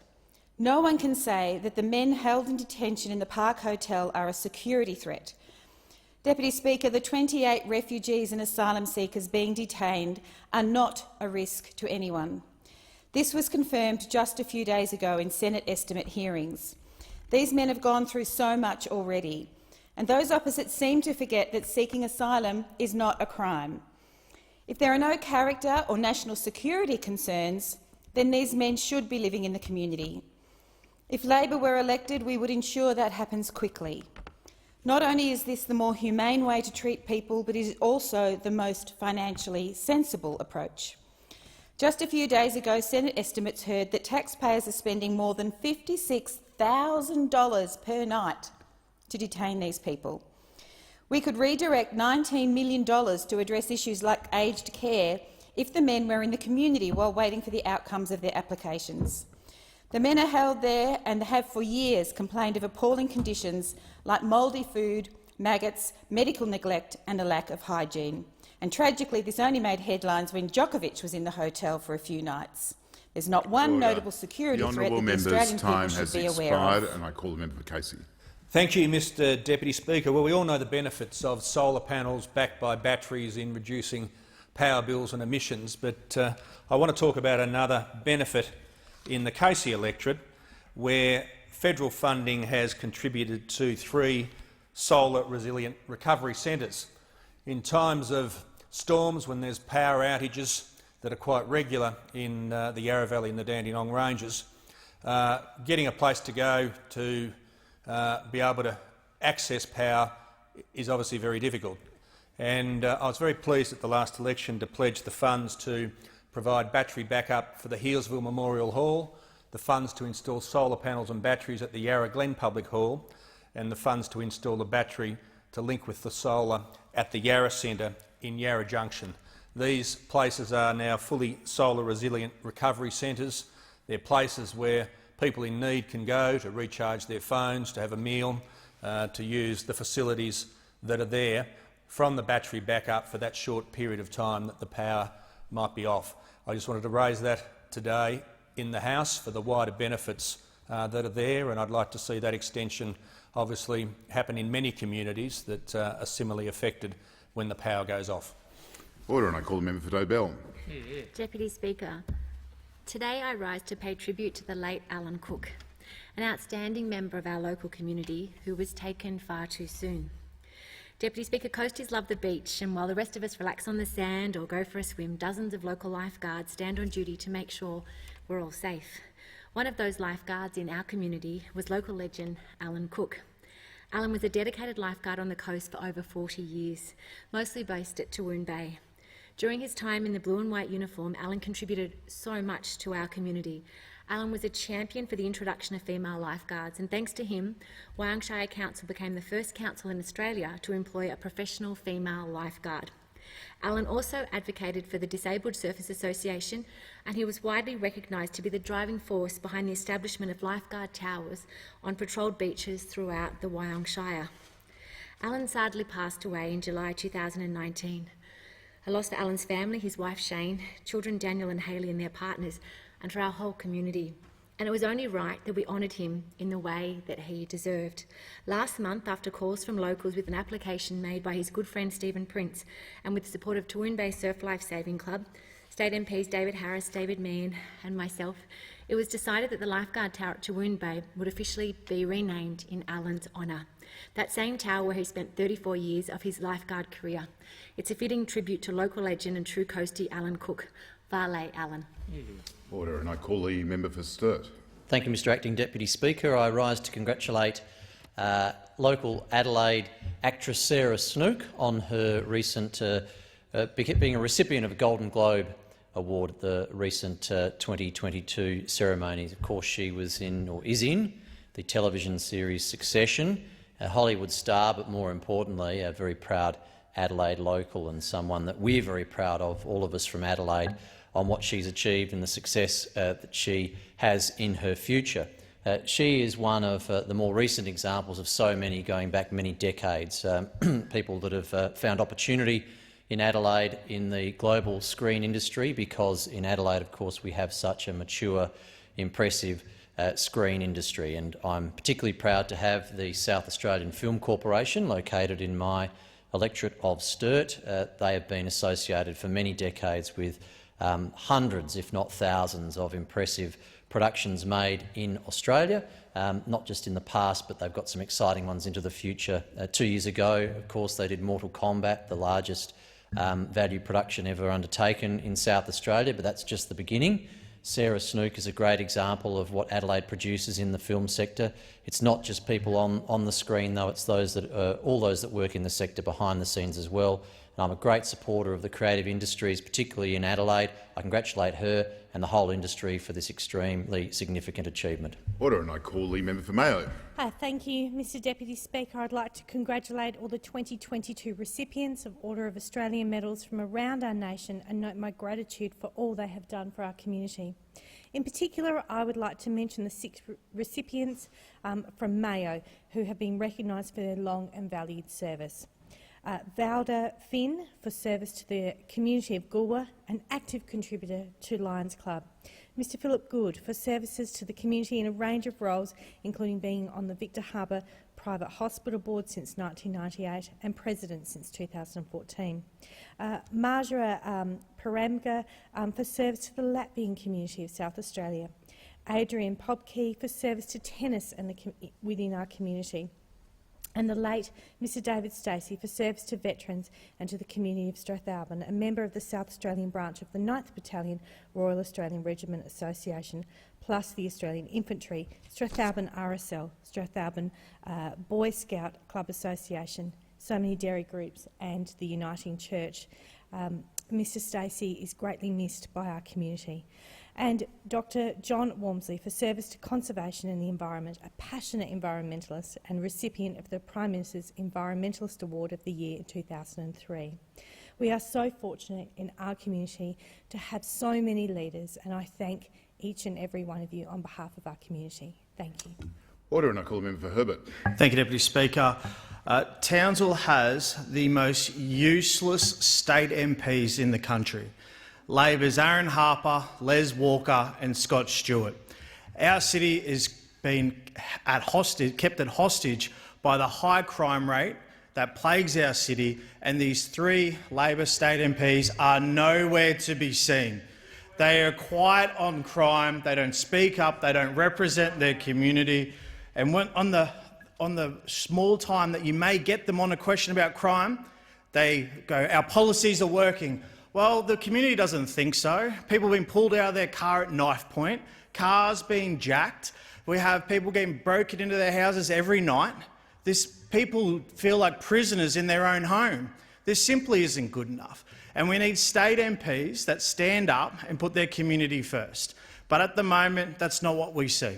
What we'd like to see is the state Labor government introduce breach of bail as an offence. Because right now, a young criminal breaks into someone's house, gets arrested, in the morning breaks into someone else's house, gets arrested. There's no punishment for this bad behaviour. They reward bad behaviour.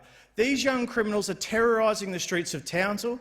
People are fearful, they're getting more brazen, more violent, and the interjections from Labor just shows how little they care about people's safety in the region of Townsville, and I would expect better from the Labor members across. The honourable member's time has expired. I call the member for Eden Monero. Hi.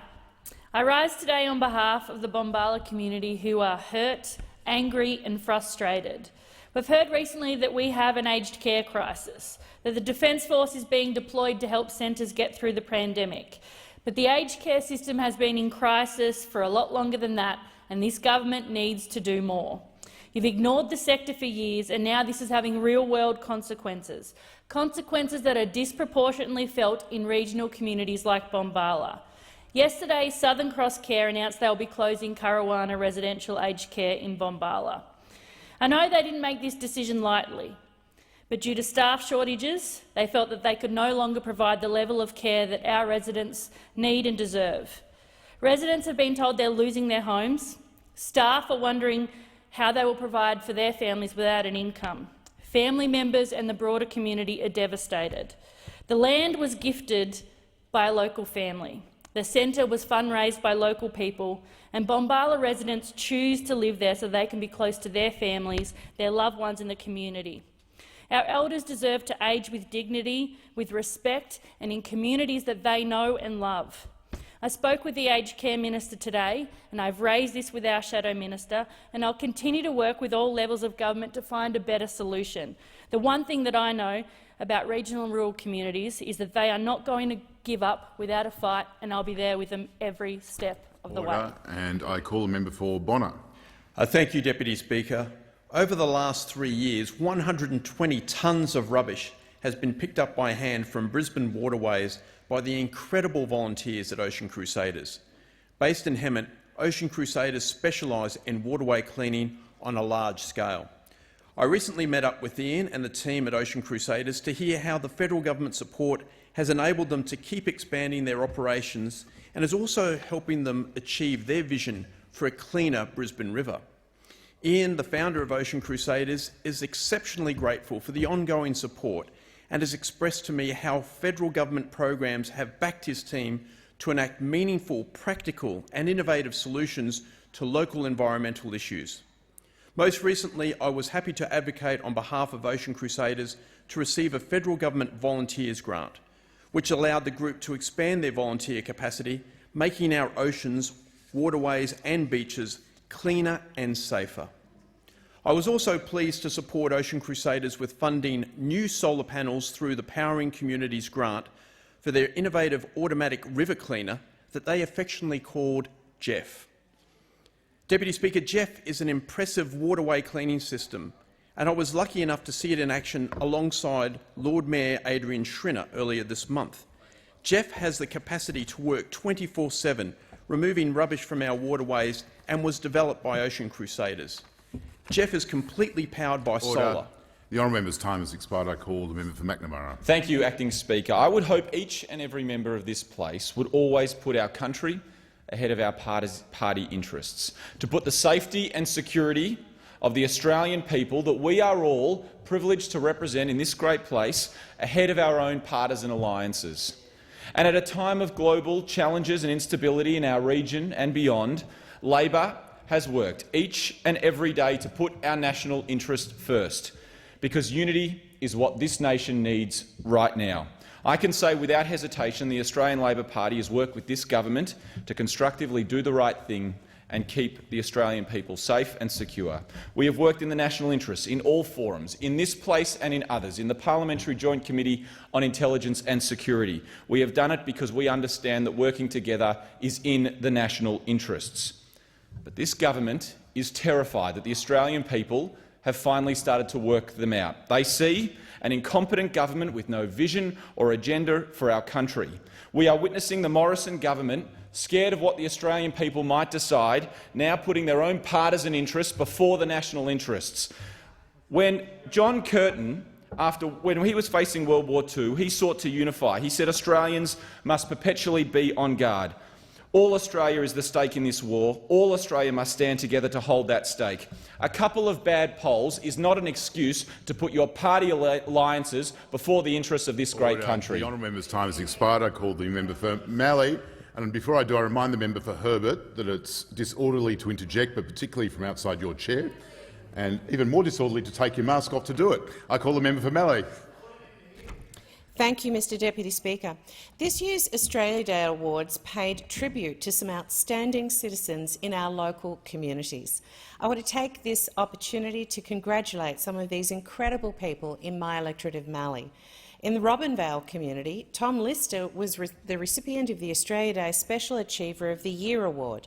Tom has been an outstanding advocate of community sport, particularly with young kids. His passion for cricket and his desire to serve his local community went hand in hand when he resurrected the Robinvale Euston cricket team.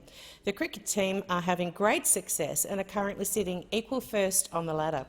Young Citizen of the Year went to Isla Taylor. Isla is serving as school captain this year at Euston Public School and has proudly represented her school at important occasions such as Anzac Day and Remembrance Day. She's excelled at her studies, receiving multiple awards, and she's also known as an exceptional sportswoman in swimming, athletics and netball. The Young Sportsperson of the Year is Matthew Fangjongdi. In 2021, Matthew competed well in the Euston Public School Swimming Carnival, claiming first place in 4 events. He now contributes to improve on his personal best times. In athletics and football, Matthew continues to excel. I warmly congratulate all these outstanding recipients in Robinvale. Order. And I call the member for Moreton. Thank you, Deputy Speaker. 743 deaths this year. People going without enough food, without enough water, people with wounds not being tended, people not receiving basic medical care, half of the workforce not there. This is the catastrophe in aged care that the Morrison government is presiding over right now. Despite this seeping, festering catastrophe, Minister Colbeck still has his job. There was no plan for COVID in aged care in wave 1 of the pandemic, no plan in wave 2, no plan in wave 3. As of today, the booster program has vaccinated only 58% of aged care residents, less than 3 in 5. The Morrison government has known about this aged care crisis for years. Remember that Royal Commission report entitled Neglect? Yet despite ongoing workforce issues, it took until last week for the Morrison government to make the extraordinary decision to send in the army. That's how bad this crisis is. It's not Cyclone Tracy or Cyclone Yasi, it's the aged care home down the road in your suburb. We were told 1,700 Defence Force personnel would be sent in to battle this crisis, but yesterday we learned that only 106 have hit the ground. 140,000 shifts are going unfilled and less than 10% have actually been sent in to help. Seriously, I've seen wet cardboard with more structural integrity than this government. We've got a hapless Defence Minister. We've got a Morrison government that's big on announcements but little when it comes to delivery. Older Australians deserve a government that cares. The member for Robertson has the call. Deputy Speaker, and I'm encouraging community organisations, schools and environment groups across the Central Coast to mark the Queen's Jubilee by planting trees in our region. The Planting Trees for the Queen's Jubilee program recognises the legacy of Her Majesty Queen Elizabeth II and her 70 years of service to the Commonwealth and to Australia. During this time, the Queen has visited Australia on 16 occasions. On many of these visits, Her Majesty chose to plant a tree at community events and ceremonies, leaving a long-lasting reminder of the special occasion. This initiative continues this tradition while also helping to improve our local environment. There are a number of active bush care and environment groups across the Central Coast, and I'm certainly hopeful that these groups will consider applying. Groups such as Grow Urban Shade Trees in Umina Beach, the Pearl Beach Arboretum, the Allagai Bush Care at McMaster's Beach, Avoca Beach Bush Care and the East Gosford Community Gardens.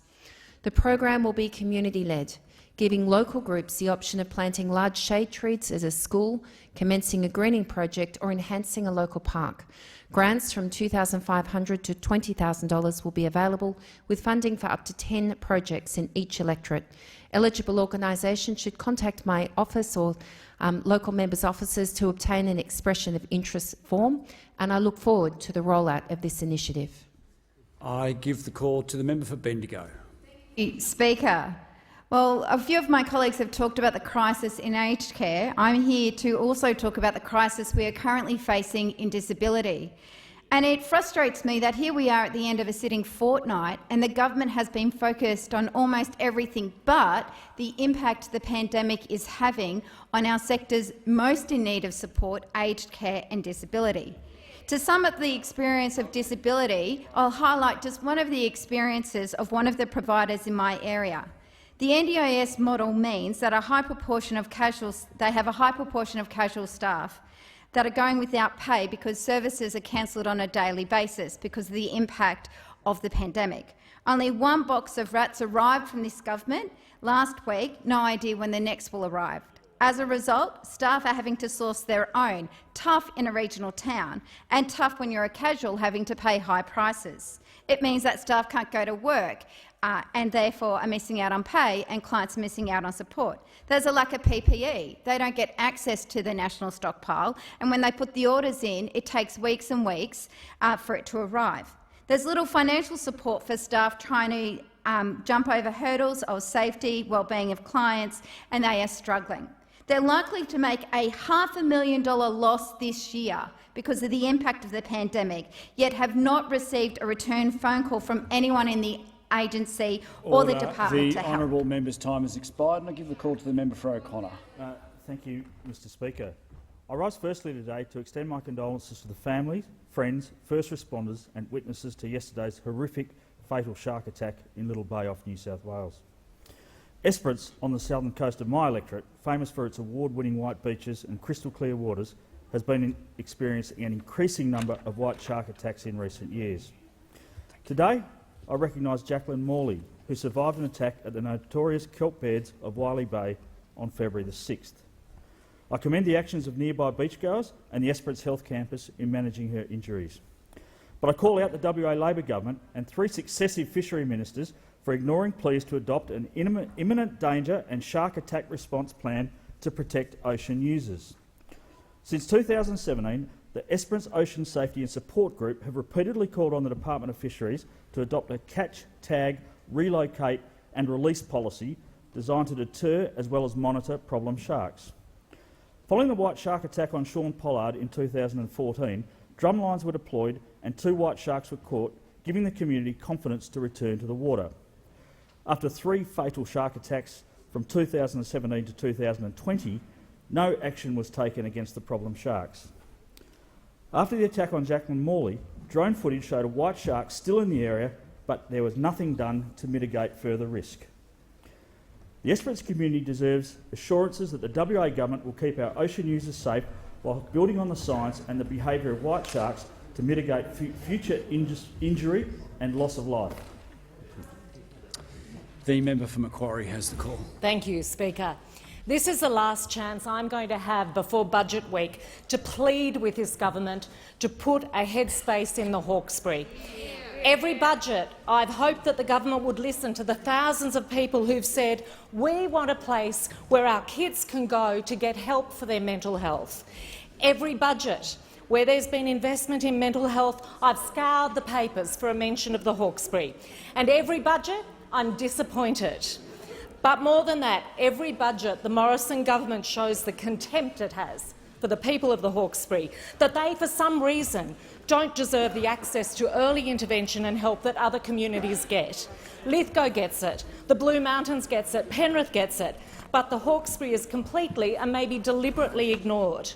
Now, I don't care if announcements come on a Hawkesbury headspace coincidentally within weeks of an election.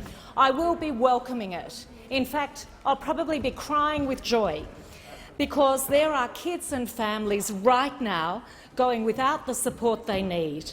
And there are families dealing with grief and loss because the mental health needs of the Hawkesbury have been ignored by the Liberals. A headspace won't be the answer for all of them, but finally we will have a start so that we can build on it and all young people can access the mental health support that they deserve. It being very close to 2 p.m, in accordance with Standing Order 43, the time for members' statements has concluded. Question the Prime Minister. Thank you, Mr Speaker. I inform the House that the Treasurer will be absent from question time today. I'll answer questions on his behalf. He's gone to Indonesia for the G20, Mr Speaker. Questions without notice. Are there any questions? The Leader of the Opposition. Thanks, Mr Speaker. My question is to the Prime Minister. More than 700 people have died of COVID in aged care this year alone, more than twice the number for the whole of last year. Tens of thousands of residents are not getting the care they deserve because of staff shortages. Aged care homes are closing and aged care workers and nurses are exhausted. Why won't the Prime Minister stop playing political games, do his job and fix this crisis? The Minister for Health has the call. The Minister for Health has the call. Thank you very much, Mr Speaker, and I want to thank the Leader of the Opposition for his question.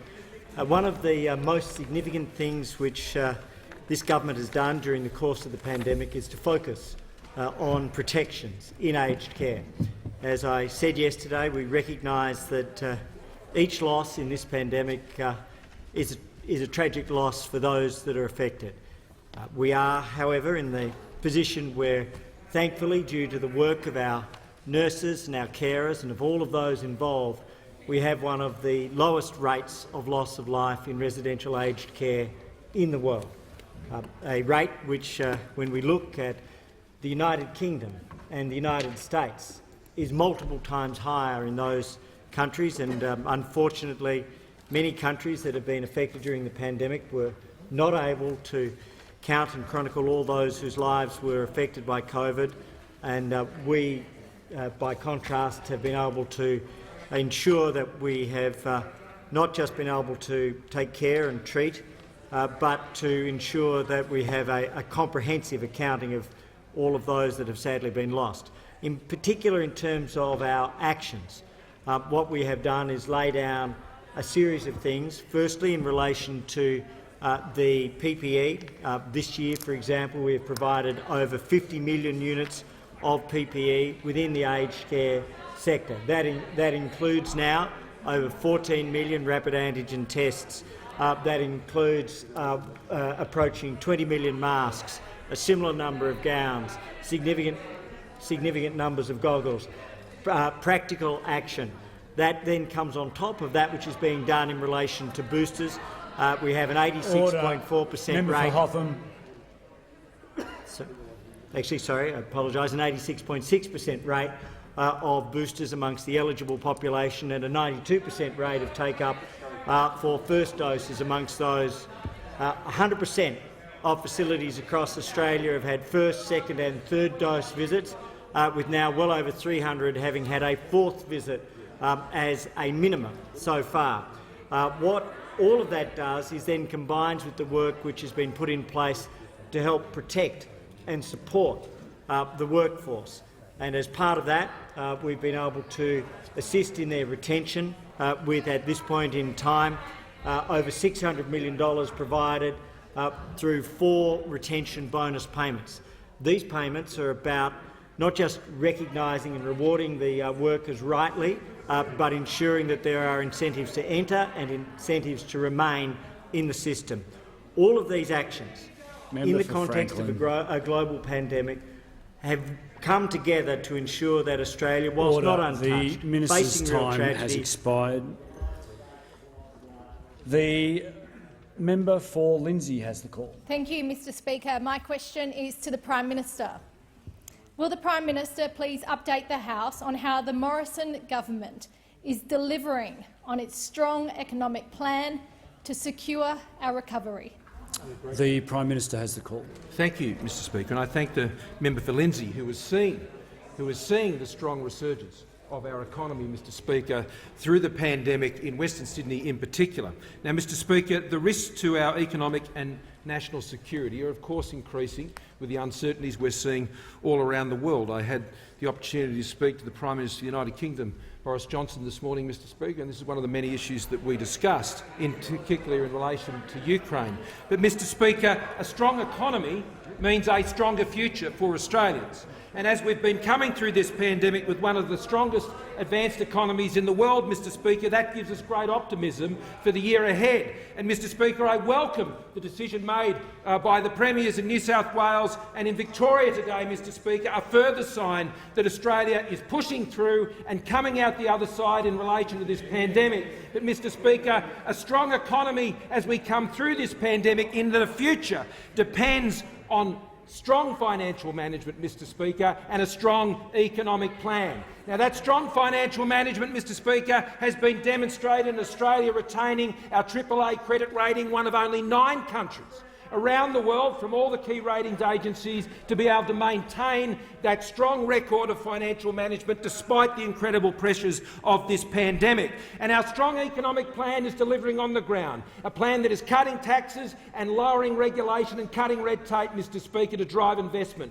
a plan that is ensuring that we are investing in the infrastructure and the skills development that has seen, Mr Speaker, the highest level of trade apprentices and trade training today at 220,000 than at any other time since the Leader of the Opposition was born in 1963, Mr Speaker. We are working to deliver reliable, affordable energy despite the pressures, with sensible and balanced targets for emissions reduction and investing in a gas-fired recovery to keep electricity prices down. Our data and digital plan will see us become a top 10 digital and data economy by the year 2030, Mr Speaker, and our plan for sustainable and advanced manufacturing with sovereign capability, Mr Speaker, is delivering on the ground through our modern manufacturing initiative. But today, 12,900 more jobs, Mr Speaker, in the month of January, the highest level of Australians of working age employment in Australia's recorded history at 76.3%. Mr Speaker, unemployment rate for women has fallen to 4%. 4%, the lowest number since monthly records began in 1978. Under our government, there's 1 million more women in work than there was before we came to government. Mr Speaker, the unemployment rate is at 4.2% and it's heading to below 4%. And, Mr Speaker, youth unemployment is at 9%, a fall again, and that is down from 12.7% when those opposite last sat on the Treasury benches. The Prime Minister's time has expired, and I give the call to the member for Eden Monero. Is the Prime Minister aware that in Bombala, in my electorate, an aged care home has announced it will be forced to close? This on top of another closure in Eden in December last year. The aged care provider says it is not sustainable nor responsible to have existing staff working double shifts with no respite or reserves on standby. The Health Department says 6 other aged care facilities are in the process of closing their doors. When will the Prime Minister stop playing political games, do his job and fix this crisis? The Minister for Health has the call. Thank you very much, and I thank the member for Eden-Monaro for her question. I am aware of the facility in question, in particular the Currawana Residential Aged Care Facility in Bombala, as well as the Tension Swansea Residential Aged Care Facility, both of which are operated by Southern Cross Care. At my request, the Department of Health is today meeting with the Council, with representatives of the state government and representatives of the community. They are examining options to deal with this particular facility. We have to date already provided $808,000 in the Business Improvement Fund to the Snowy Monaro Regional Council and an additional $80,000 to the Bombala Multi-Purpose Service for capital upgrades to improve that service. Whilst this is a particular decision of a particular provider, we have stepped in to intervene immediately. The other thing to note, though, and I want to respond specifically to the member's point, is that contrary to that which was set out, the number of new services opening over the last 5 years and in the last year has vastly outnumbered the number of closures. So there are facilities that open and facilities that close. There are 6 times as many homes that have opened over the last 5 years, 288 on the advice I have from the department, as opposed to those that have closed, 48. That is a very different position from that which was presented during the course of the question. The second thing is, even last year, during the course of the pandemic, during one of the most difficult and challenging years that facilities would have faced, in 2020 and 2021, in that financial year, almost 4 times as many homes opened as closed. There were 46 homes that opened new residential aged care facilities around Australia, and the advice I have is that there were 12 facilities that closed during the course of that time. What does that mean? That means that there are facilities in the natural course of events that will commence, and there are those facilities which will close and which will then ensure that those residents are placed in a care situation. That's what we're doing here. We recognise that these 2 facilities are of real importance to the community. That's why we've stepped in with the $808,000 to the Business Improvement Fund. That's also why we have stepped in with an absolute requirement that the facilities remain operating until each resident is taken care of.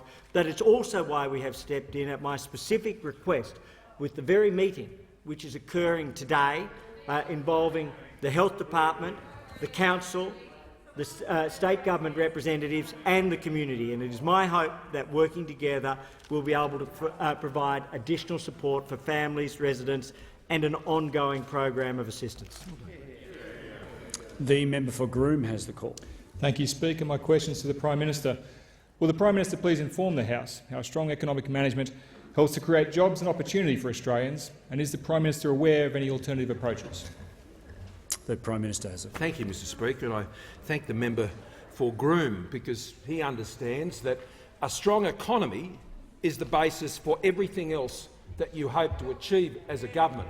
It's a strong economy that guarantees the essentials that Australians rely on, whether that's the pension, Mr Speaker, whether that is aged care funding, Mr Speaker, at record levels under this government, whether it's the National Disability Insurance Scheme. It all depends on the economic and financial management that is necessary to ensure a strong economy, because a strong economy means a stronger future. Now, Mr Speaker, I'm asked about the uncertainty of the times and what is necessary. Now, Mr Speaker, what you need is strong economic leadership and strong leadership on national security. There needs to be strength in your decisions, and there is no room for weakness, Mr Speaker. And I have been asked about alternative approaches, and it is true I have answered the member for Lindsay about the government's strong economic plan.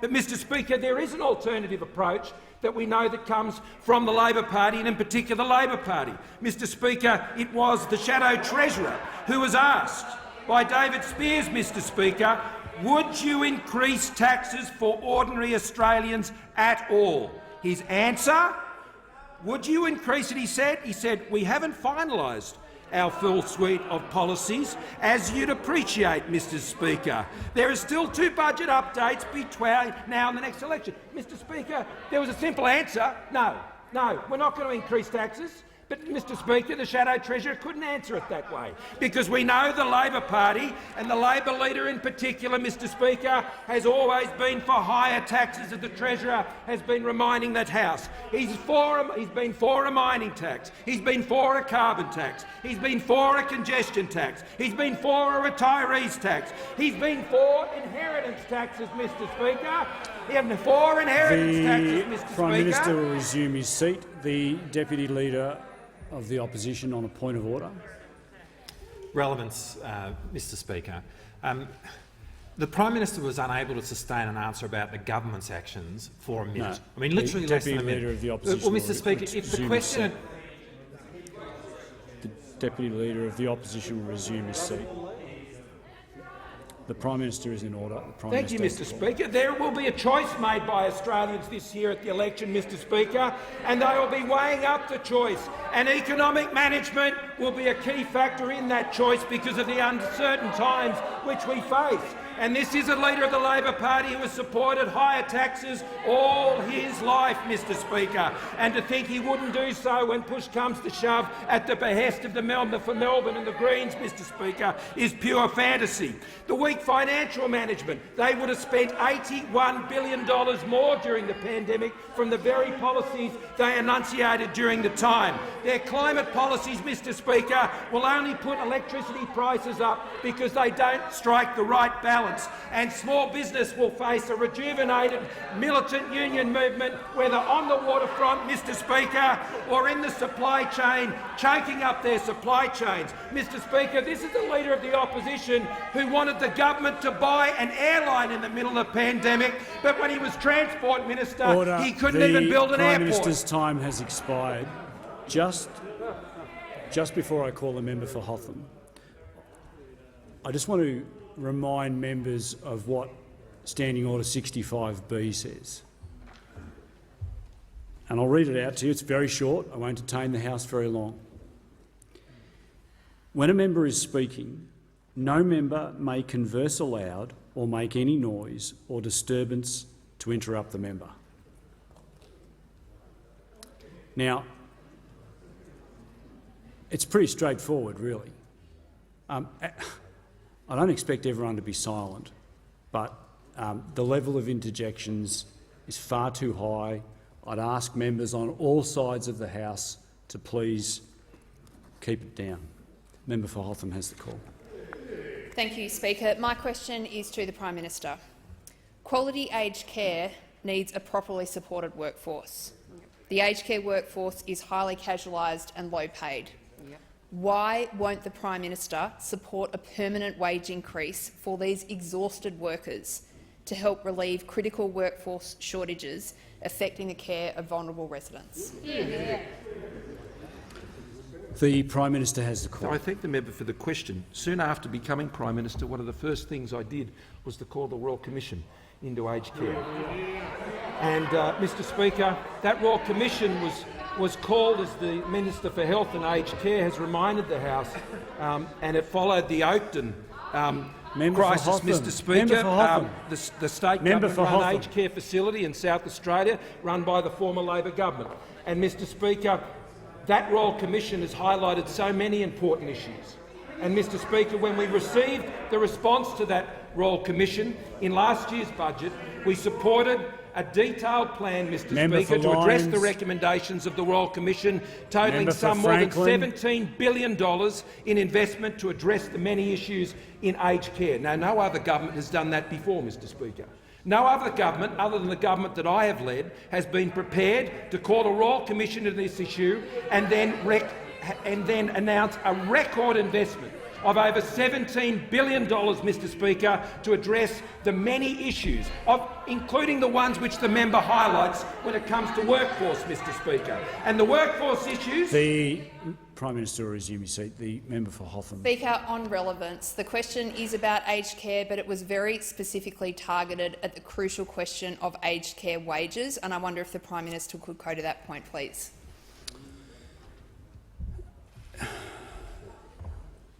Well, the aged care. The question is entirely about the crucial issue of the pay of aged care workers, and the Prime Minister is more than a minute in and has not touched on that topic at all. I thank the member for Hotham for that clarification. The question did go to the quality of aged care and its workforce. So it wasn't just purely confined to the issue of wage increases. The Prime Minister has the call. Thank you, Mr Speaker. And the Royal Commission did address issues of workforce, and in the more than $17 billion of response that we've provided to the Royal Commission, Mr Speaker, those recommendations do address that in the funding commitments that are in the budget, Mr Speaker. And on the particular issue the member raises, as she will know, that is actually for the Fair Work Commission. And I'm not aware, Mr Speaker, of a difference in policy that between the government and the opposition. Whatever the Fair Work Commission decides on this matter, Mr Speaker, then the government will support those arrangements, and we, as the opposition would. So I'm not quite sure, Mr Speaker, what is the difference that the member opposite is seeking to suggest here. The Fair Work Commission is addressing this issue. That's where it should be addressed, Mr Speaker, and we will work with the outcome that comes from that Fair Work Commission. The Minister for Health has the measures specifically which the government has undertaken in response to the Royal Commission with the over $17 billion of funding as part of the Respect, Care and Dignity National Plan include the growing a skilled and high-quality workforce for care for senior Australians, payment to registered nurses of $216 million over 7 years. In addition to that, $3.9 billion for mandatory care time standards, which is the payment for the average of 200 minutes per day of registered nursing staff. And in addition to that, we have engaged with the Fair Work Commission. I would note, however, that when the Leader of the Opposition was asked about the very question which was put to the Prime Minister, his response was, "It's up to the Fair Work Commission to determine what they want to do." Utter hypocrisy. The member for Mayo has the call. Thank you, Mr Speaker. My question is to the Minister for Home Affairs. Minister, in Senate estimates, the Department of Home Affairs confirmed that there were no security concerns with the asylum seekers currently detained in the Park Hotel. Why then is the government continuing to detain these people? The Minister for Home Affairs. Well, thank you, Mr Speaker, and I thank the member for her question and her very genuine interest in these matters. What I can say is that we have had to deal with the legacy of the Labor government, which has resulted in 50,000 people arriving on over 800 boats, 1,200 people tragically dying at sea. Now, because of that legacy, it has meant that it has taken us a considerable amount of time to deal with that legacy, and we are continuing to deal with it because that is a lot of people that were in held detention. 10,000, in fact, were in held detention as the legacy of Labor. Now, what we have committed to as a government is to work to make sure that as many of those people are resettled as we can possibly manage in the shortest possible amount of time. So we are working with the United States on the resettlement program so that as many people can transfer to the United States and be resettled as soon as possible. It's on the public record now that we are working with New Zealand to look at resettlement options so as many people as possible can resettle as soon as there is an arrangement that is in place. And I do thank the New Zealand government for the high level of cooperation that they have given.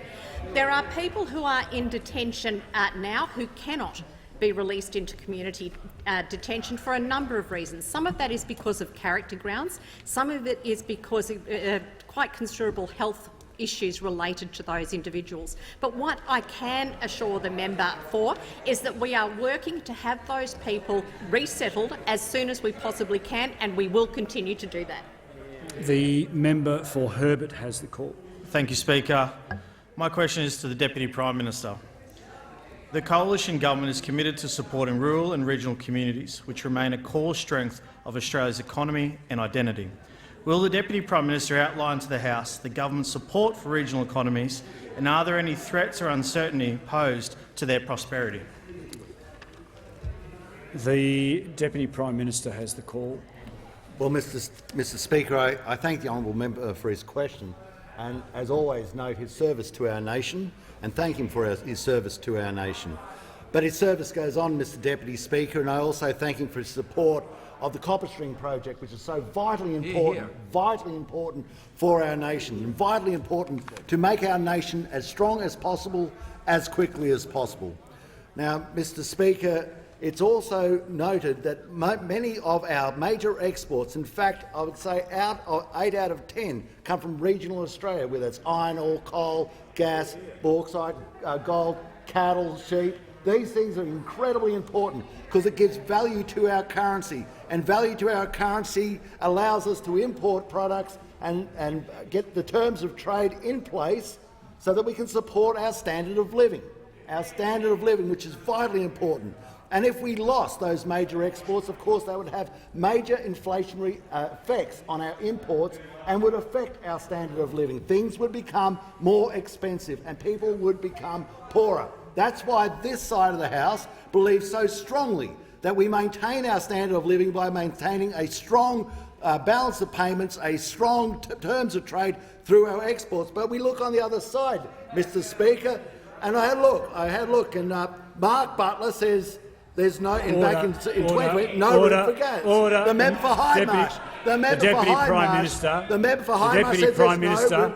They're interjecting very loudly. The Deputy Prime Minister will use the correct names in the chamber. The member for Hindmarsh says there's no room for gas. No room for gas in Australia's prosperity. No room for gas. That's going to make things rather difficult for us in the future, isn't it?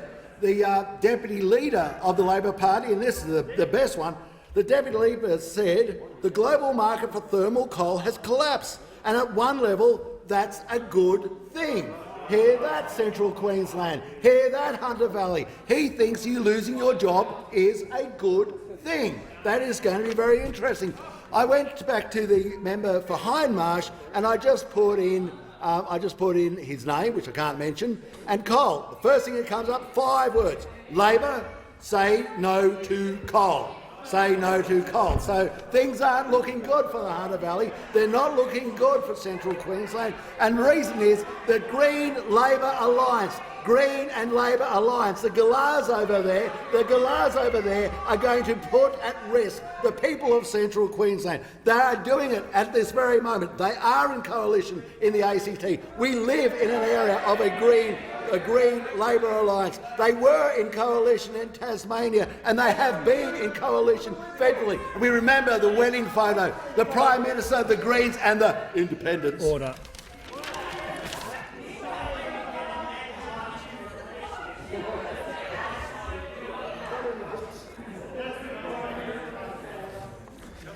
When the interjections have ceased, I'll call the member for Corangamite. When the interjections have ceased. The member for Corangamite has the call. Thank you, Speaker. My question is to the Prime Minister. How can the government give $20 billion to businesses with rising earnings but not support a permanent pay increase to aged care workers, which would help address chronic work shortages? The Prime Minister has Mr. Speaker, on the matter that was raised in the question, the JobKeeper program saved 700,000 jobs. 700,000 jobs. And, Mr. Speaker, they won't put it in the question that that's what they're referring to. They'll sneakily not mention that what they're referring to is the JobKeeper program that saved 700,000 jobs at a time, Mr. Speaker, when the Australian people were looking into the abyss of a pandemic nobody understood or had any idea about what would occur. This government stood up and we put JobKeeper in place. And the very next morning, when hundreds of thousands of Australians were going to lose their job and not know how they were going to put food on the table for their families, and businesses who had worked for decades to put their businesses in place were fearing that their businesses were going to fall over, this government stood up. This government stood up with the single largest income support program. Does it a partnership between business, the government and the financial sector to save this country's economy, Mr Speaker. Now, those opposite like to pretend to bipartisanship on many issues, Mr Speaker. They like to pretend to it, and they'll try to do it before this year's election. But what I know, Mr Speaker, is they talk out both sides of their mouth. They say they support JobKeeper, but they come in here and they bag it, Mr Speaker. They say they support us on national security, but then they speak out the other side of their mouth. You can't have an each-way bet on Australia's economy. You can't have an each-way bet on national security, Mr Speaker. And there's no safety in anyone taking a one-way bet on this Leader of the Labor Party.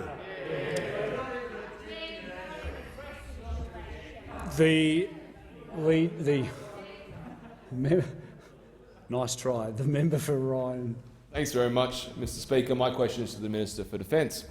Will the Minister please inform the House how the Morrison government's strong and certain record on defence and national security keeps Australia and Australians safe and secure, and is the Minister aware of any alternative approaches?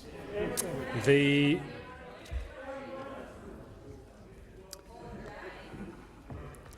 Minister for Defence has the call. Thank you very much, Mr Speaker. I want to thank the honourable member for Ryan for his question and also acknowledge the great work that he does with his defence community, not just through Gallipoli Barracks, but for many of the not-for-profit organisations, the organisations that are helping veterans groups. He goes above and beyond to help those groups, and we really should acknowledge that, Mr Speaker. Mr Speaker, we know that we live in an incredibly uncertain time, and that uncertainty is only going to increase into the future. We're watching as circumstances unfold in the Ukraine at the moment and in the Indo-Pacific. We are very concerned about the build-up of nuclear weapons and the build-up of missiles, and we are worried about making sure that we can keep peace and security at the forefront in our own region. So, Mr Speaker, that's why we've invested a record amount in relation to defence. It's why we've increased spending by over 60%. It's why we've met and exceeded our commitment to raise defence spending above 2% of GDP. And, Mr Speaker, we are investing more than $270 billion in defence capability. We're acquiring the nuclear-powered submarines, and we're undertaking the most significant renewal of the Navy since the Second World War. And, Mr Speaker, that contrasts to that which we inherited when we came into government. Defence was a mess. Let's be very frank about it. The money that Labor had ripped out of defence meant that they had cancelled or cut or delayed over 160 projects. Mr Speaker, they hadn't ordered a submarine, they hadn't ordered a ship, they had, Mr Speaker, not invested properly into our people.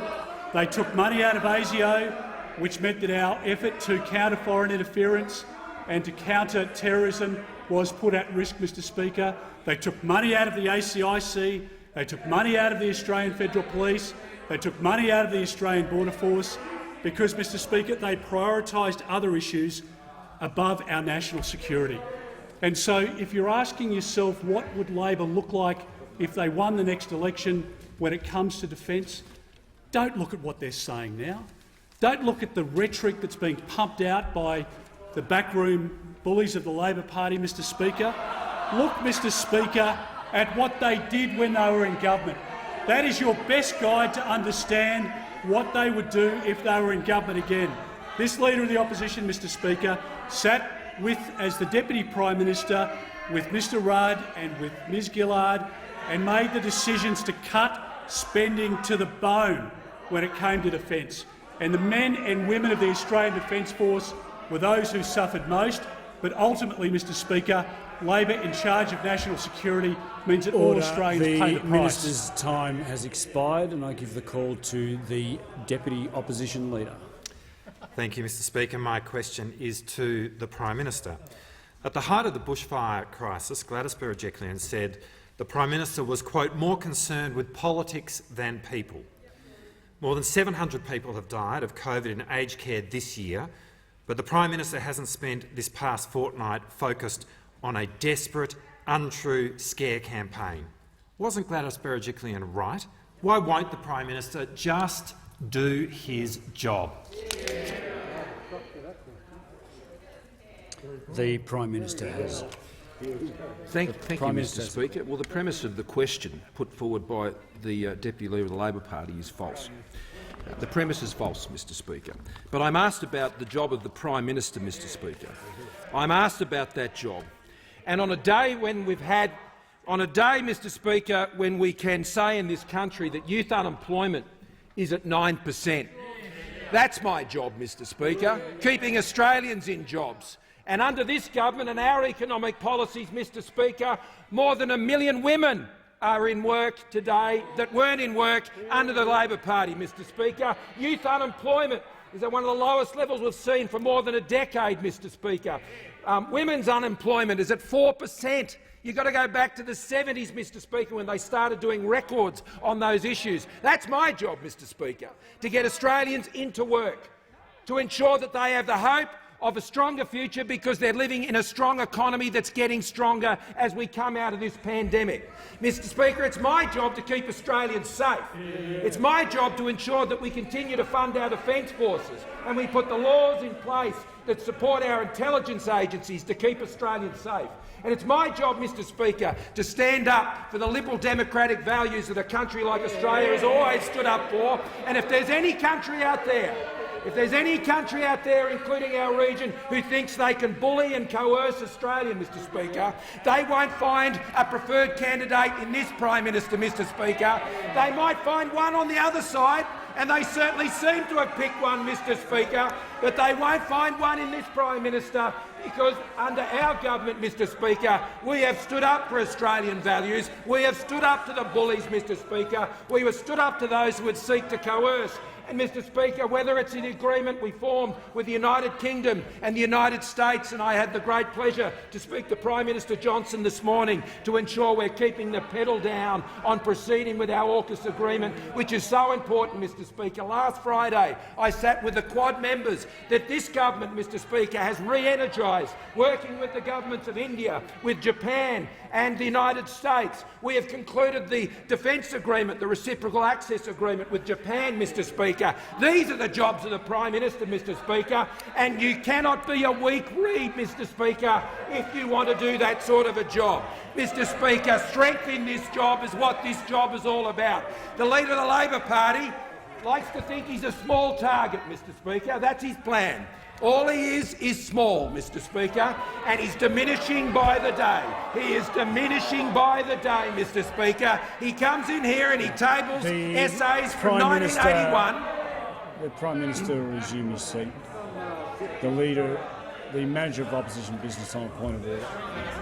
On a point of order, you made a ruling under Standing Order 90, I think it was at the beginning of this week, which the comments from the Prime Minister just then directly flout. I'm not going to ask anyone to repeat it, but if you want to repeat it. Look, if it's what I thought I heard over the noise, the practice does talk about the political sensitivities of members in this House. I think there is, if it is what I thought it was, I think there's a big difference between what I've previously picked the Treasurer up on and what was just said then. So I'll let it go through, but I'll listen very carefully to the Prime Minister. But it doesn't help, once again, when the noise is so loud. The Prime Minister has the call. Thank you, Mr Speaker. This job is all about strength. This job is all about strength, Mr Speaker, and this is a very weak Leader of the Labor Party.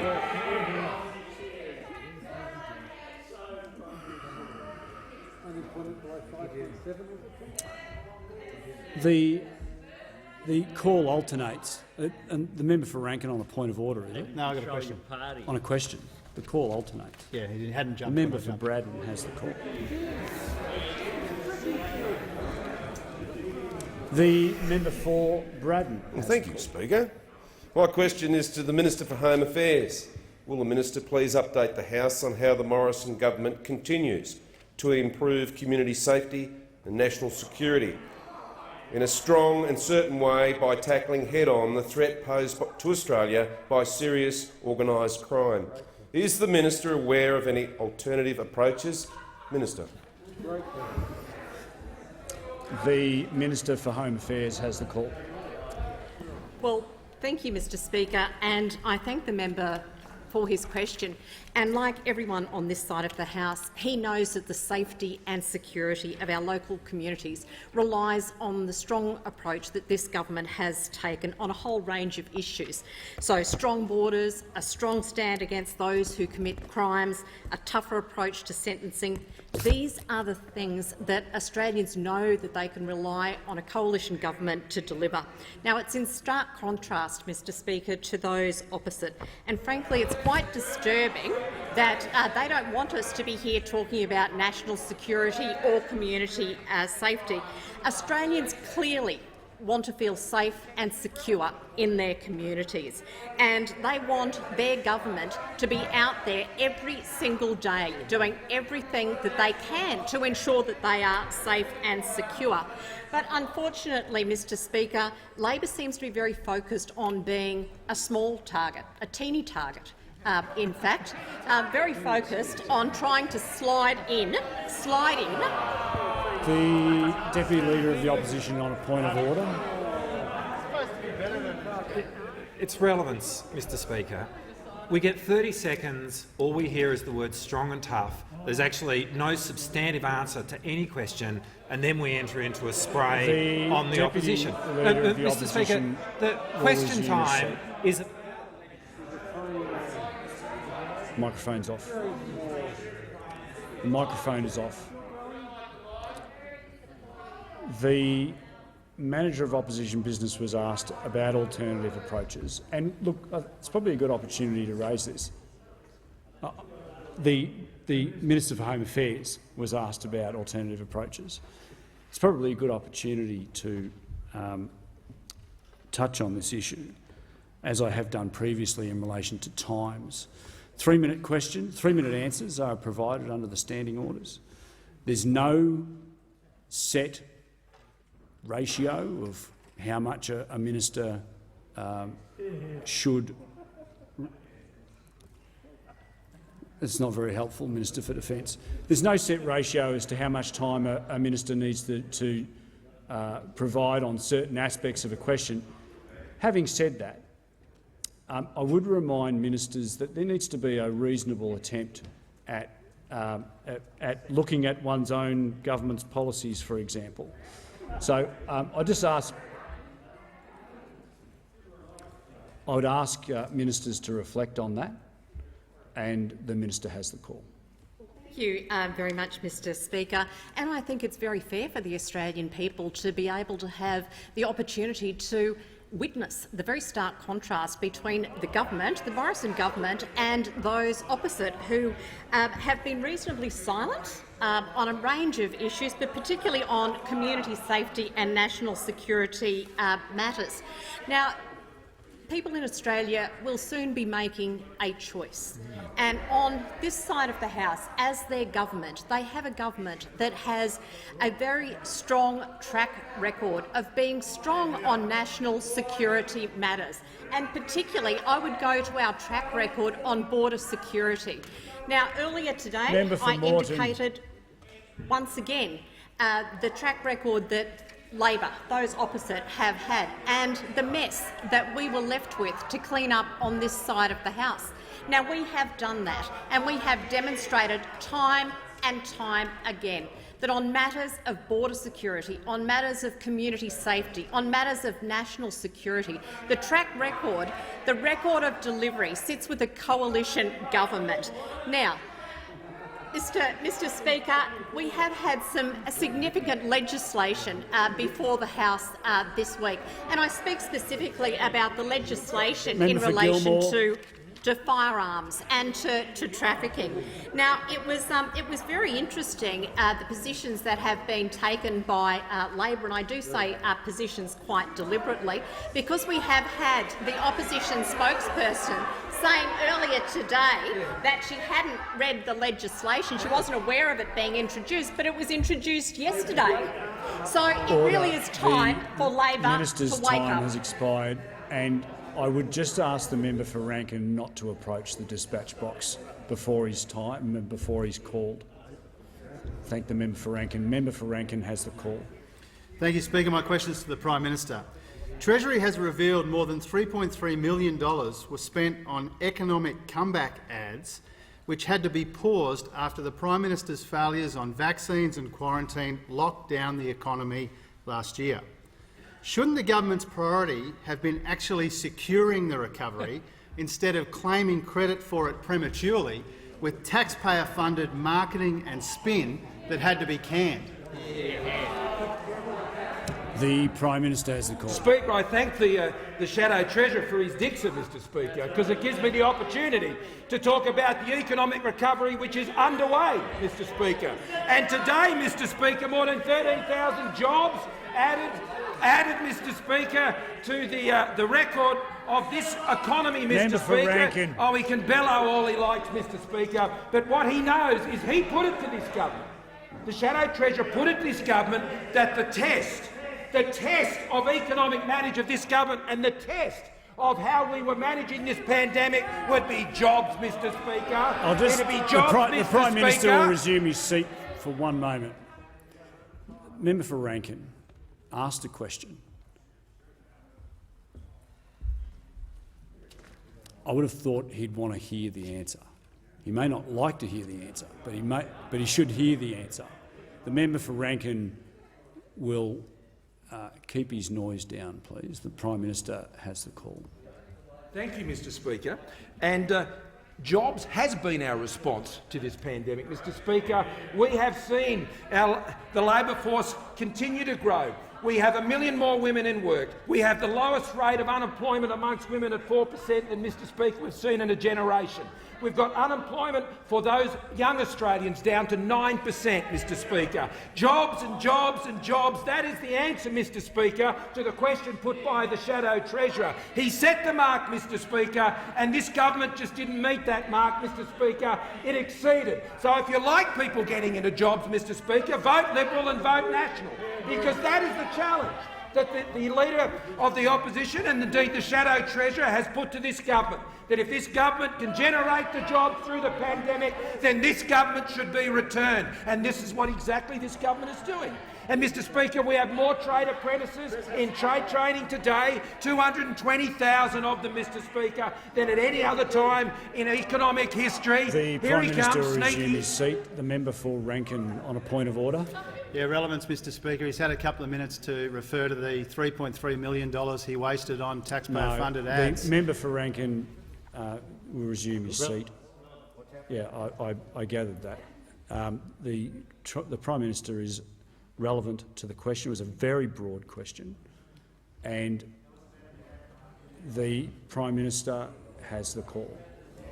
Mr Speaker, I only regret there's not more opportunity for us to tell Australians about the strong economic recovery that's happening, Mr Speaker. We wouldn't be able to fill the airtime with the number of jobs that are being created in this Australian economy, because our plan to get us through the pandemic was about backing Australian small and medium-sized businesses, to back them through the pandemic with the JobKeeper record investment to support businesses through this pandemic, a JobKeeper program that this opposition, this Labor Party, said they support, but then they bag it at every opportunity, Mr Speaker, and Australians will know that it was this government who stood up for them in the course of the pandemic, and we now have one of the strongest advanced economies coming through this pandemic of any advanced economy in the world, Mr Speaker. On top of that, we have one of the lowest death rates from COVID of any country in the world, Mr Speaker, and one of the highest vaccination rates. So if I'm asked to say what the government has been able to achieve, a stronger economy, a stronger response to the pandemic with one of the lowest death rates in the world, and we are ranked #2 on pandemic preparedness, Mr Speaker, of all countries around the world. So, Mr Speaker, when it comes to how Australia has performed against the rest of the world in the pandemic, that is what we've delivered. And most importantly, Mr Speaker, we are getting Australians into Prime work. Minister will resume his seat. The member for Moncrieff has the call. Thank you, Speaker. My question is to the Minister for Industry, Energy and Emissions Reduction. Will the Minister update the House on the importance of the Morrison government ensuring we have adequate and certain dispatchable capacity to keep the lights on and power prices down? And is the Minister aware of any alternative approaches? The Minister for Industry, Energy and Emissions Reduction has the call. Well, thank you, Mr Speaker. I thank the member for Moncrieff for her question and her resolute focus on affordable, reliable energy for the households and 34,000 businesses in her electorate, Mr Speaker, and she knows that we need adequate dispatchable capacity, balancing the record levels of investment we're seeing in renewables, record levels of solar on people's roofs, with that dispatchable capacity from energy sources like hydro and gas, Mr Speaker. Balance is the key, and as old generators retire, they need to be replaced, Mr Speaker, with appropriate like-for-like generation. And that's why today we saw a disappointing decision from Origin, particularly for the workers in the Lake Macquarie region. But it also means that that focus on dispatchable generation is more important than ever, Mr Speaker. We'll work with the New South Wales government and the private sector to make sure that balance remains in the market and affordable, reliable energy is there. And we're already getting on with it, Mr Speaker. We're delivering the Hunter Valley Kurri Kurri project, Mr Speaker. We're delivering Snowy 2. We're supporting Tallawarra B in the Illawarra. We're supporting the Port Kembla gas generator, Mr Speaker. We're supporting all the major transmission projects across the national electricity market with $500 million of investment. We're supporting a new dispatchable capacity mechanism into the national electricity market, Mr Speaker, but I am asked about alternatives. We have a plan to deliver affordable, reliable power, and those opposite don't, Mr Speaker. They are more interested in their own ideology than the interests of Australians, Mr Speaker. And when they were last in government, they teamed up with the Greens and they put in place a carbon tax and they doubled electricity prices, Mr Speaker. Well, we've seen in the last couple of years 8% reduction in household bills, 10% reduction in small business bills, 12% reduction in industry bills, Mr Speaker, while those opposite doubled it. The member for McMahon doesn't know the difference between a retail price and a wholesale price, Mr Speaker, and he's put his modelling out at the end of last year, and he assumed every coal-fired generator was going to stay on until their previously announced closure dates, Mr Speaker. Well, it's all bunkum. It's all bunkum from those opposite, Mr Speaker. There's no plan for dispatchable power. They opposed the Kurri Kurri generator and then backflipped and doubled the costs, Mr Speaker. They've opposed the $1 billion Grid Reliability Fund, Mr Speaker. They've planned to vote against the Underwriting New Generation program recommended by the ACCC, Mr Speaker, and we know they're prepared to team up with the Greens to make sure there are no new gas projects in this country, Mr Speaker. They are happy to keep people hot in summer and cold in winter. We'll get on with the focus on affordable, reliable energy for all Australians. The Manager of Opposition Business. On your watch. Thanks very much, Speaker. My question is to the Prime Minister. The Reserve Bank predicts real wages will continue to drop through to mid-2023. Doesn't this show that low wages are and have always been a deliberate design feature of the economic strategy of this almost decade-old government?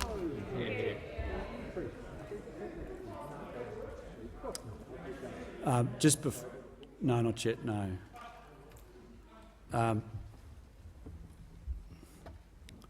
Prime Minister has the call. No, it doesn't, Mr Speaker. What supports higher wages and higher real wages, Mr Speaker, is a strong economy. You want a stronger future, you need a strong economy. And, Mr Speaker, you're not going to get a stronger economy with the policies that have been supported by the Labor Party, and particularly this Leader of the Labor Party, over his entire political life. You're not going to get higher wages with higher taxes, Mr Speaker. You're not going to get higher wages, Mr Speaker, with militant unions running rampant. The Prime Minister will resume his seat. The Manager of Opposition Business. Point of order. First of all, Mr Speaker, the point of order, and it's on direct relevance. First of all, the question doesn't ask about alternatives. The question asks about government policy. The Prime Minister was able to talk about government policy for all of 19 seconds before he felt a need to talk about alternatives which aren't in the question. Will resume his seat. The Manager of Opposition Business is correct. There was no reference in the question to alternatives. The Prime Minister will return to the question. Thank you, Mr Speaker. And I repeat what I said when I came to the dispatch box in direct response to the member's question, which is no, Mr Speaker, that is not what it means. So, Mr Speaker, I think I've addressed very clearly the member's question. And what I'm saying, Mr Speaker, is you want higher wages in this country, you need a strong economy, you need strong businesses, Mr Speaker. You need a strong economy which has strong trading arrangements with the rest of the world, which we've been able to secure some 76.1% of our trade, Mr Speaker, supported by the strong trade policies that this government has been able to put in place.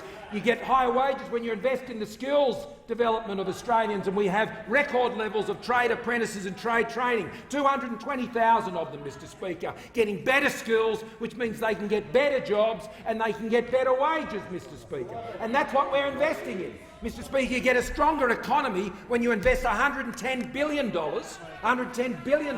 in building the infrastructure that Australia needs, Mr Speaker. The Leader of Opposition, he likes to talk a lot about his time as Transport Minister. He couldn't even build an airport that he said he wanted to build, Mr Speaker. He wants to buy an airline, but he didn't want to build an airport. The Leader of the Opposition, quite a promotion, the Manager of Opposition Business, I appreciate that you've jumped up on, which is essentially one line of the Prime Minister on this point. The Prime Minister, I've asked the Prime Minister to remain relevant to the question. There are no issues in relation to, or no, there was nothing about alternatives in there. So the Prime Minister is able to comment about government policy, but if the Prime Minister can't go towards any opposition policies or any attacks on opposition policies. The Prime Minister has the floor. Thank you, Mr Speaker. So our strong policy of lower taxes, Mr Speaker, cutting red tape for business, as we've sought to do, particularly with the EPBC Act, which has been stymied by those opposite, and we remain committed to that, Mr Speaker. They are adding cost to every major investment in this country, and we are not doing that. We've been seeking to cut red tape for business which can actually drive greater investment in this country. We are invested in the skills. We have invested in the infrastructure. We have got the clear plan, a balanced plan, to ensure that we can deliver reliable, affordable energy, which has seen electricity prices fall by 8%. 8% over the last 2 years, 5% in the last year, Mr Speaker. That compares to our 101% increase under the Labor Party when they were last in office, which shows that our policies, Mr Speaker, are delivering the reliable, affordable energy that are necessary for businesses to be able to create jobs and get their costs down so they can actually support the labour force and the wages of workers with those higher skills. The Data and Digital Economy Plan, Mr Speaker, which will see Australia be a top 10 data and digital economy by 2030. That was backed up by $1 billion investment by Google to put in place a research hub in Sydney, one of only, I think, 5 cities in the world backing our plan. The Prime Minister's time has expired, and I give the call to the member for Flynn.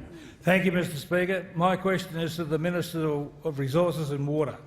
Will the Minister provide an update on the strength of our resources sector under the management of the Morrison-Joyce government and what this means to regional communities like mine? Is the Minister aware of alternative and uncertain policy approaches that may put local jobs in the regional communities at risk? Thank you. The Minister for Resources and Water has the call. Well, thank you very much, Mr Speaker. Can I thank the honourable member for Flynn for his question? The member for Flynn does a lot of Ks, Mr Speaker, tens of thousands of kilometres every single year. He goes to places like Tieri, like Mowra, like Blackwater, like Rolleston, like Springsure, like Emerald. And all of those places know that it is the powerhouse of the Australian economy, the resources sector and agriculture, that provides them jobs and economic security. In an uncertain world, Mr Speaker, that certainty is something which is valued by the Australian people and one which we support wholeheartedly. And for those individuals, Mr Speaker, we know that there is a pipeline of projects out there, some $500 billion worth of investment in this country at various stages. It will deliver over 80,000 jobs. In fact, out in the member for Flynn's electorate, we know there are a number of projects. There's one at Comet Ridge near Comet, would you believe, Mr Speaker, Springshaw Creek, at Walton near Bluff, North Surat and Taroom, which happens to be the home of Colin Boyce, the state member for Callard, another great supporter. And those jobs, Mr Speaker, those jobs are incredibly important for the people of regional Australia. Now, in Queensland alone, it's 52,000 jobs and $85 billion worth of investment that is potentially at risk. It is potentially at risk because the uncertainty being provided by those opposite, in alliance with the Greens, is bad for this country's national investment risk. It is bad for this country's national economic strength. It is bad for this nation's jobs right into the future. We need to make sure that that gets nipped in the bud, Mr Speaker. The people of Australia need to know what the risk is.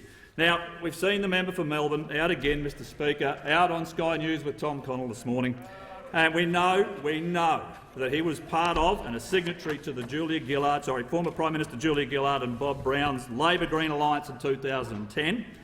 Now, how do we know that there is a risk in providing uncertainty? How do we know that this is likely to happen? Well, the member for Melbourne, and I quote, on that interview, "We're coming back now to finish the job. We're coming back now to finish the job." Well, I know what jobs they want to get rid of, Mr Speaker. It is the jobs of the people in the resources sector. $500 billion worth of investment, 80,000 plus jobs. Labor, in alliance with the Greens, would destroy certainty of investment in this country. That is not in our national interest. At a time of significant insecurity, Mr Speaker, right around the world, and uncertainty, we need the money that gets put forward by the Australian resources sector. We know they're on track to break all records, $379 billion. We know that they provide 300,000 direct jobs, particularly in regional Australia. And what do we see from those opposite, Mr Speaker? We know that City Labor, in combination with the Leader of the Opposition, they're like a ping-pong ball in the surf. They're up, they're down, they're left, they keep going left. It's like they're caught in a riptide, Mr Speaker. We want to see certainty for the resources sector. It is deals like those between the Greens and the Labor Party that will destroy the resources sector in this country. We want more jobs, not less. We want a stronger economy. That's in our national interest. The minister's time has expired. I give the call to the member for Gorton. Thank you very much, Speaker, and my question is to the Prime Minister. Does the Prime Minister agree with Dennis Richardson, who John Howard trusted and appointed as Director-General of ASIO and Ambassador to the United States, who said today, and I quote, "The government is seeking to create the perception of a difference between it and the opposition on a critical national security issue that is China, seeking to create the perception of a difference where none in practice exists. That is not in the national interest. That only serves the interest of one country, and that is China." The Prime Minister has the call. Thank you, Mr Speaker, and I do indeed respect Mr Richardson, and I've spent a lot of time with Mr Richardson. But, Mr Speaker, this year the Australian people will face a choice, and we are facing one of the most uncertain times that we have ever faced since the Second World War. And Australians have to make a choice about who they think is strong enough to lead this country through these times. Now, Mr Speaker, I wish there was the level of bipartisanship on these issues. I wish there was. But, Mr Speaker, I will not set a low bar for that. Mr Speaker, our government is setting a high bar when it comes to national security. And that high bar means that you fund your defence forces, Mr Speaker. That high bar means you fund your intelligence agencies. That high bar, Mr Speaker, means that you put in place things like the Foreign Relations Bill, which means you could get rid of state governments signing up, Labor governments signing up to the BRI, Mr Speaker.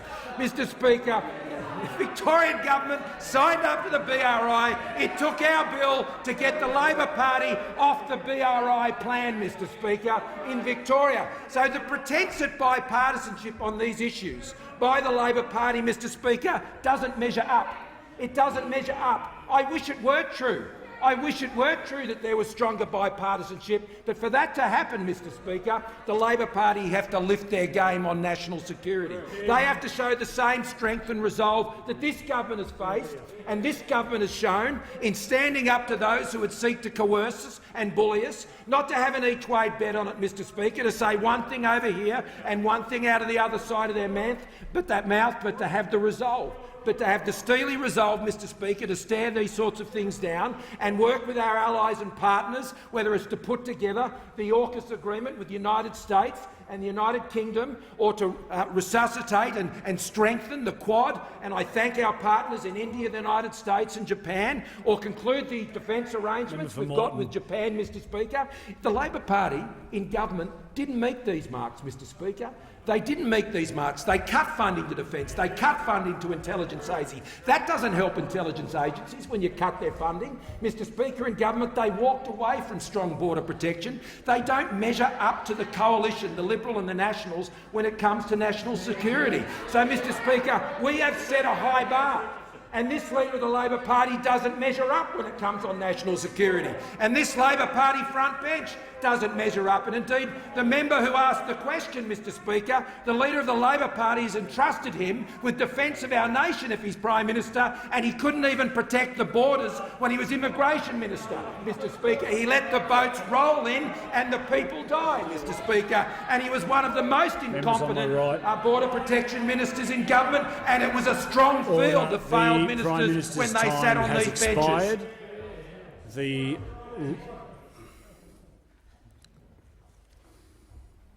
The Leader of the Opposition has the call. Thank you, Mr Speaker. I seek leave to table a letter from the Prime Minister to myself, 8th of October 2021, in which he said, "I thank you and your front bench for support of AUKUS and the government's decision to acquire nuclear-powered submarines." He went on to say, "Once again, I thank you for the bipartisan approach the opposition has taken in this vital national endeavour." Mr Speaker, the Leader of the Opposition doesn't get an opportunity. Until we got to the eve of an election. His seat. Is leave granted? Is leave granted? Leave is granted. The member for Chisholm. Thank you, Mr Speaker. My question is to the Minister for Employment, Workforce, Skills, Small and Family Business. Will the Minister update the House on how the Morrison government's economic plan is supporting Australian small businesses and securing stability and certainty for the future?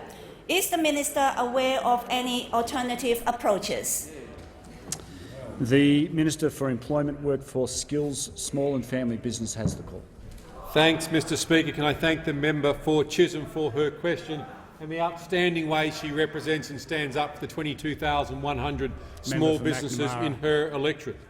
This month I accompanied the Prime Minister to the member's electorate and we went to Core Equipment member for Kingsford and Smith. Caught up with Core's Managing Director Steve and heard Steve talk about the impact that JobKeeper had, the boosting apprenticeship commencement had on his business. Steve spoke about the government's $2 billion investment in the Job Trainer program and how that's made such a difference that Steve is putting on 50 new staff in Core Equipment this year. 50. It's extraordinary, Mr Speaker. Steve's business is not just surviving because of the Morrison government's economic input, it is thriving. And that's what economic recovery looks like. That's what unemployment at 4.2% looks like. That's what the second highest participation rate in our nation's history looks like. That's what the highest participation rate of women looks like, and I know we all celebrate that achievement driven by the Morrison government's economic inputs. 3.5 million small and family businesses, Mr Speaker. They're 99%, we all know that, of businesses out there. And the Morrison government is delivering writ large for those businesses. Over 1.1 million Australian jobs created since the pandemic hit. There are 250,000 more Australians in work right now than pre-COVID, one of the only industrialised nations on earth to be able to have that. Our plan is working, Mr Speaker. It's extraordinary. It is moving us forward, and this is why the Reserve Bank predicts an unemployment with the 3 in front of it. And we're able to get there because of the financial supports the Morrison government has put in place during a 1-in-100-year pandemic. Over $314 billion in direct economic supports. Now, there's more to do. We're not there yet. Since 2013, this side of politics, the government, has put in over 370 small business measures.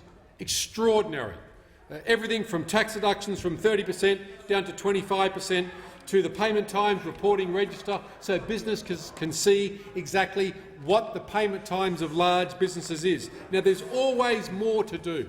Now, I'm asked about alternative approaches, Mr Speaker, and unfortunately, this side has put in 370 measures for small business.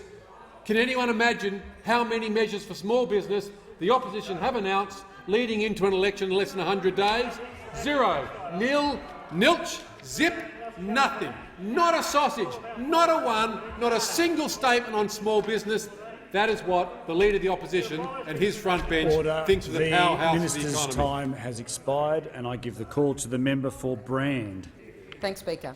My question is to the Prime Minister. Can the Prime Minister explain his 2017 trip to Beijing for the signing of an MOU where he said on 16 September that year, and I quote, "There was also agreement today on third-party cooperation about infrastructure and other investments as part of the One Belt, One Road program."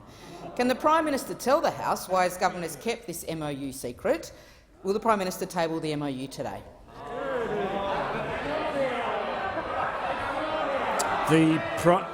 Just before I call the Prime Minister, I haven't called the Prime Minister yet because there's no point, because I wouldn't be able to hear what the Prime Minister is saying. Prime Minister, I haven't given you the call yet, Prime Minister. I'm waiting for the level of interjections. I'm so pleased the member for McEwen is right down the back there.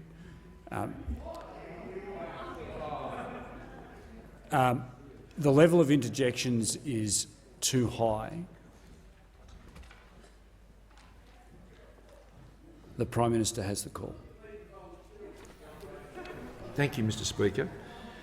It is a matter of public record that the government's policy, both under the previous Prime Minister and I, has been not to sign up to the Belt and Road Initiative. We have not signed up to the Belt and Road Initiative, never have, never will, Mr Speaker, where discrete projects have been pursued in particular parts of the world, which is the policy of those opposite, I note, Mr Speaker, then where there's been co-investment in projects, that has occurred. But, Mr Speaker, we have not, never will sign up to the Belt and Road Initiative. Now, Mr Speaker, I note that the reference is made to when I was last there in 2017, Mr Speaker, as part of the closer economic dialogue arrangements, Mr Speaker, that was between our governments. Now, Mr Speaker, those dialogues have not occurred for many years, Mr Speaker.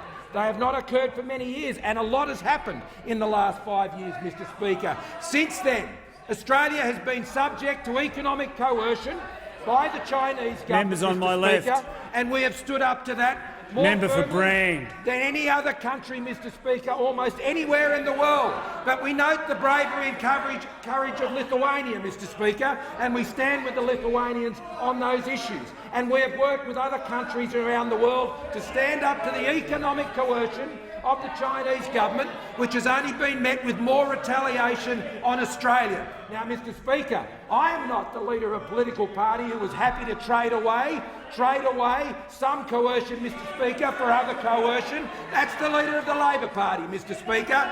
The leader of the Labor Party is the Chinese government's pick at this election.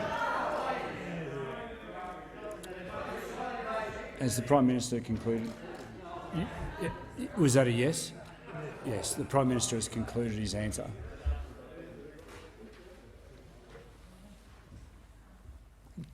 If the Prime Minister made an unparliamentary remark, did the Prime Minister make an unparliamentary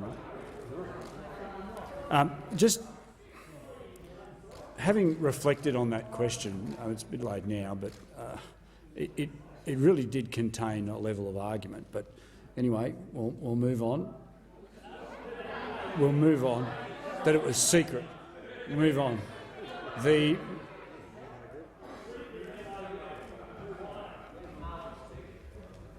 The member for Robertson has the call. Thank you, Mr Speaker. My question is also to the Prime Minister. Will the Prime Minister outline to the House why it is important in these uncertain times for governments to make decisions for our nation's future with certainty and with strength? And is the Prime Minister aware of any alternative approaches? The Prime Minister has the call. Thank you, Mr Speaker, and I thank the member for Robertson for her question, Mr Speaker. this country does face very uncertain times. We face a very uncertain international outlook.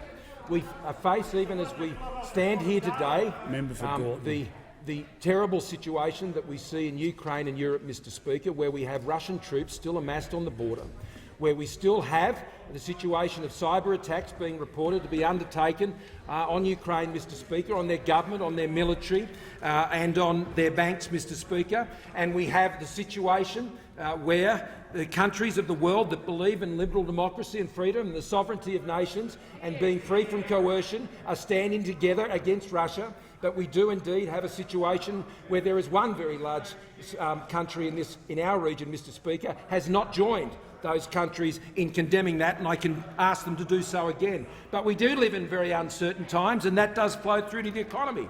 And this year, Australian people will make a very important choice about the future. A strong economy, Mr Speaker, will deliver a stronger future for Australians. And that strong economy, Mr Speaker, will enable us to continue to support our defence forces, our sovereign manufacturing capability, and to ensure that we can keep downward pressure on inflation to deal with rising cost of living pressures. Mr Speaker, that strong economy and strong financial management will enable us to continue to see our economy push through and come out of this pandemic as one of the strongest economies in the world of advanced economies. Now, this is no accident. This is no accident, Mr Speaker. This is the product of a clear economic plan that has been taking this country through this pandemic.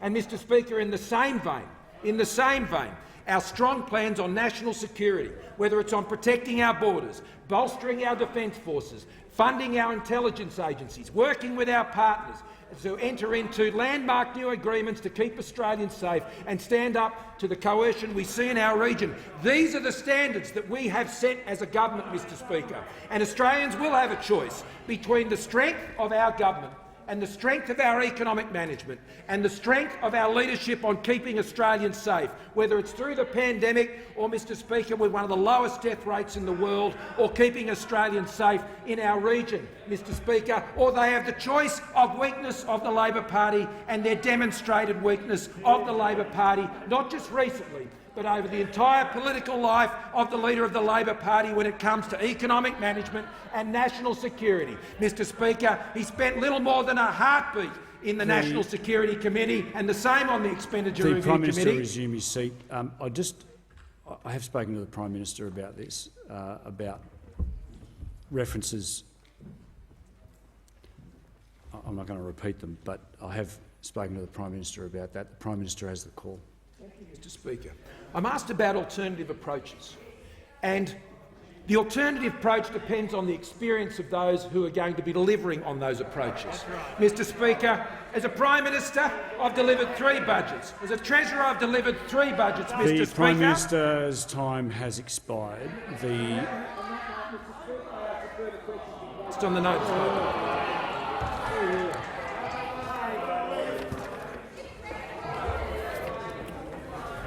Order. As all honourable members know, the Prime Minister is able to terminate question time at any point of question time. The Prime Minister on indulgence. Mr Speaker, tomorrow marks, on the 18th of February 2022, Senator Payne will become the longest service woman senator in Australian history, Mr Speaker, and that eclipses the incredible record of Senator Tagney, Mr Speaker, who served for 9,080 days, or a little over 24 years and 10 months. Mr Speaker, tomorrow's Senator Payne will also be the longest continuing serving member of this parliament. And that is an extraordinary achievement. And, Mr Speaker, and I think that is an enormous encouragement to all women of this country and young girls in this country. She has been a great servant of this parliament, a great servant of our party, Mr Speaker, and a great servant of this government in her roles as either Foreign Affairs Minister or Defence Minister, Mr Speaker, and her many other roles. And so I commend her on this. She is now on her way to Europe to take part in the Indo-Pacific Conference that is being held there, Mr Speaker. I congratulate her on her many achievements, Mr Speaker, and I look forward to continuing to work with her in the important work she is doing as part of our government, and I congratulate her. On indulgence, on this.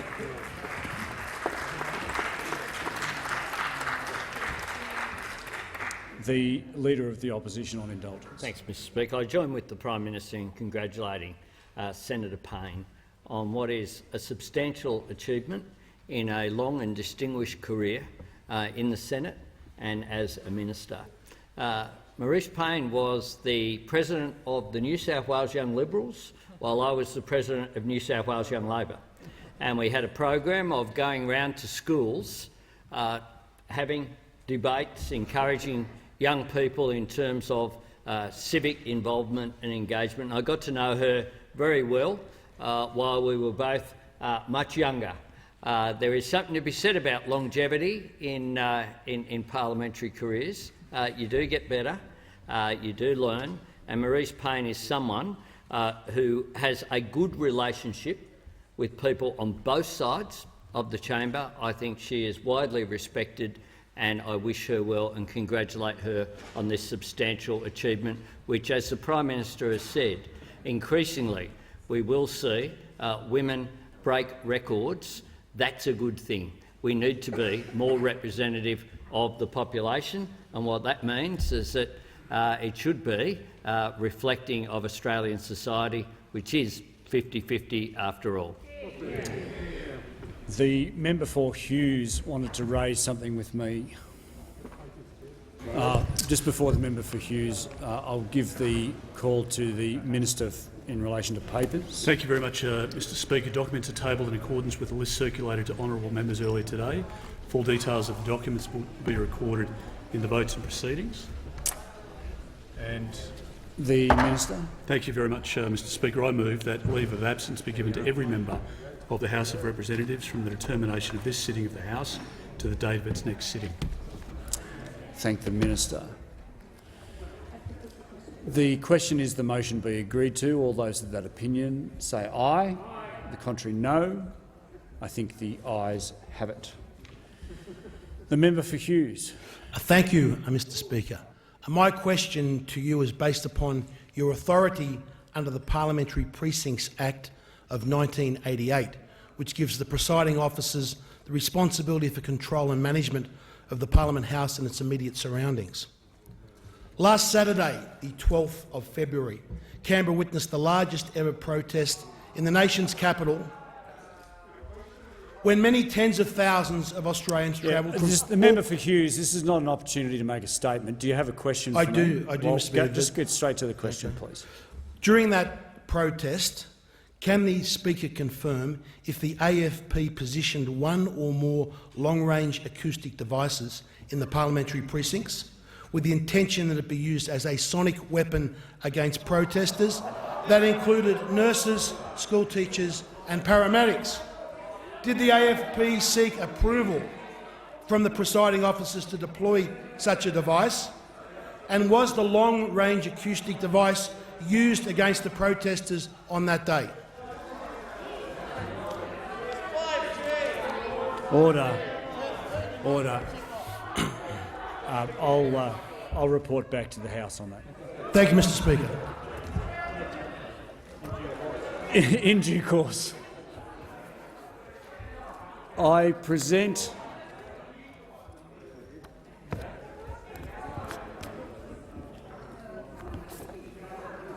order. I present the Auditor General's Performance Audit Report number 17 of 2021-22, entitled Australian Government Advertising, May 2019 to October 2021, across entities.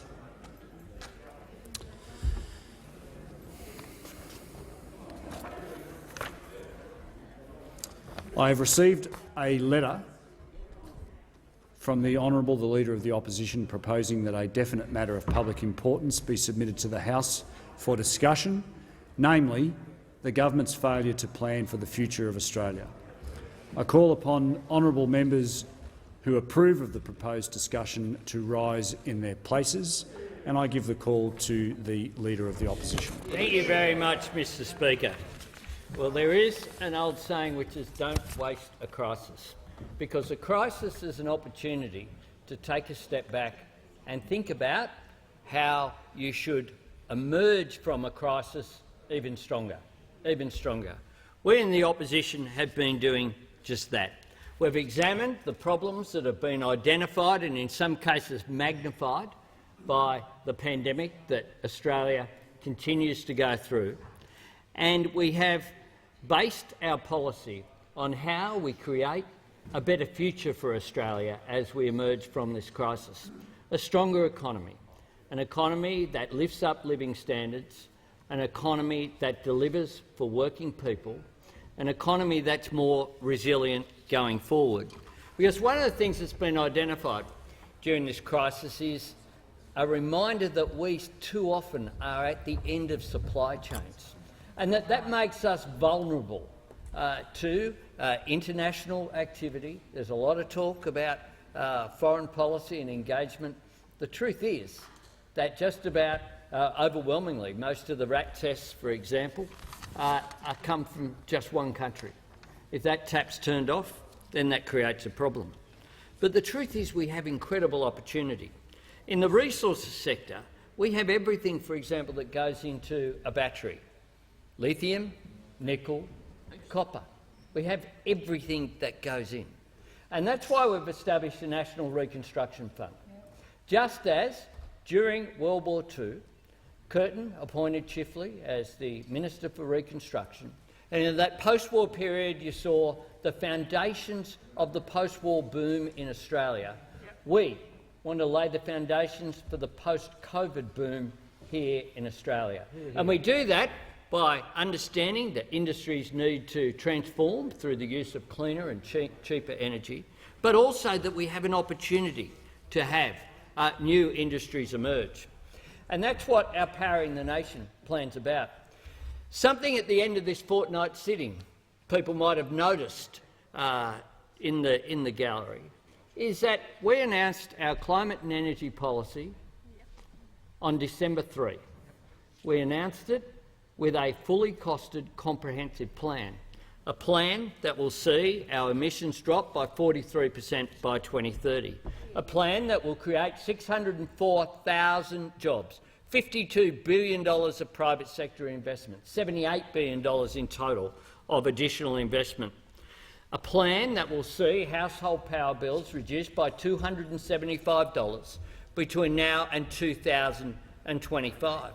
Because the truth is that change happens. Change happens.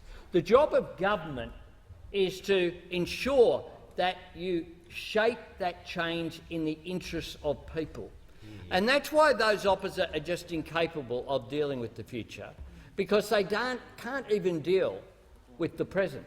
We saw during the last campaign, the scare campaign about electric vehicles were going to end the weekend. We saw them say,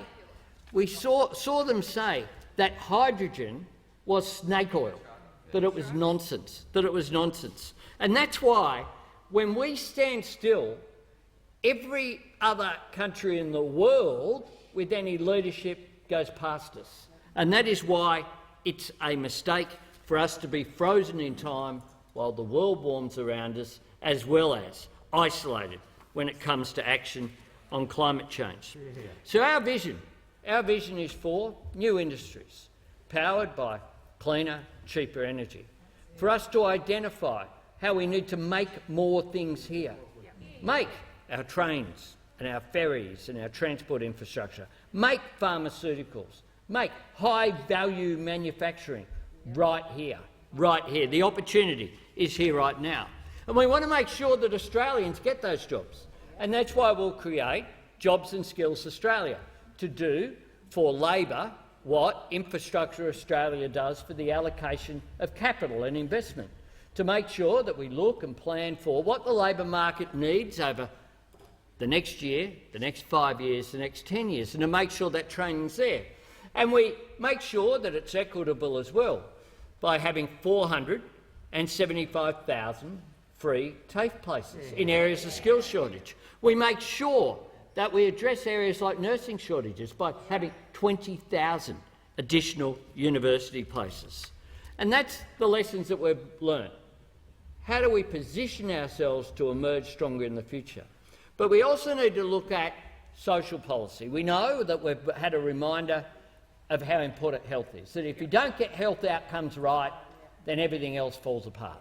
And that's why we want Medicare to be strengthened. That's why we will always have Medicare at the centre of our health system, and we'll make sure that we have policies that make sure GPs are more available. It's cheaper to go and see a doctor. That we make sure we support telehealth and we support IT, and the expansion of NBN is about education and health services. It's about positioning ourselves for the future. Those opposite are the copper mob. At a time where the whole world knows you need to go to fibre, they were there saying, no, we don't want fibre, we'll go back to copper, and we're suffering as a result. But we've also seen sectors suffer, childcare in particular. Childcare centres are currently closed, many of them, because they can't get workforce. We need to acknowledge that in order to power the economy, we need to mobilise women's workforce participation. We need to drive productivity. We need to drive opportunity. We need to represent the whole of the country, and that means representing women. That means adopting the Respect at Work report. That means closing the gender pay gap. That means making childcare accessible for all. And of course, most tragically, we've been reminded about the aged care crisis. How, in spite of the fact they have a Royal Commission with recommendations about the workforce, they've done nothing about increasing the pay of people in the aged care sector. They still won't guarantee that a nurse should be in every nursing home 24/7. One would have thought a pretty fundamental principle, but the aged care crisis with more than 700 deaths is what we've seen. So we have a plan for the economy, for social policy, for environmental policy around the theme of a better future, making sure that no one's left behind and no one's held back. Those opposite have nothing of substance to say, which is why this week, in spite of the fact that we've seen previously that they don't have anything to say about the problems of today, let alone plans for tomorrow, this week the Prime Minister said, hold my beer. Hold my beer. What I'm going to do is trash our national interests. That is what he said. Now, Mike Burgess, the Director-General of ASIO, said this last night. I'm very clear with everyone that I need to be, that's not helpful for us, about this government's absurd campaign to try and divide the nation. Dennis Richardson has the quadrella. If you think about the 4 positions in this country in terms of our bureaucracy and our structures that are consistent over a period of time, you think Department of Foreign Affairs and Trade, Department of Defence, ASIO and the US Ambassador's position. He has held all 4, appointed by the Howard government as the Director-General of ASIO and as our Ambassador to Washington. And this is what he said. The creation or the attempt to create an artificial division only serves the interests of one country, China. So if you're looking for a Manchurian candidate, he sits over there. Because he has served, with the campaign that has happened this week, the interests of China, not our national interests. That is what has occurred. And if you look at the comments from respected commentators like Paul Kelly, Greg Sheridan and others, they all know it. And last Friday, of course, I met with the US Secretary of State and our allies. I have been engaged with the United States since I was a guest at the State Department there for 6 weeks, more than 30 years ago. In that time, I've built up friendships with people in the United States and relationships and trust. I've never been to a rally for Donald Trump. And what we're seeing here this week is the importation of Trumpian rhetoric where truth doesn't matter and facts don't matter. But this is what the US Assistant Secretary said about the meeting with us, and we came away reassured these principles we hold dear and our vitally important alliance transcends politics and any one party. And we came away with absolute confidence that whomever the Australian people select as their new leadership, as their next leadership in the upcoming election, the alliance will endure and remain as strong as ever.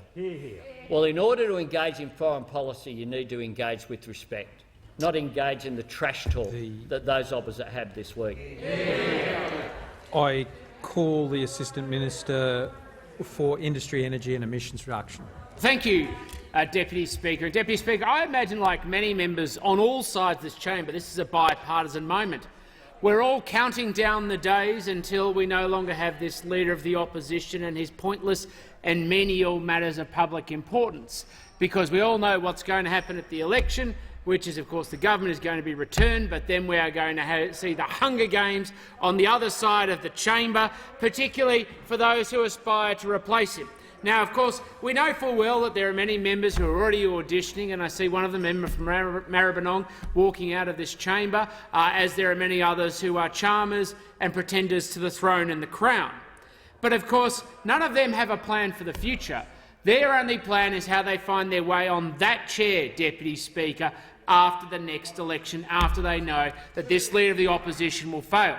And we saw evidence of it in the speech that was just provided then. He called this side of the chamber, quote, the copper mob. The copper mob. Well, it might interest the Leader of the Opposition. I recently went to a company in New South Wales called SunDrive.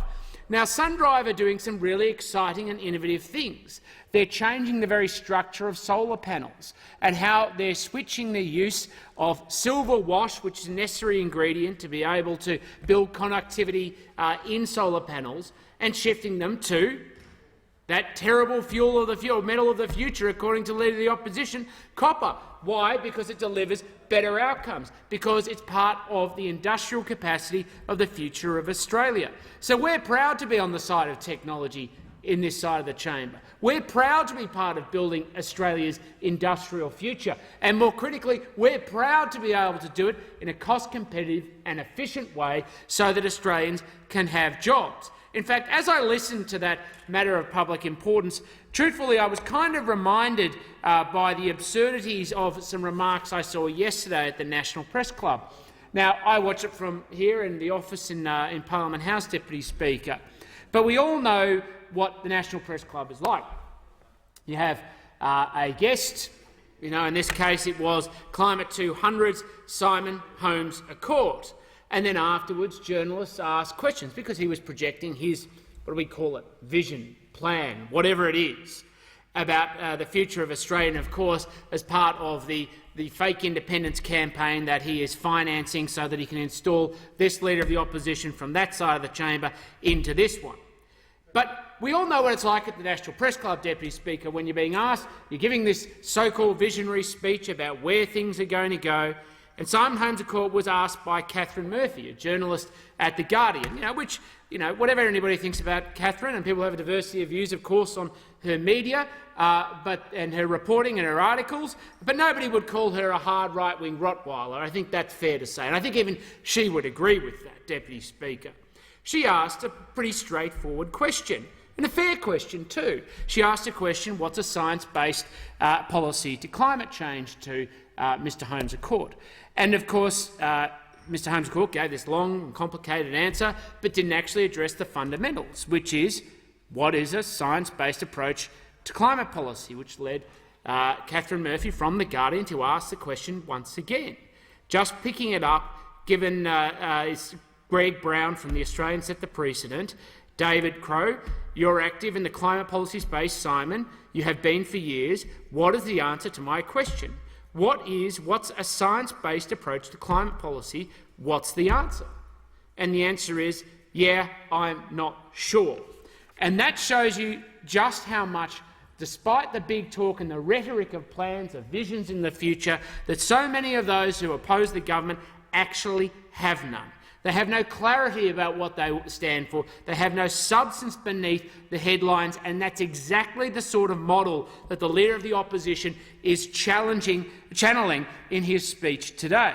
Now, of course, we see this consistently from other members of parliament. We see it from the member for Warringah, whose policy on climate, despite the big talk, again following from Mr Holmes a Court, is not dissimilar, where what their solution is to establish new commissions to do all the work for them. They have no plan. They have no vision. In fact, even the Labor Party, when it came down to it, relied heavily on the government's plan to cut greenhouse gas emissions to be able to develop their own plan.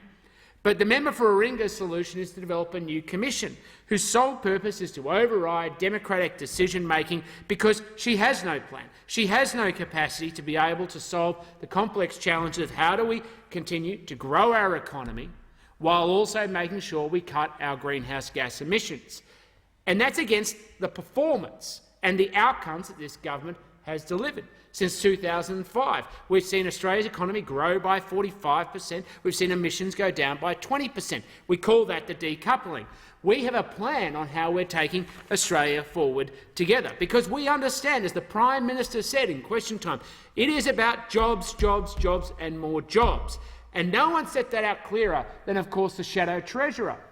The Shadow Treasurer said at the start of the pandemic that is going to be the benchmark of performance of a government at the end of this pandemic. Well, to the Shadow Treasurer we say, challenge accepted. The reality is we have the lowest unemployment rate in over 13 years, and against a global backdrop where unemployment has become a big challenge, inflation is emerging as a challenge in most countries, and of course they have nowhere near as much sailed through the pandemic in terms of the number of deaths. And the Prime Minister has been consistent. Our job isn't just to protect lives but also livelihoods.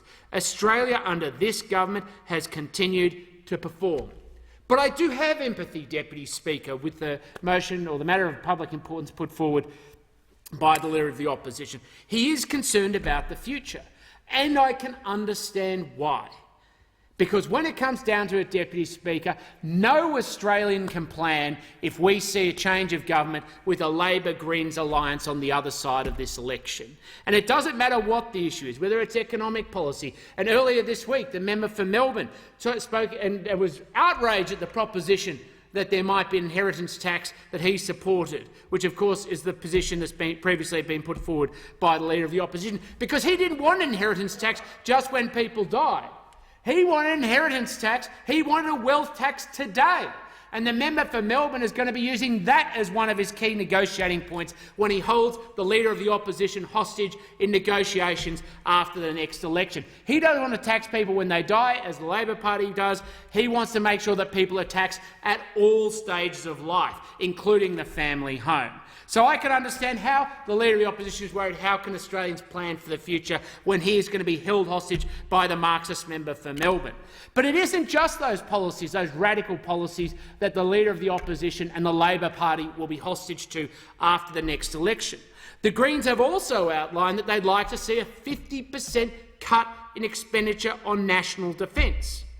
Now, you think about the enormity of the national security challenges our nation faces, the absolute enormity in making sure we secure our interests, our sovereignty on the global stage, and not just for ourselves, but how we help so many of our allies, our partners, our neighbours be able to stand up for their sovereignty too, particularly in places like the Pacific Islands.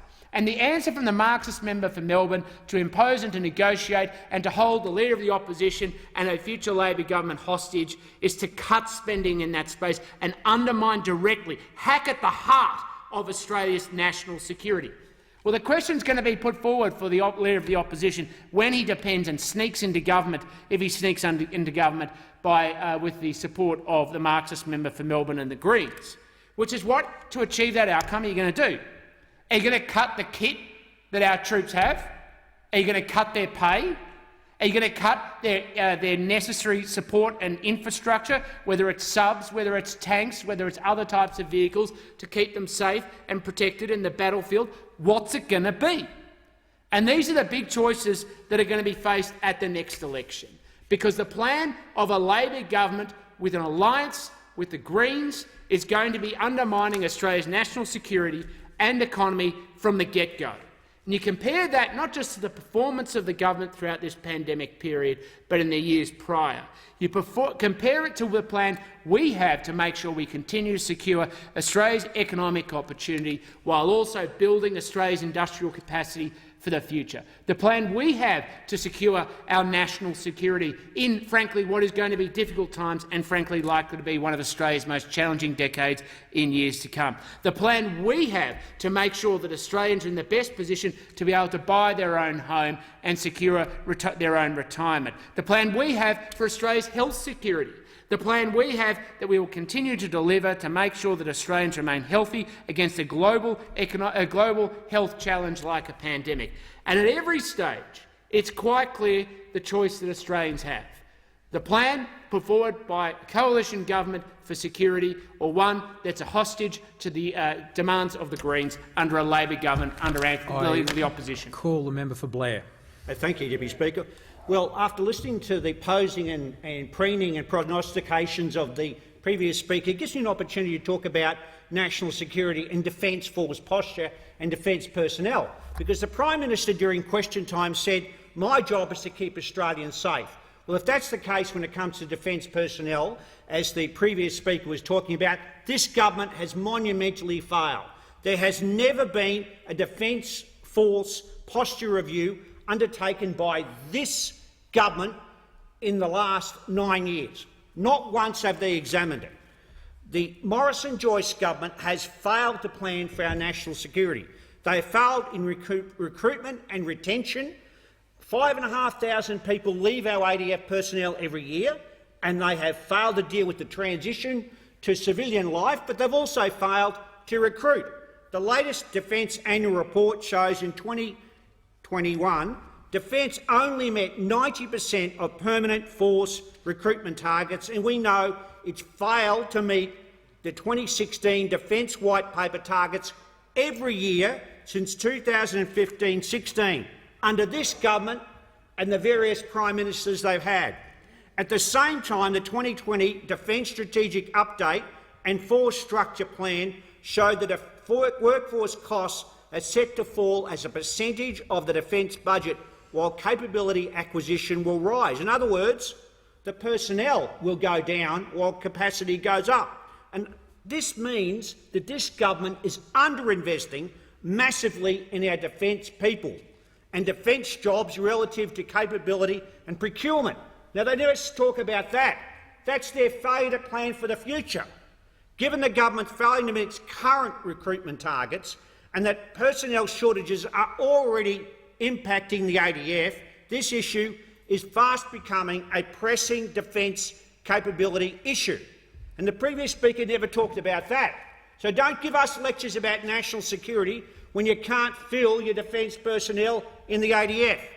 Back in 2020, as a result or a part of the Defence Strategic Update, the government promised it would deliver a new defence workforce strategy the following year.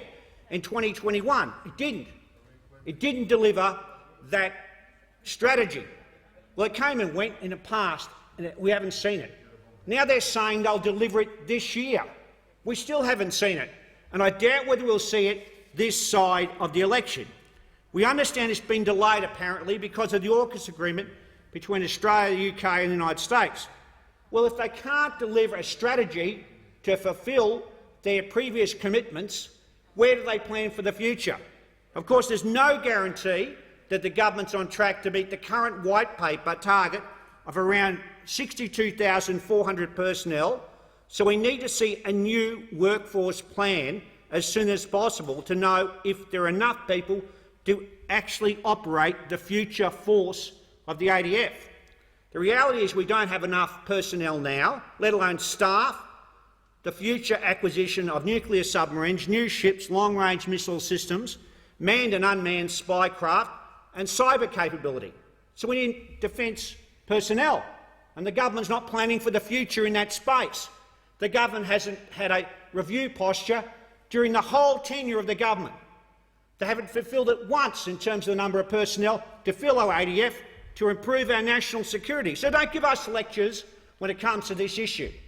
Don't preen and pose and prognosticate over there when you haven't got the personnel to staff the ADF to keep us safe in this country.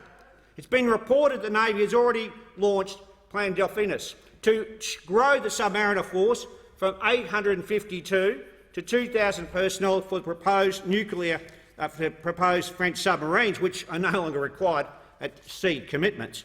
But even more submariners will now be required for the nuclear subs. So the Navy will need 20,000 personnel, up from the current 15,000. So we haven't got enough ADF personnel to keep us safe in terms of national security. There's no review force posture, and the Navy is going to need another 5,000 personnel for the new nuclear submarines. So it really blows out of the water this government's commitment when it comes to defence in this country. Capability going up, workforce going down. So the government and the Defence Minister had some serious questions to answer. They need to come up with a plan and come up with it fast. So don't come in here and give us lectures about national security when you can't do your job on defence personnel for the future. I call the member for Riverina.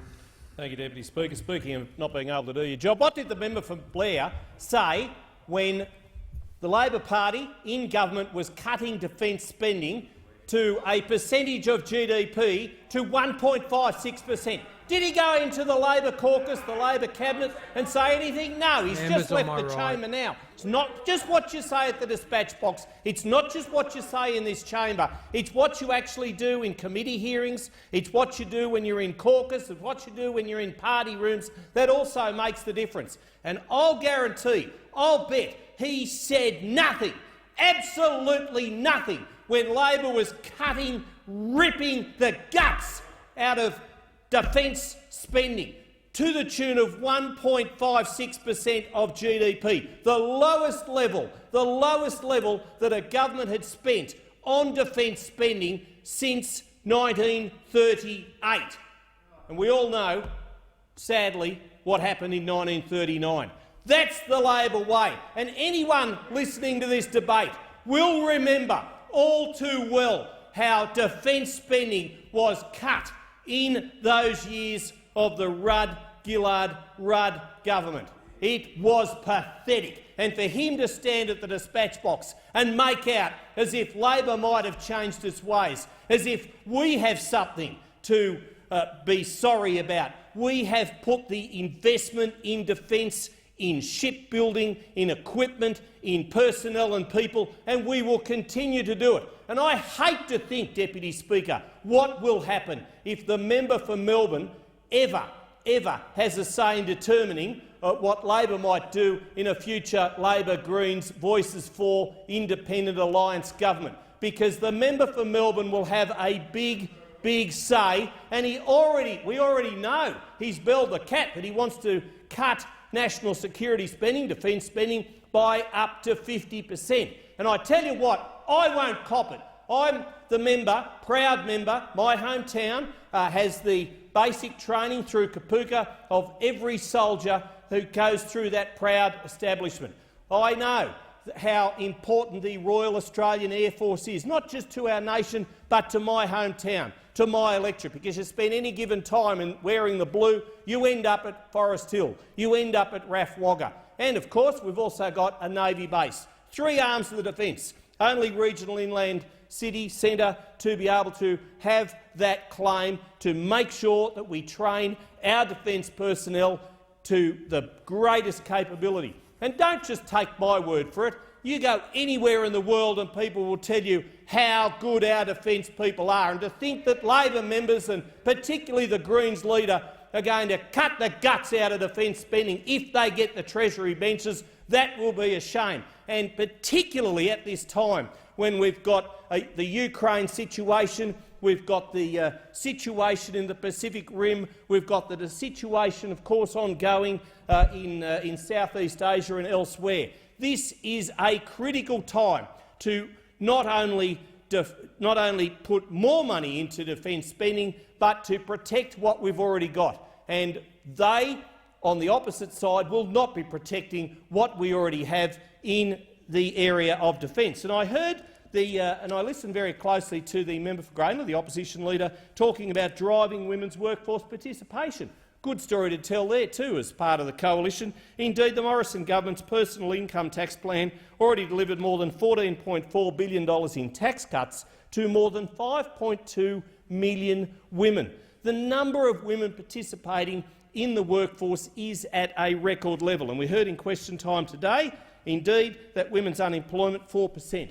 They are good numbers. We should be proud of those numbers, and indeed we are, but we should be extolling it in workplaces right across the country. Indeed, 815,600 female business operators as at August 2021. We have put our money where our mouth is. We are making sure that if women can participate in the workforce, and we encourage them to do so, that there are opportunities for them to pay less tax. Those opposite, what will they do if they get into government? they will jack tax rates up, because that's what they always do. That's what they always do. They are reckless. They are chaotic in government. We saw that in those 6 sorry years, and the member for Blair knows it full well. That they will cut defence spending and they will jack taxes up because they've got form, Deputy Speaker. I call the member for Macquarie. Thank you, Deputy Speaker. I would hate for this parliament to only get half the story. And unfortunately, when former Prime Minister Turnbull and now the member for Riverina talked about defence spending, they're both missing a really crucial piece. They're not mentioning that defence spending also rose to 1.93% of GDP under Labor in 2009-10, which was higher than at any time in the Howard government. It was also the highest figure since 1994, when Paul Keating was Prime Minister, and defence spending as a share of GDP was 1.96%. So I'm sure none of the members opposite would want there to be a misleading figure used here to mislead the Australian public about what governments do of all colours in government, because both sides take the defence of our nation very seriously, and it is appalling to see it being used as some sort of little political tool in these last recent days. What I'd also like to point out is that, Deputy Speaker, the Prime Minister spent a lot of time today trying out his latest messaging about the economy. What is missing is a key point, and that is something that COVID has shown us. If you don't have your health, not a lot else matters. And we've seen that. We've seen that with people's lives. It's all very well to talk about how important the economy is. The economy is actually about people, and that's how we see it. And we intend to have, if we are in government, a strong economy, but not at the expense of people, in support of people and their health and their security. The obsession with political point scoring that we're seeing from those opposite means that they have had no interest in solving the problems that have emerged and been highlighted by COVID. They've only been concerned about making sure they don't have to take responsibility for anything. They don't want you to blame them for anything, but they'll take credit for everything. The Prime Minister leads this charge. It comes from the top down.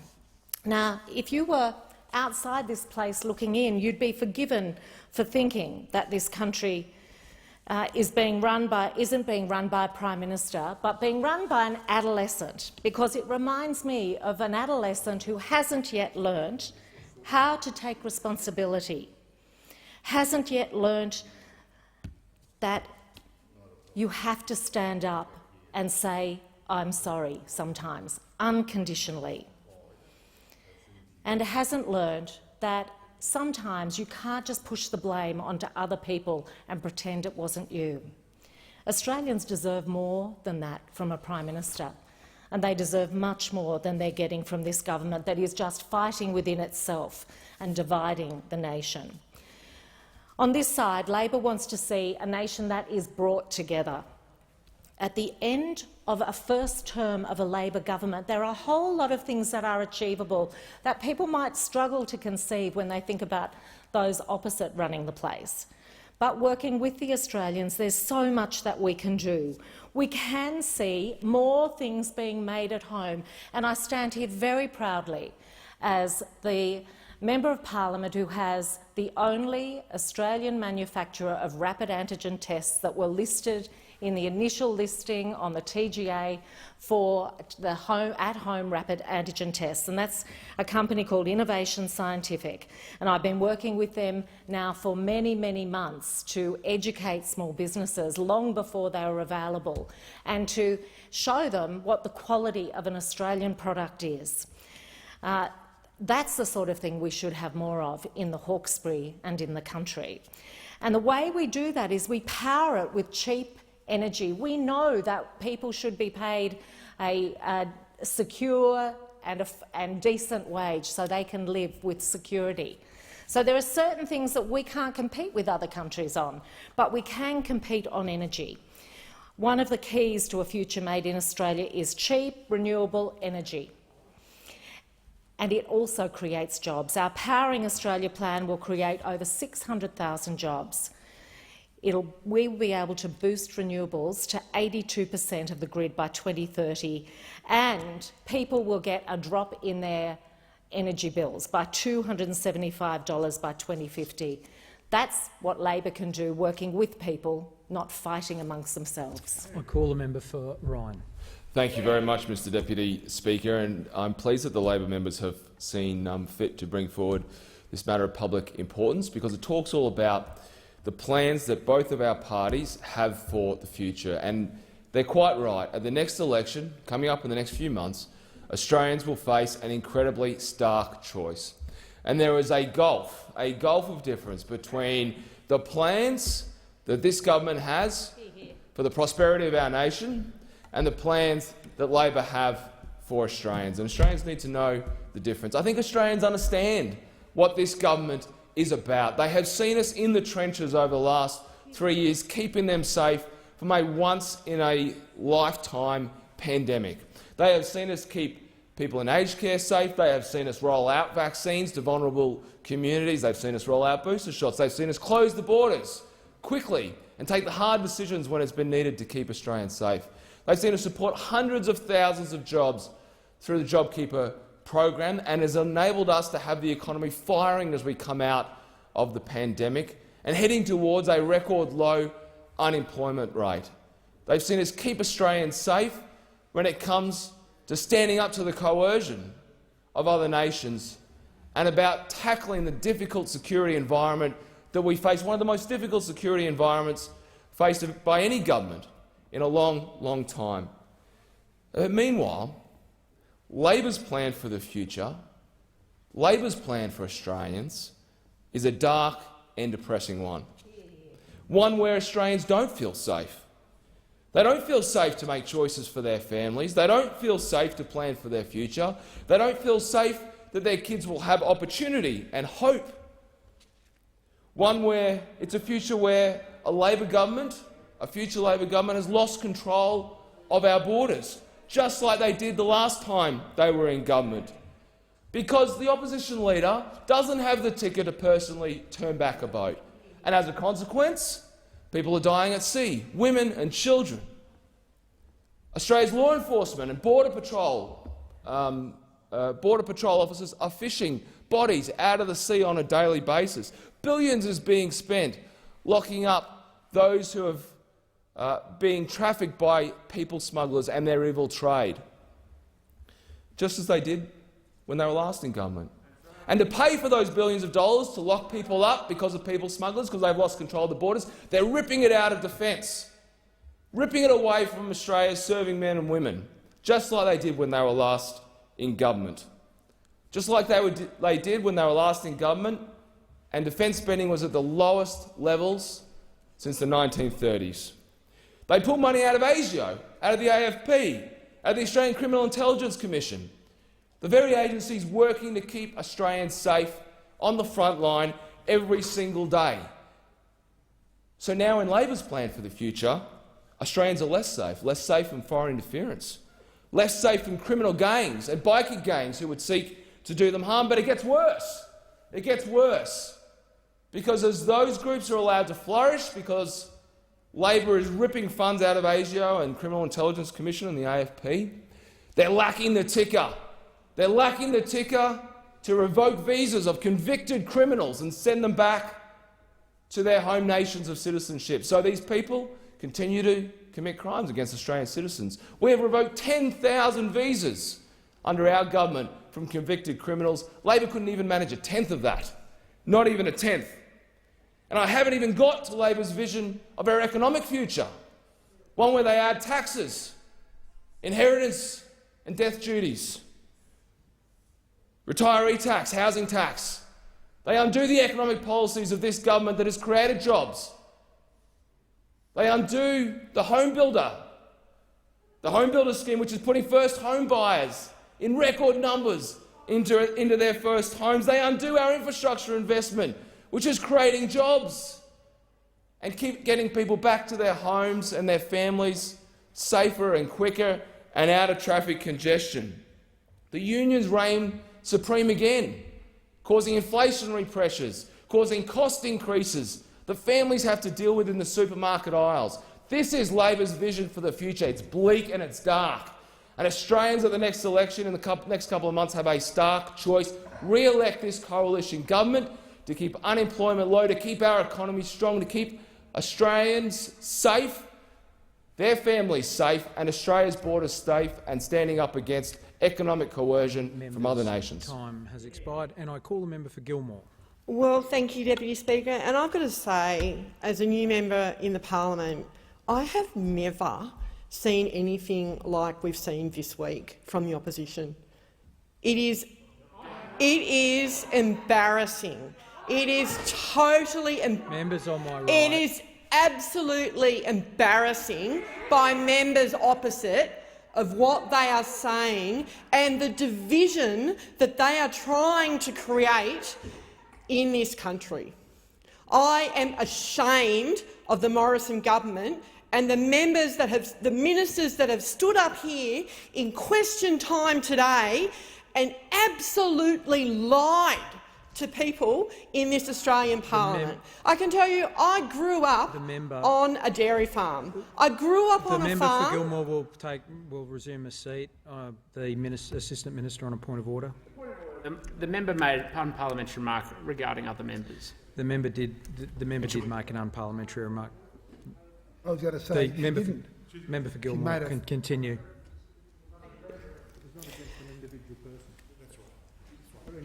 Deputy Speaker, I grew up on a dairy farm, a simple dairy farm. Things are pretty simple. We got on with life. We did what we had to. We had food. We traded vegetables. We did all of that.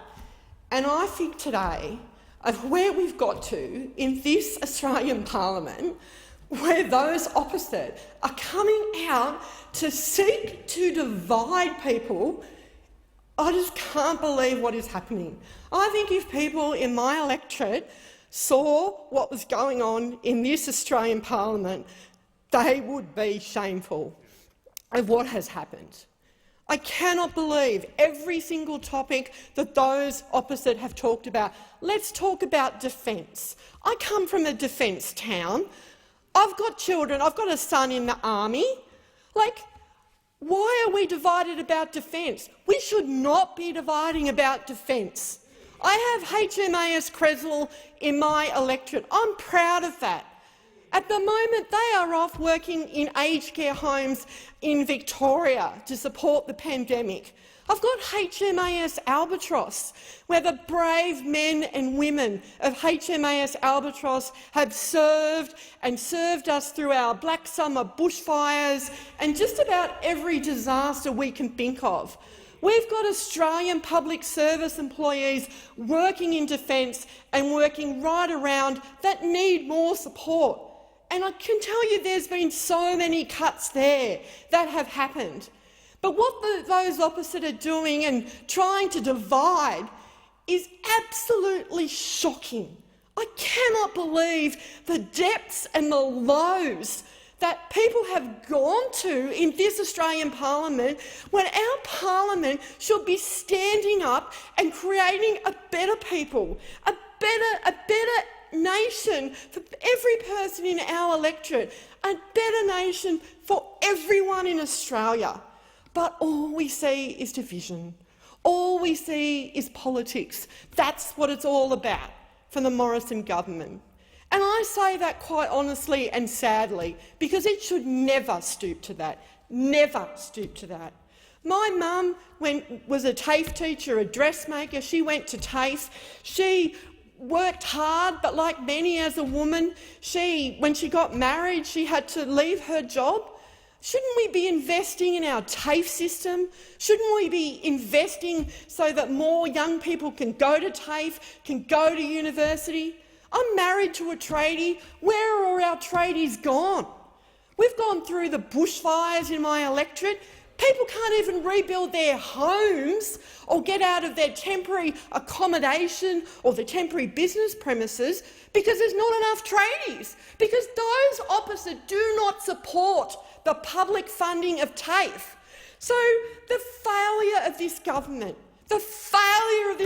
to plan for the future of Australia. We should be making more things here, right here in Australia. The Senator Molan came to my electorate recently and talked about sovereignty. But what's the government doing? We've already committed to a maritime strategic fleet. We've already committed to the helicopters and the aerial firefighter bombers. We've already committed to a Housing Australia future fund so people can have a home. There is nothing from the government, the Morrison government. They need to do better. Member's time has expired, and I call the member for Sturt. Mr Deputy Speaker, I appreciate and welcome the opportunity to have a debate about Australia's future and the fact that that debate is framed around two vitally important topics, the future of the Australian economy and the future of our national security. And I welcome the fact that this will be the way in which we frame the election campaign, and I look forward to the opportunity to going to the people of my electorate, like I know all of my colleagues on this side of the chamber equally look forward to going to their constituents and saying, these are the important issues that you have to adjudicate over when you go into the ballot box and choose where to put number 1 on your ballot paper. And I'm very confident that the Morrison government will be handsomely re-elected when we frame the election on this basis. It surprises me, but I welcome the decision of the opposition to craft a matter of public importance on a topic that we have all been desperate to talk about ourselves all week in the parliament, and again I thank them for this opportunity. Let me say that already our record, before we talk about our plans for the future, is one to take a great deal of pride in on both of those topics, on the economy and on national security. The economy, of course, we know that the unemployment figures came out today. Again, unemployment stable at 4.2%, an unbelievable achievement of the economic policies and settings of this government, and one that has surprised many, particularly those opposite, particularly the Shadow Treasurer, who was hoping and praying that unemployment would increase dramatically because of the impacts of the coronavirus pandemic. That has not happened, and it's because of the strong economic decisions that we have made as a government. I won't catalogue them all because I've had the opportunity to do that in the past, and I think they're well ingrained in people's minds, but the results couldn't be better encapsulated than today's unemployment figure of 4.2%. When I was at university, 5% was considered full employment. The fact that it's 4.2% and the Governor of the Reserve Bank, other senior eminent economists expect that the unemployment rate will go below 4% is certainly a cause for congratulations of the strong decisions that this government has taken to secure our economy and to ensure that we're in a strong position to go into this campaign, to go to the people of this country and say this is what we've done, but more importantly this is what we'll do into the future. Again, in national security, particularly in defence, but also in law enforcement, also in the intelligence agencies, we have made very significant investments and strong decisions that have put all of those elements of our national security services in this country in the strongest possible position to meet some of the threats and challenges that unfortunately could well befall us in the years ahead. And I think the 2020s will be a period of uncertainty, will be a time where probably the most significant since the end of the Second World War, particularly in our region, that we need to be in a strong position to meet those challenges, to meet those potential threats. And we want peace, and we want stability, and we want freedom in our region, and you secure that through strength. You secure that through a strong defence force, through investing in that capability. And as someone who's from South Australia, I know particularly when it comes to sovereign capability and defence industry just what an impact that makes, not only when it comes to our national security but also the economic dividend of that. We have a naval shipbuilding program underway in South Australia, 9 frigates, 8 nuclear submarines to be built in Adelaide, with supply chains spread throughout the nation, technology that we can access through important alliance partners, in particular the AUKUS agreement that has recently been signed by our government, which gives us the opportunity to have a nuclear-propelled submarine fleet for the first time in our history. These kind of achievements, the Quad quadrilateral dialogue, other alliances that we've got in our region. These sorts of decisions and achievements under this government are underpinning our national security, much like the free trade agreements are underpinning our future economic prosperity. We know as a nation of 25 million people, our economic growth will come in the greatest amount from growing our export sectors and producing more and selling more to the rest of the world. As an economy with 25 million people, we've got much higher ambitions than merely providing for the needs of this country, and by signing those free trade agreements, we're putting ourselves in a position to maximise our market access. This is a government that understands how to drive forward with a future of prosperity for this nation, economic prosperity and national security. We're making those tough decisions. We've made those tough decisions. We'll have the policies to take to the next election and secure the future of this country for the years and decades ahead.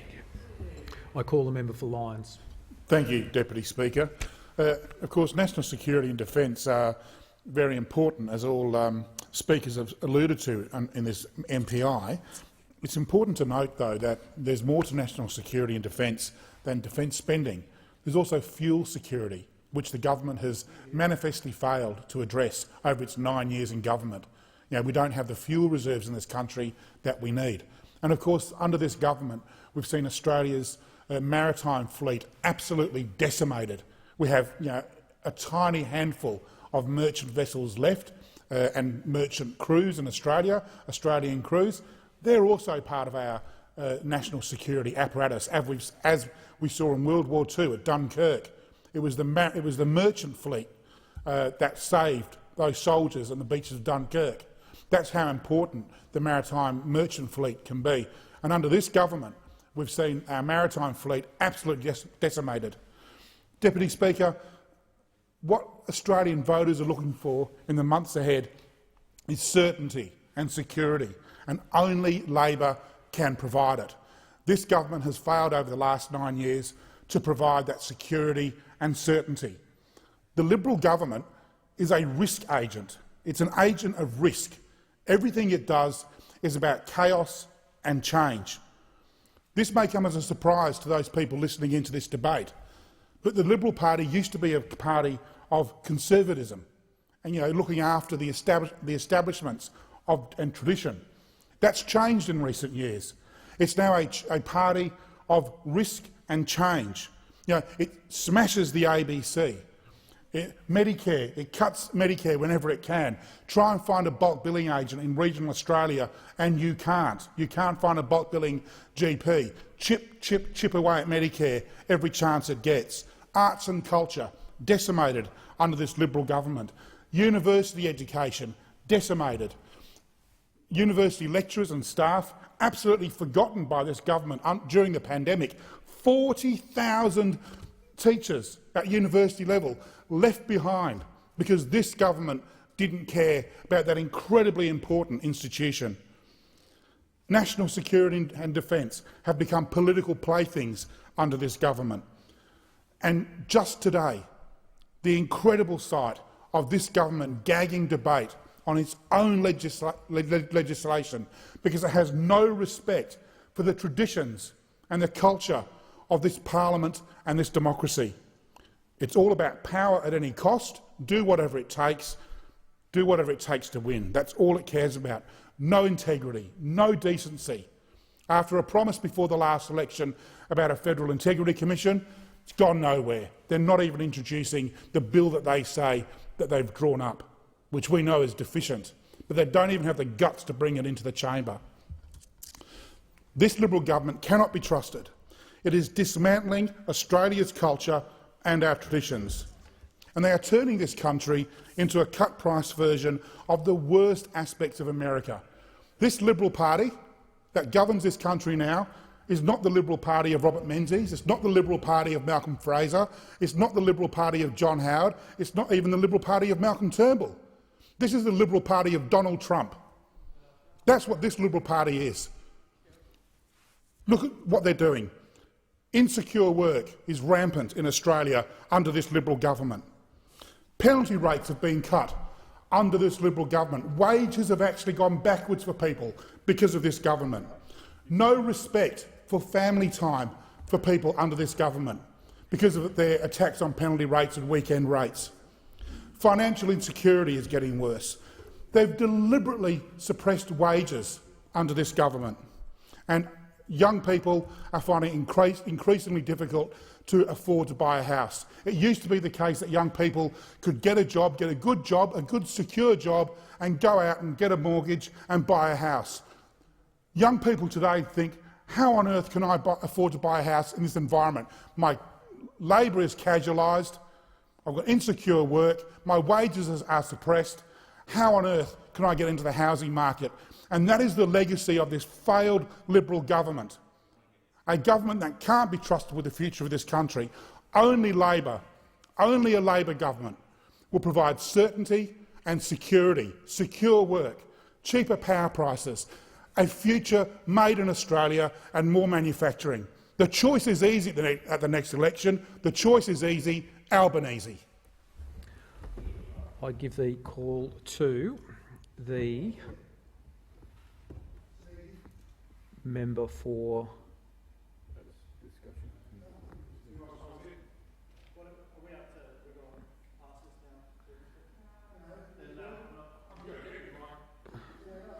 the discussion. The discussion is concluded. I give the call to the member for Melbourne. Thank you, Deputy Speaker. I seek leave to make a personal explanation. Does the member claim to be misrepresented? Yes, Deputy Speaker. Twice during the MPI on two matters. The member for Goldstein said that I and our party wanted to introduce a wealth tax, including on the family home. Deputy Speaker, that is not true. The Greens' policy is for a tax on billionaires' wealth. It is only billionaires who would have a tax imposed on their wealth. He knows that. It's available on our website. If he wants to have a debate about that, that's fine, but don't make up things that we don't stand for. On the second matter, during the debate on the matter of public importance, both the member for Goldstein and the member for Riverina said that it was the Greens' policy to have a 50% cut in defence spending and to cut defence spending to 1% of GDP. That is not true. The Greens' policy is to set defence spending at 1.5% of GDP. That is an amount that I note is higher than countries like Germany and Canada. That is available on our website, greens.org.au/platform/world. And I note in this respect, Mr Deputy Speaker, this is the second time that I've risen to make a personal explanation about this matter, and I'm putting on notice to members of the government that further repeats of this statement, I reserve my right to treat those as a deliberate misleading of the House. I call the clerk. Government business, order of the day number 1, Treasury Laws Amendment, Cyclone and Flood Damage Reinsurance Pool Bill 2022, resumption of debate on the second reading and on the amendment moved by the member for Kingsford Smith. The original question was that this bill be now read a second time. To this, the honourable member for Kingsford Smith has moved as an amendment that all words after that be omitted with a view to substituting other words. The immediate question is that the amendment be disagreed to. And I call the member for Kennedy. Member for had the call on me, Mr Speaker. Is the member's not seeking the call? I am seeking the call, but I think he had. I don't want to. Because I'll speak. Mr Speaker, we agitated over 2,000 people at the meetings. The head of the Insurance Council for Australia attended the meetings throughout North Queensland. Myself and my office were able to call, and we had a terrific head of steam, and the government took the steam out of us by having an inquiry. I mean, whenever you don't want to do something, of course, you immediately have an inquiry. And they were very successful in taking the steam out of us, and we were knocked over in our endeavours. Now, I've got to put on public record the enormously great work done by the Townsville Chamber of Commerce, the Ingham Chamber of Commerce, and I want to actually mention names: Ross McLennan, Raymond Jayo, Pino John Domenico, Roger Bowe, Andrew Lancini. They were mayors at various times. Margaret Shaw, Townsville Advocate on Insurance. Raquel Coco, an absolutely brilliant lady. Hinchinbrook Chamber of Commerce. Ron Bellett, North Queensland Insurance Brokers. And George Christen particularly. Now, nothing was happening, Mr. Speaker, until George and I, God bless George, came into a meeting because, you know, sometimes it's a bit difficult for a member of the government to go public, and we gave what these people had done was to find out that 25% of the houses in North Queensland were not insured. That means there were cyclone hits, so the government's going to be up to rebuild those houses, whether they want to or not. So with that information, George and myself were able to go public, and I give most of the credit to him. It cost me nothing, but it cost him plenty to do that. And suddenly it was switched on again. And we thank the government for having looked at what is the sensible approach to this. Once the insurance companies know that there is a reinsurance pool there, then they can proceed to give us the insurance at a reasonable rate. And as I've said 4 million times on this issue, all of the houses that are goable, the old houses, are all gone. I mean, cyclones occur every 4 or 5 years, and each cyclone takes out a certain number of houses. So all the houses in North Queensland, and in Innisfail, with the worst cyclone in Australian history for its intensity and its speed, was Cyclone Larry, and half the houses in Innisfail vanished, and the other half were quite all right. So the other half were the ones built after the cyclone in Darwin, the post-cyclone codes. We build houses now that can withstand cyclones. So all the houses that are goable are gone.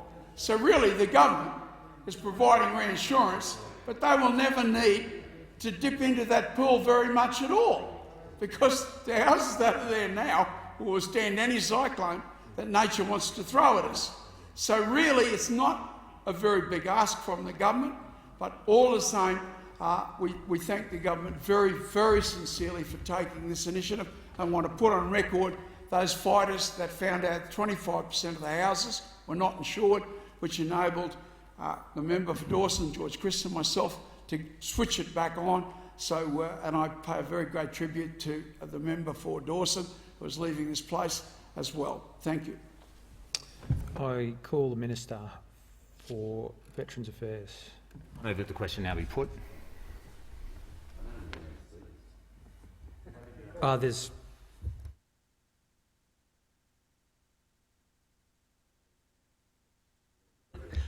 The question is that the motion moved by the Minister be agreed to. All those of that opinion say aye. To the contrary, no.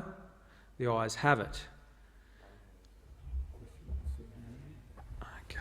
The question now is that the bill be now read a second time.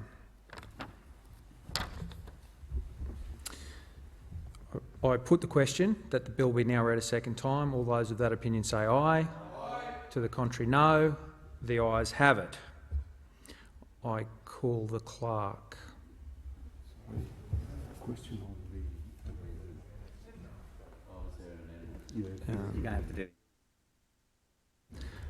I'll put the question again.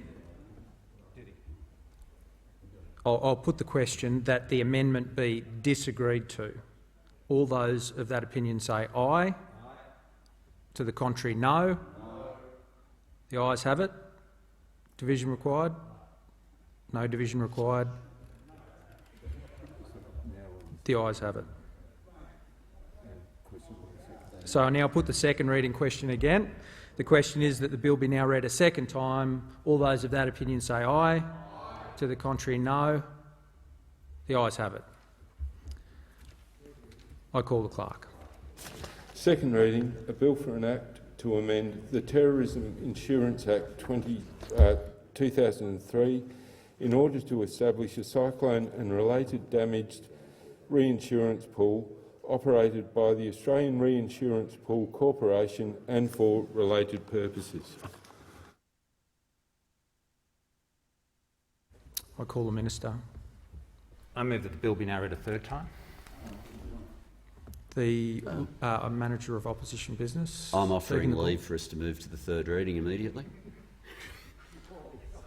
Is leave granted? Yeah, leave is granted. I move that it be read a third time. Thank you. The question is that the bill be now read a third time. All those of that opinion say aye. To the contrary, no. The ayes have it. I call the clerk. Third reading, a bill for an act to amend the Terrorism Insurance Act 2003 in order to establish a cyclone and related damage insurance pool operated by the Australian Reinsurance Pool Corporation and for related purposes.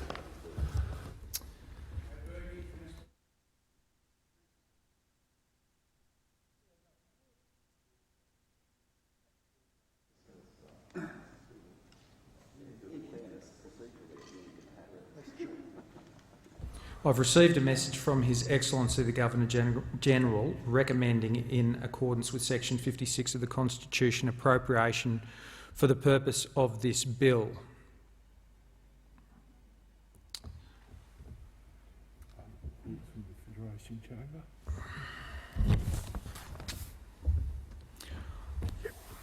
I have to report that the Appropriation Bill No. 3, 2021-2022 has been fully considered by the Federation Chamber and has now been agreed to without amendment. I present a certified copy of the bill.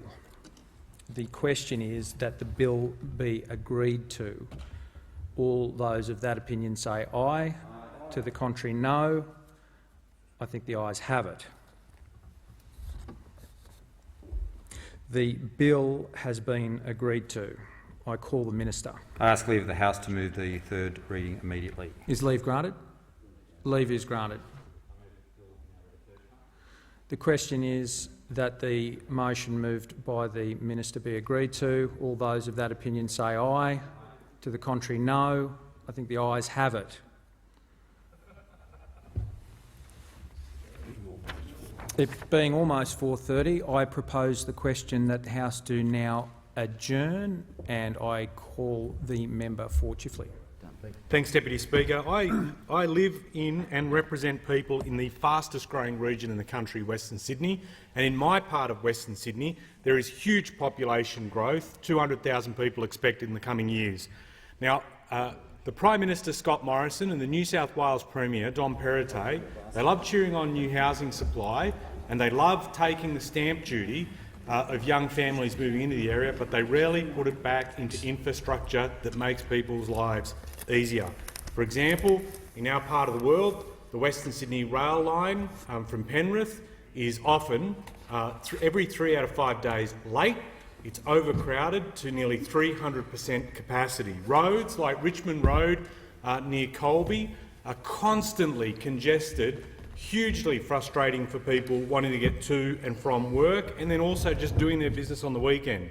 The North West Metro that the New South Wales government cheers on, that just happens to go through basically Liberal seats, finishes at Tallawong, does not go down to St Mary's, and is a huge missed opportunity to alleviate congestion and improve public transport in our part of the world. Now, you could do something about this. Certainly the New South Wales government could, but unfortunately they had one of the worst, singularly worst transport ministers in New South Wales history in the form of Andrew Constance. This is a bloke who we had to take to the Australian Human Rights Commission just to make sure he followed the Disability Discrimination Act to install lifts in Doonside Station to help elderly and disabled people. It was one of the few railway stations on the Western Line that didn't have a lift. Why?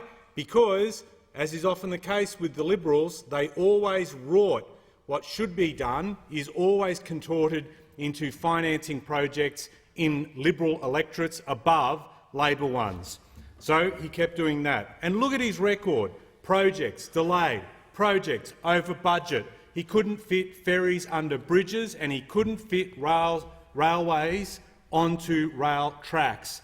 He outsourced disgracefully outsourced so much manufacturing offshore. People who could have done with those jobs through the course of the pandemic saw all this rolling stock and all this equipment offshored because he and Gladys Berejiklian said that Australians aren't very good at making things. And the only legacy that Andrew Constance has is he came up with a name for a ferry, Ferry McBoatface, that made him the laughingstock of the nation. Now, I thought we were just being dudded in the outer suburbs, but it turns out he was a dud for his own constituents. He didn't fight for better health care in the seat he has held since 2003. We still see people who are bushfire affected living in caravans 2 years after the event, and it's no wonder that Bega, for the first time since 1988, voted the Liberals out of that seat, and he held that seat, Andrew Constance, since 2003. And he got really uptight the other night when I raised all this and said I was being personal. No, I wasn't being personal about him. I was being personal about his terrible performance, because it's all about him. Criticises Scott Morrison, then wants to become part of his team in the seat of Gilmore. At least Gladys Berejiklian had the decency and self-respect to decline serving with Scott Morrison and put her self-respect above her ambition. And now he reckons it's time for a career change to go into Gilmore. It's always about Andrew Constance. So to the people of Gilmore, I respect you will make your own decision about who you vote for. And I respect you don't need someone from outside your area telling you who to vote for. But I plead for you to look at this man's track record, a terrible track record. He made life worse for the people I care about in my part of the world and always played politics with infrastructure investment. He neglected the people of Bega. He did not fight for them on health care. He certainly, while making a big deal about the bushfires, didn't come through and deliver for people in need there. And to the people of Gilmore, I say this: the only constants with Andrew Constance is his self-promotion and ambition, always for him, and disappointment and neglect for the people he should be representing. He should not, absolutely not, be given the chance to let you down, and I urge you to think about that if he is the Liberal candidate for the seat of Gilmore in the election in a few weeks' time. Yeah. The question is that the House do now adjourn, and I give the call to the member for Ryan. Thank you very much, Mr Speaker. Well, it's budget season, of course, and there are always a lot of requests and a lot of calls on the public purse. But there's one particular request that I am passionate about, many members of my community of Ryan are very passionate about, that I know many of my colleagues are passionate about. So as we head into the next few weeks and then, of course, into the budget, I want to put in a particular plug for this government to consider further funding as part of the upcoming budget to assist people with type 1 diabetes. At the end of 2021, there were 129,211 people registered with type 1 diabetes in Australia. People would know type 1 diabetes is often developed quite young, often developed when you're a child, and is quite different to type 2 diabetes, which is more based on lifestyle factors. In October last year, I, along with 12 other coalition colleagues, and between us we represented every state of this great nation, wrote to the Health Minister asking for support to increase access to type 1 diabetes technologies. Our ambition is that all people living with type 1 diabetes have equitable access to the most effective diabetes management systems, regardless of age or income. This means increasing coverage of insulin pumps and glucose monitors, because that's the good news out of this. The good news is that despite how difficult it is for young people and for people of all ages to manage type 1 diabetes, technology and the advances of technology are giving them that option. The technology that we have available now through continuous glucose monitors and through insulin pumps allows a set-and-forget response where people can just get on with their lives without having to worry about constant testing or the constant highs and lows. And I'm so very proud to have been part of a government, this government, and particularly initiatives led by the Health Minister Greg Hunt, that has seen this government go further than any before it, making important, groundbreaking initiatives accessible for people with type 1 diabetes. But with a little bit of further investment, we can ensure that those technologies that we're already funding for young people, that these technologies are available to all sufferers so that they can stop planning their life around how to manage their symptoms and instead plan their futures with confidence. So our ask is this: an extra investment to support expanded access to glucose monitors for adults who currently miss out, and to expand access to insulin pumps to people of all ages with a low-income healthcare card. In addition, to make sure that our investment in new technology is fit for purpose, so that as new technology becomes available, that can be deployed in the fight as well. Now, this investment would allow continued access to subsidised glucose monitors and insulin pumps for those who have already had access to them. So currently, some kids living with type 1 diabetes have either their monitor or their insulin pumps taken away at either their 18th or their 21st birthday, depending on their circumstance, because they're no longer subsidised. Now, a teen entering adulthood should be planning their studies. They should be starting their career. They should be thinking about how to make a home of their own, not trying to relearn how to manage their diabetes without continuous monitors or without pumps. And likewise, for parents who have watched their kids excel because of this technology, they want to see their kids continue to excel. They don't want to see them face the pressures at an already pressured time, at turning 18 or 21, of having the worry of having their kids learning how to manage this disease all over again. And that's what struck me about JDRF's Access for All campaign.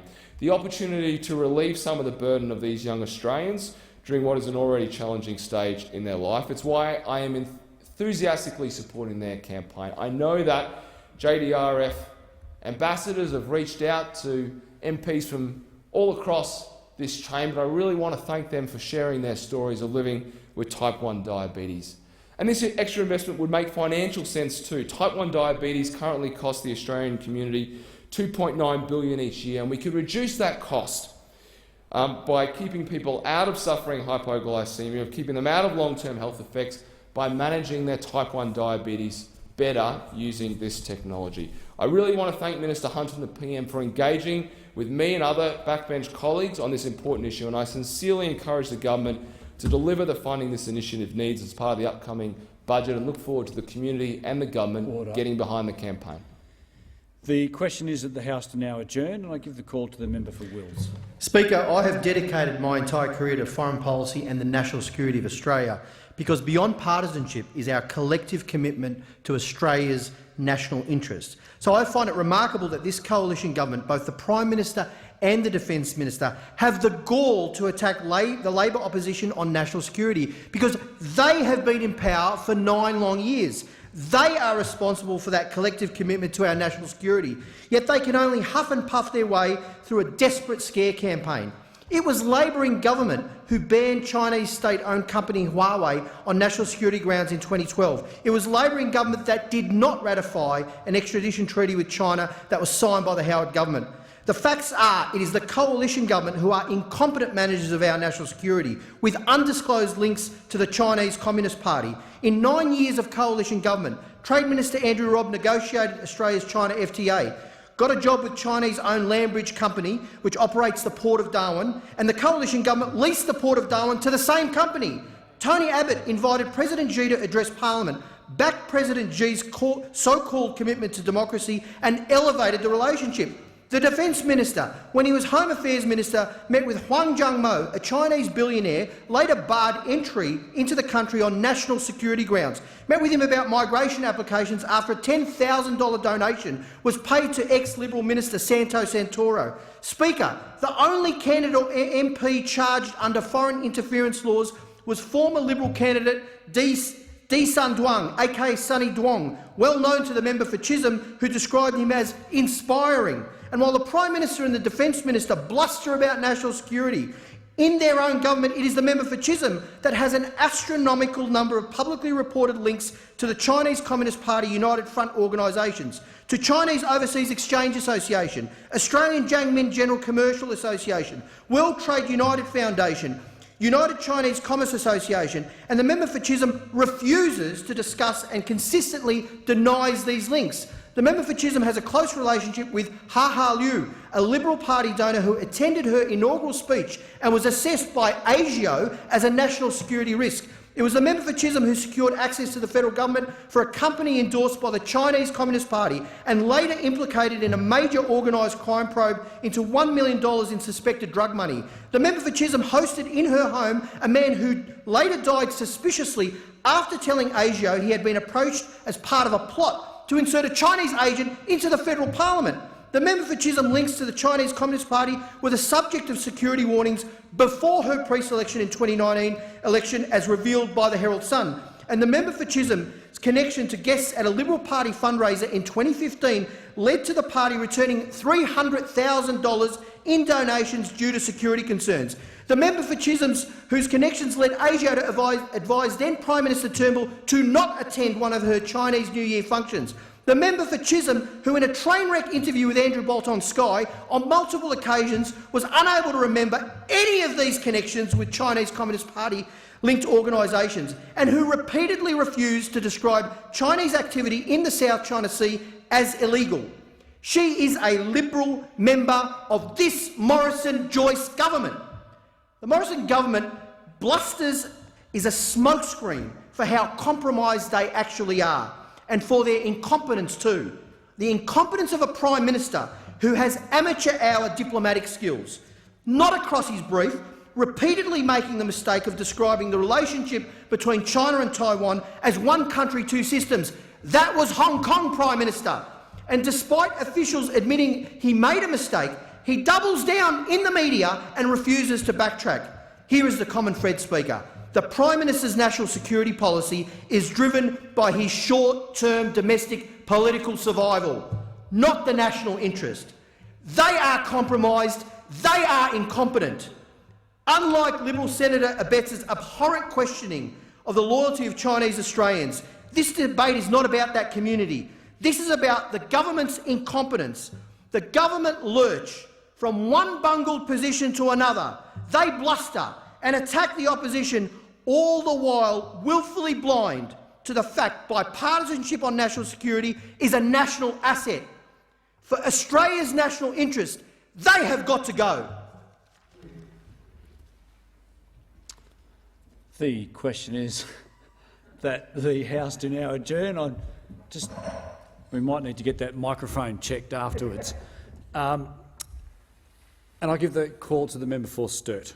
Thank you, Mr Speaker, and I take the opportunity this evening in the adjournment debate to pay tribute to a constituent of mine, the Honourable Robert Ivan Lucas, MLC, Rob Lucas, who is retiring at the upcoming South Australian state election, which is due to be called this weekend and be held on the 19th of March, a little over 4 weeks' time from this Saturday.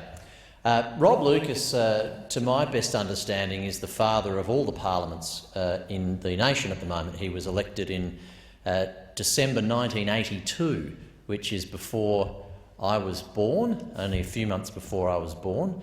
And so if the election weren't due now, it was due later in this year, he would clock up nearly 40 years of service in the South Australian Upper House. And before I address many of his other achievements in his career, I think that alone is something quite significant. And with the member for Lingiari here, of course, I enjoyed listening to his very eloquent valedictory earlier in the week, and it's quite fascinating for newer members to hear about what things have been like in chambers like this and others over the years, and what's changed and what perhaps hasn't changed as well. But it's quite remarkable that Rob Lucas, who's still serving in the parliament, first commenced his period of service in 1982.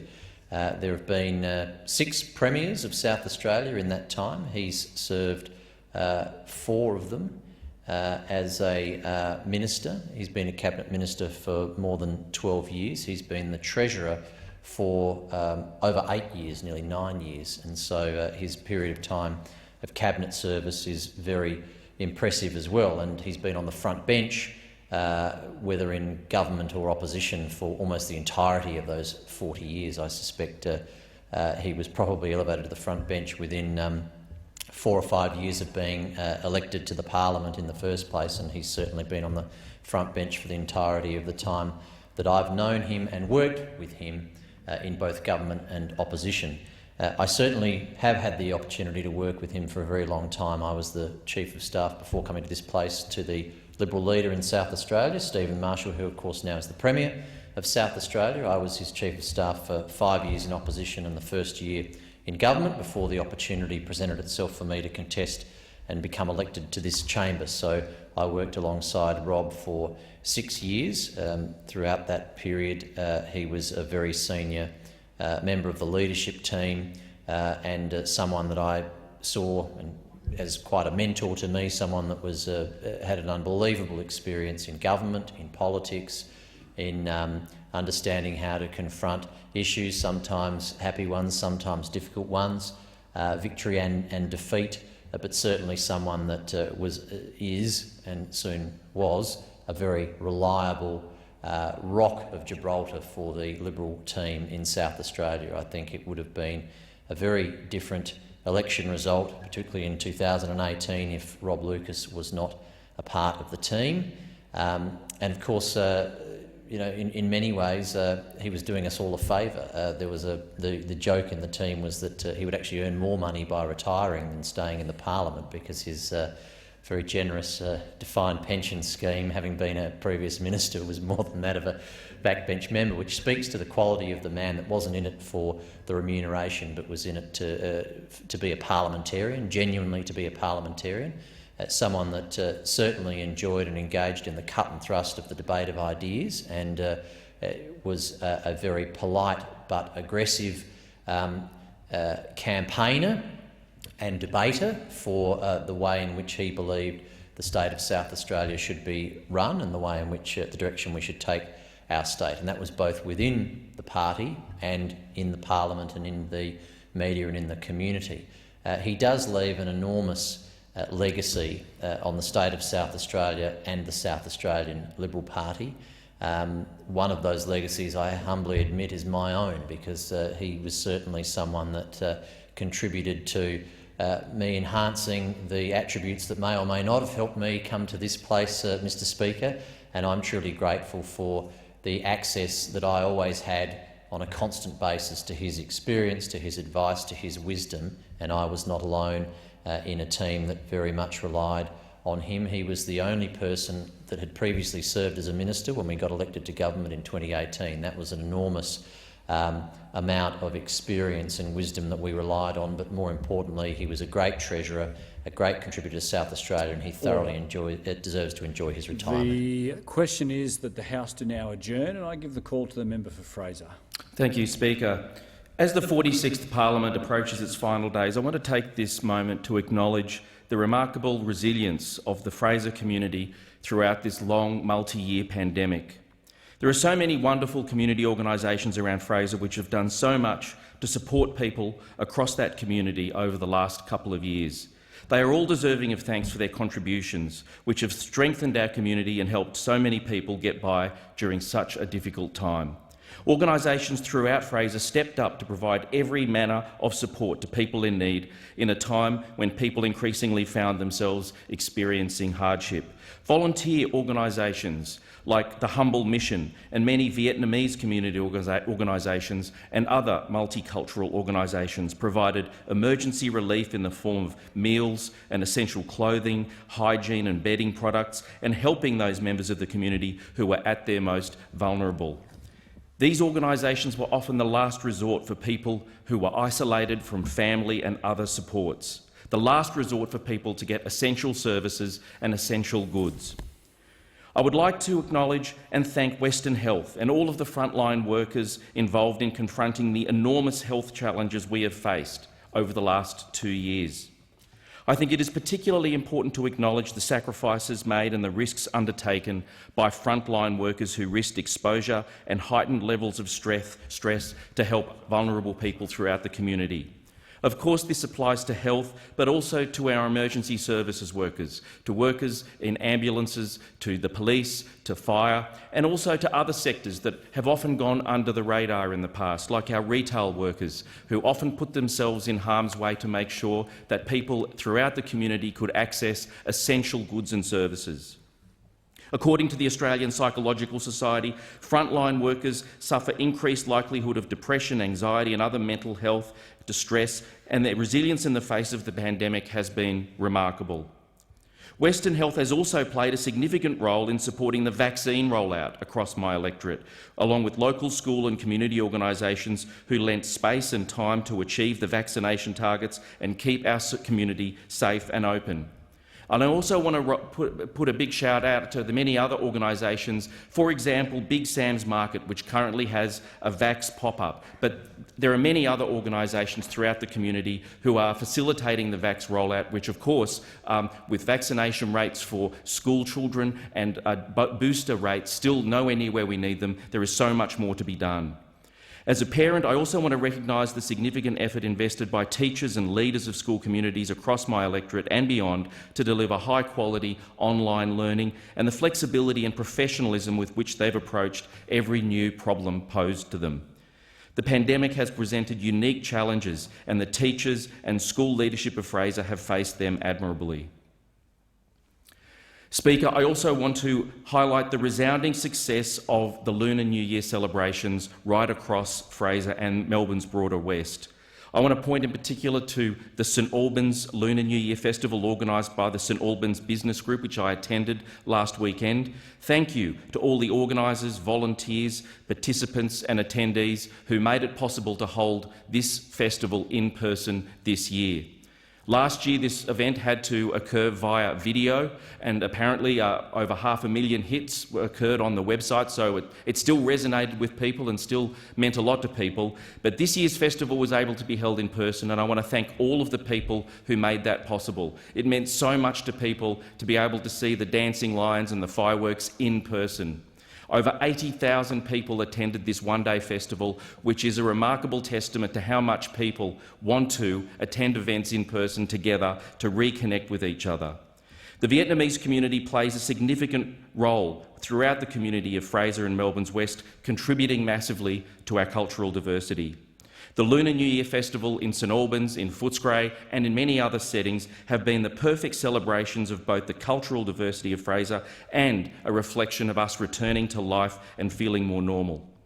I want to thank those so many Vietnamese community groups for their leadership throughout the last 2 years, connecting people at a time when they were at their most isolated.